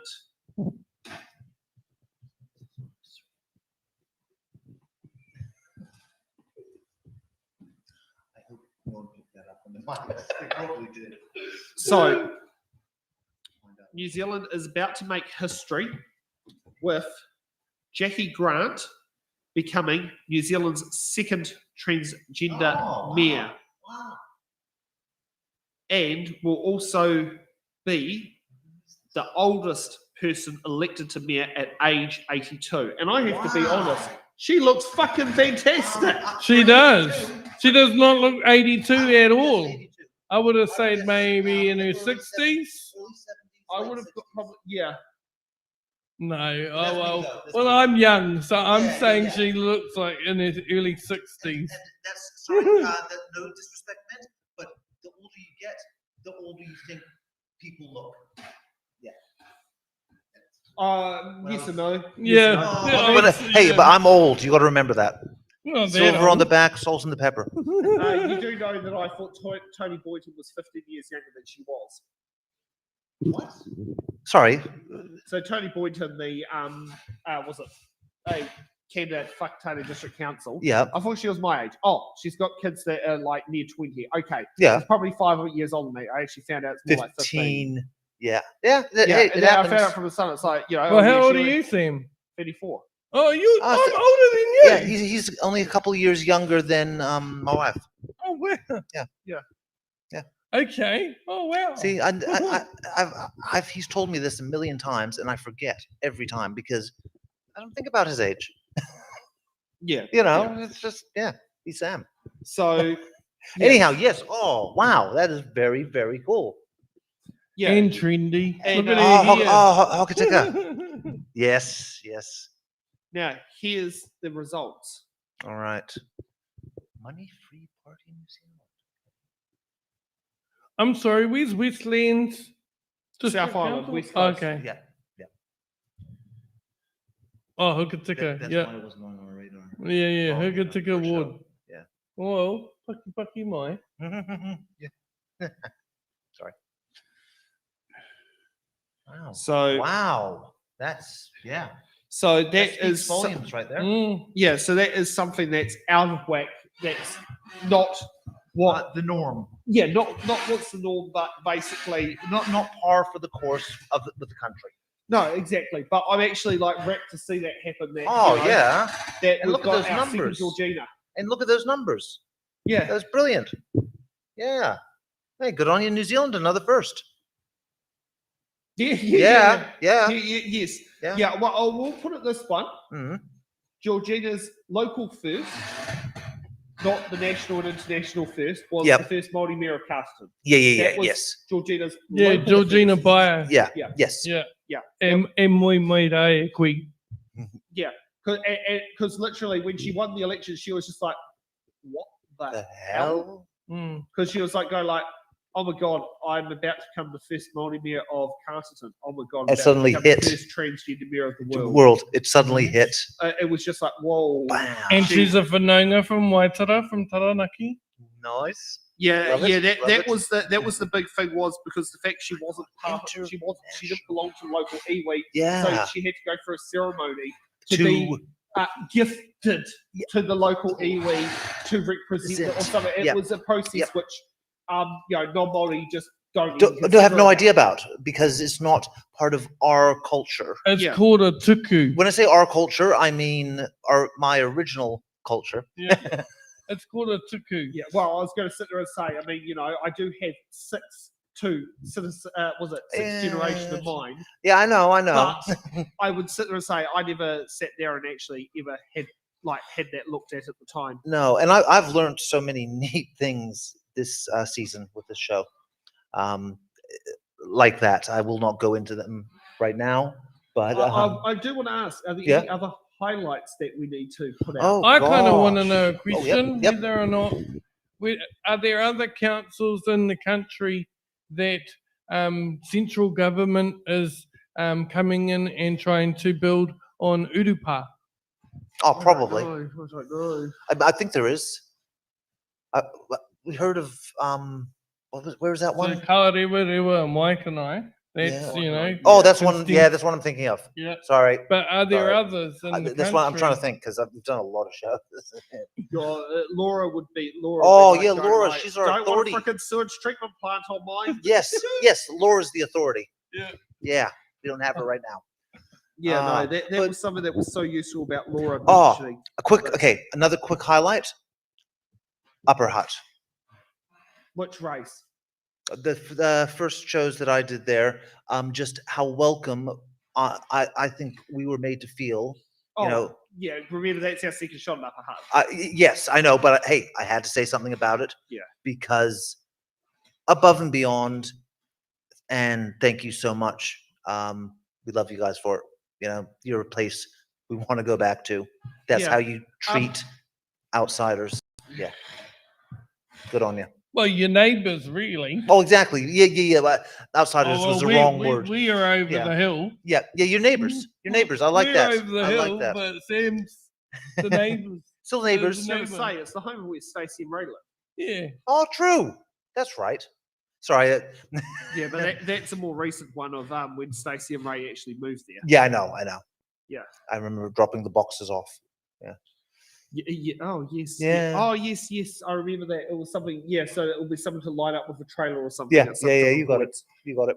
I just yes, because they'd gone to sleep, I think, because they were so exhausted, and so amalgamation is that a thing that's going to be looking amalgamation with what? With That's the big question. With council. Well, Lower Hutt and Tararua have sat and done it. Now, the reason why Tararua went to the referendum was because of the fact they had to do the Mighty Wood referendum. It cost so little to add the question to the because there was already a referendum. Yeah. So it was an easy insert. I think the reasons why why Upper Hutt is keen on amalgamation is because they're in a revenue generation situation that is so expensive that they cannot actually maintain many of that. Like they basically their rates are very high in Tararua. I mean, part of the reason that doesn't help the fact the rates are high is the fact that central government for the state housing, it doesn't. Like the rates on state housing is not reevaluated every year or something like that. It's kind of like a fixed amount of money they get, which is not really helpful for the council because the fixed amount of money is not necessarily in line. And considering the services they are providing to state houses, well, when a state house on Horowhenua is over $1 million now, it's ridiculous. The value, yeah, but I mean, also the other one is they can always redevelop some of the lands and relocate the houses out of there and put transport the old houses out, put multi-purpose dwellings into there. That would at least average it. But I mean, a lot of property is over $1 million. Yeah. I mean Tararua has hit that point where they are having $10,000 a year rates bills once you've add the regional council rates and the GST. Well, I guess the rates around the country are skyrocketing, It's because it's a broken system. Exactly. And see, like on RCR radio, which I did an interview on, I didn't realise that it was a Freedom's Voices and the other thing. I just got an email to say, hey, we would like to do an interview with you. And so when all these questions come up about rates, and I said, I'm a renter, I don't really know much about rates, and I can't afford a mortgage because land is too expensive. And just tried to, give her a different perspective. But she was trying to say, will you cap rates? Will you do this? Will you do that? I said, I'm only one bloke. I can't just do one thing all by myself. Do you cap your revenue source? It's like saying this, are you going to cap your coffee prices and cap the number of sales? If you sell more than your quota of sales of coffee at Newtown Market, are you going to shut up early?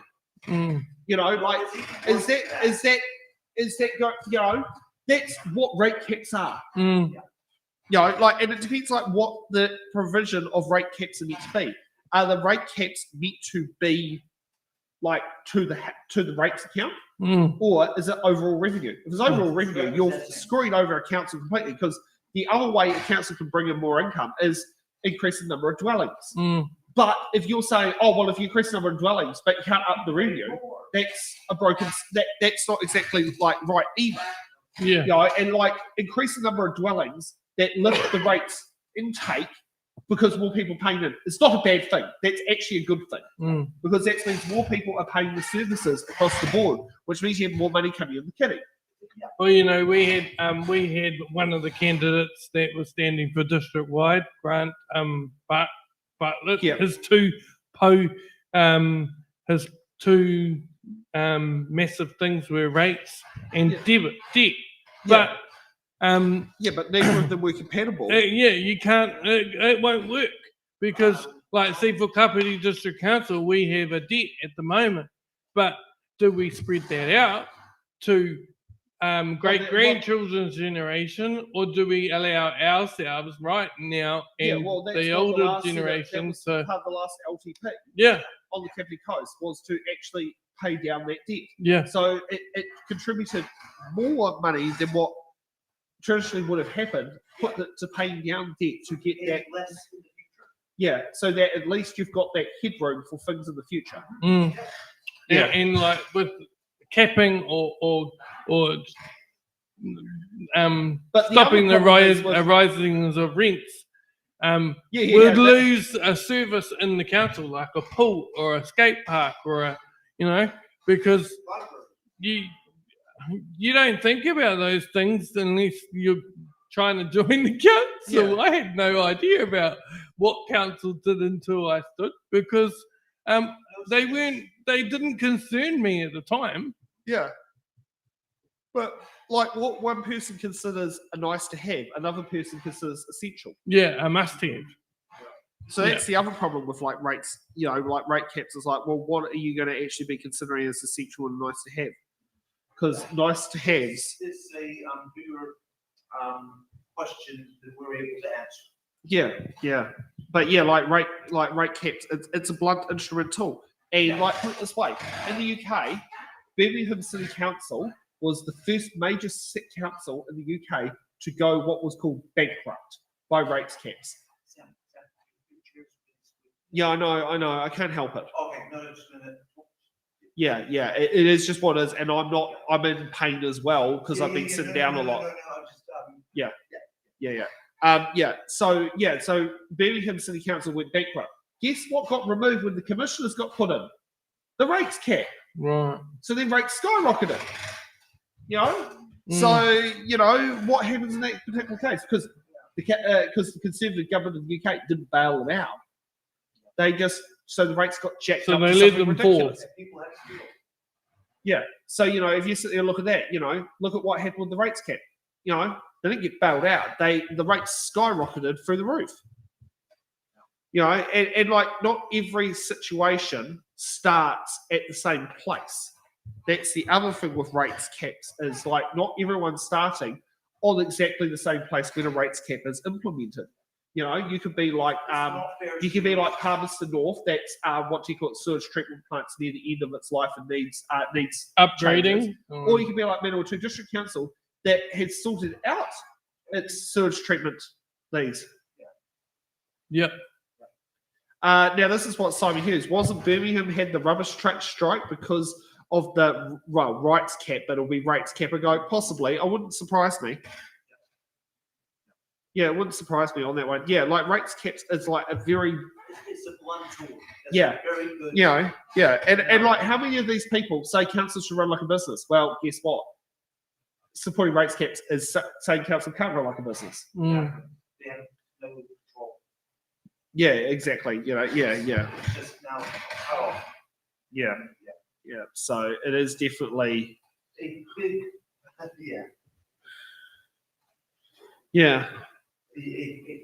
chaotic system. Yeah, exactly. A chaotic mess. Yes. Yeah, chaotic It mess. also doesn't make it messy. The mess makes it messy. Yeah. Do you think we should call it a night? I think we've done a fantastic We've done job. what would be, say, on the fly. We have actually covered a lot of stuff that's on the fly. So has Moko retained the Far North District Council Mayoralty? Because Kaipara has voted to. No. Oh, well, they chose to disestablish. Yeah, disestablish. No. Sorry. The current mayor hated Māori wards that he sat there and decided with no consultation to disestablish it. Right. I'd like to quickly say thank you, Jordan, for being here and supporting us. All good. It's really appreciated. It really is. You're fucking awesome. It's been an amazing experience, and I'm glad I can be here with you fellas, and afi mai afi atu in any way, shape and form. Used to So amazing. for Far North District Council, yes, Moko is currently elected, but it doesn't give numbers at the moment. Right. We don't have the info yet. Yeah. So it doesn't Thank have you, Jordan. All of the numbers that are on there. That is appreciated.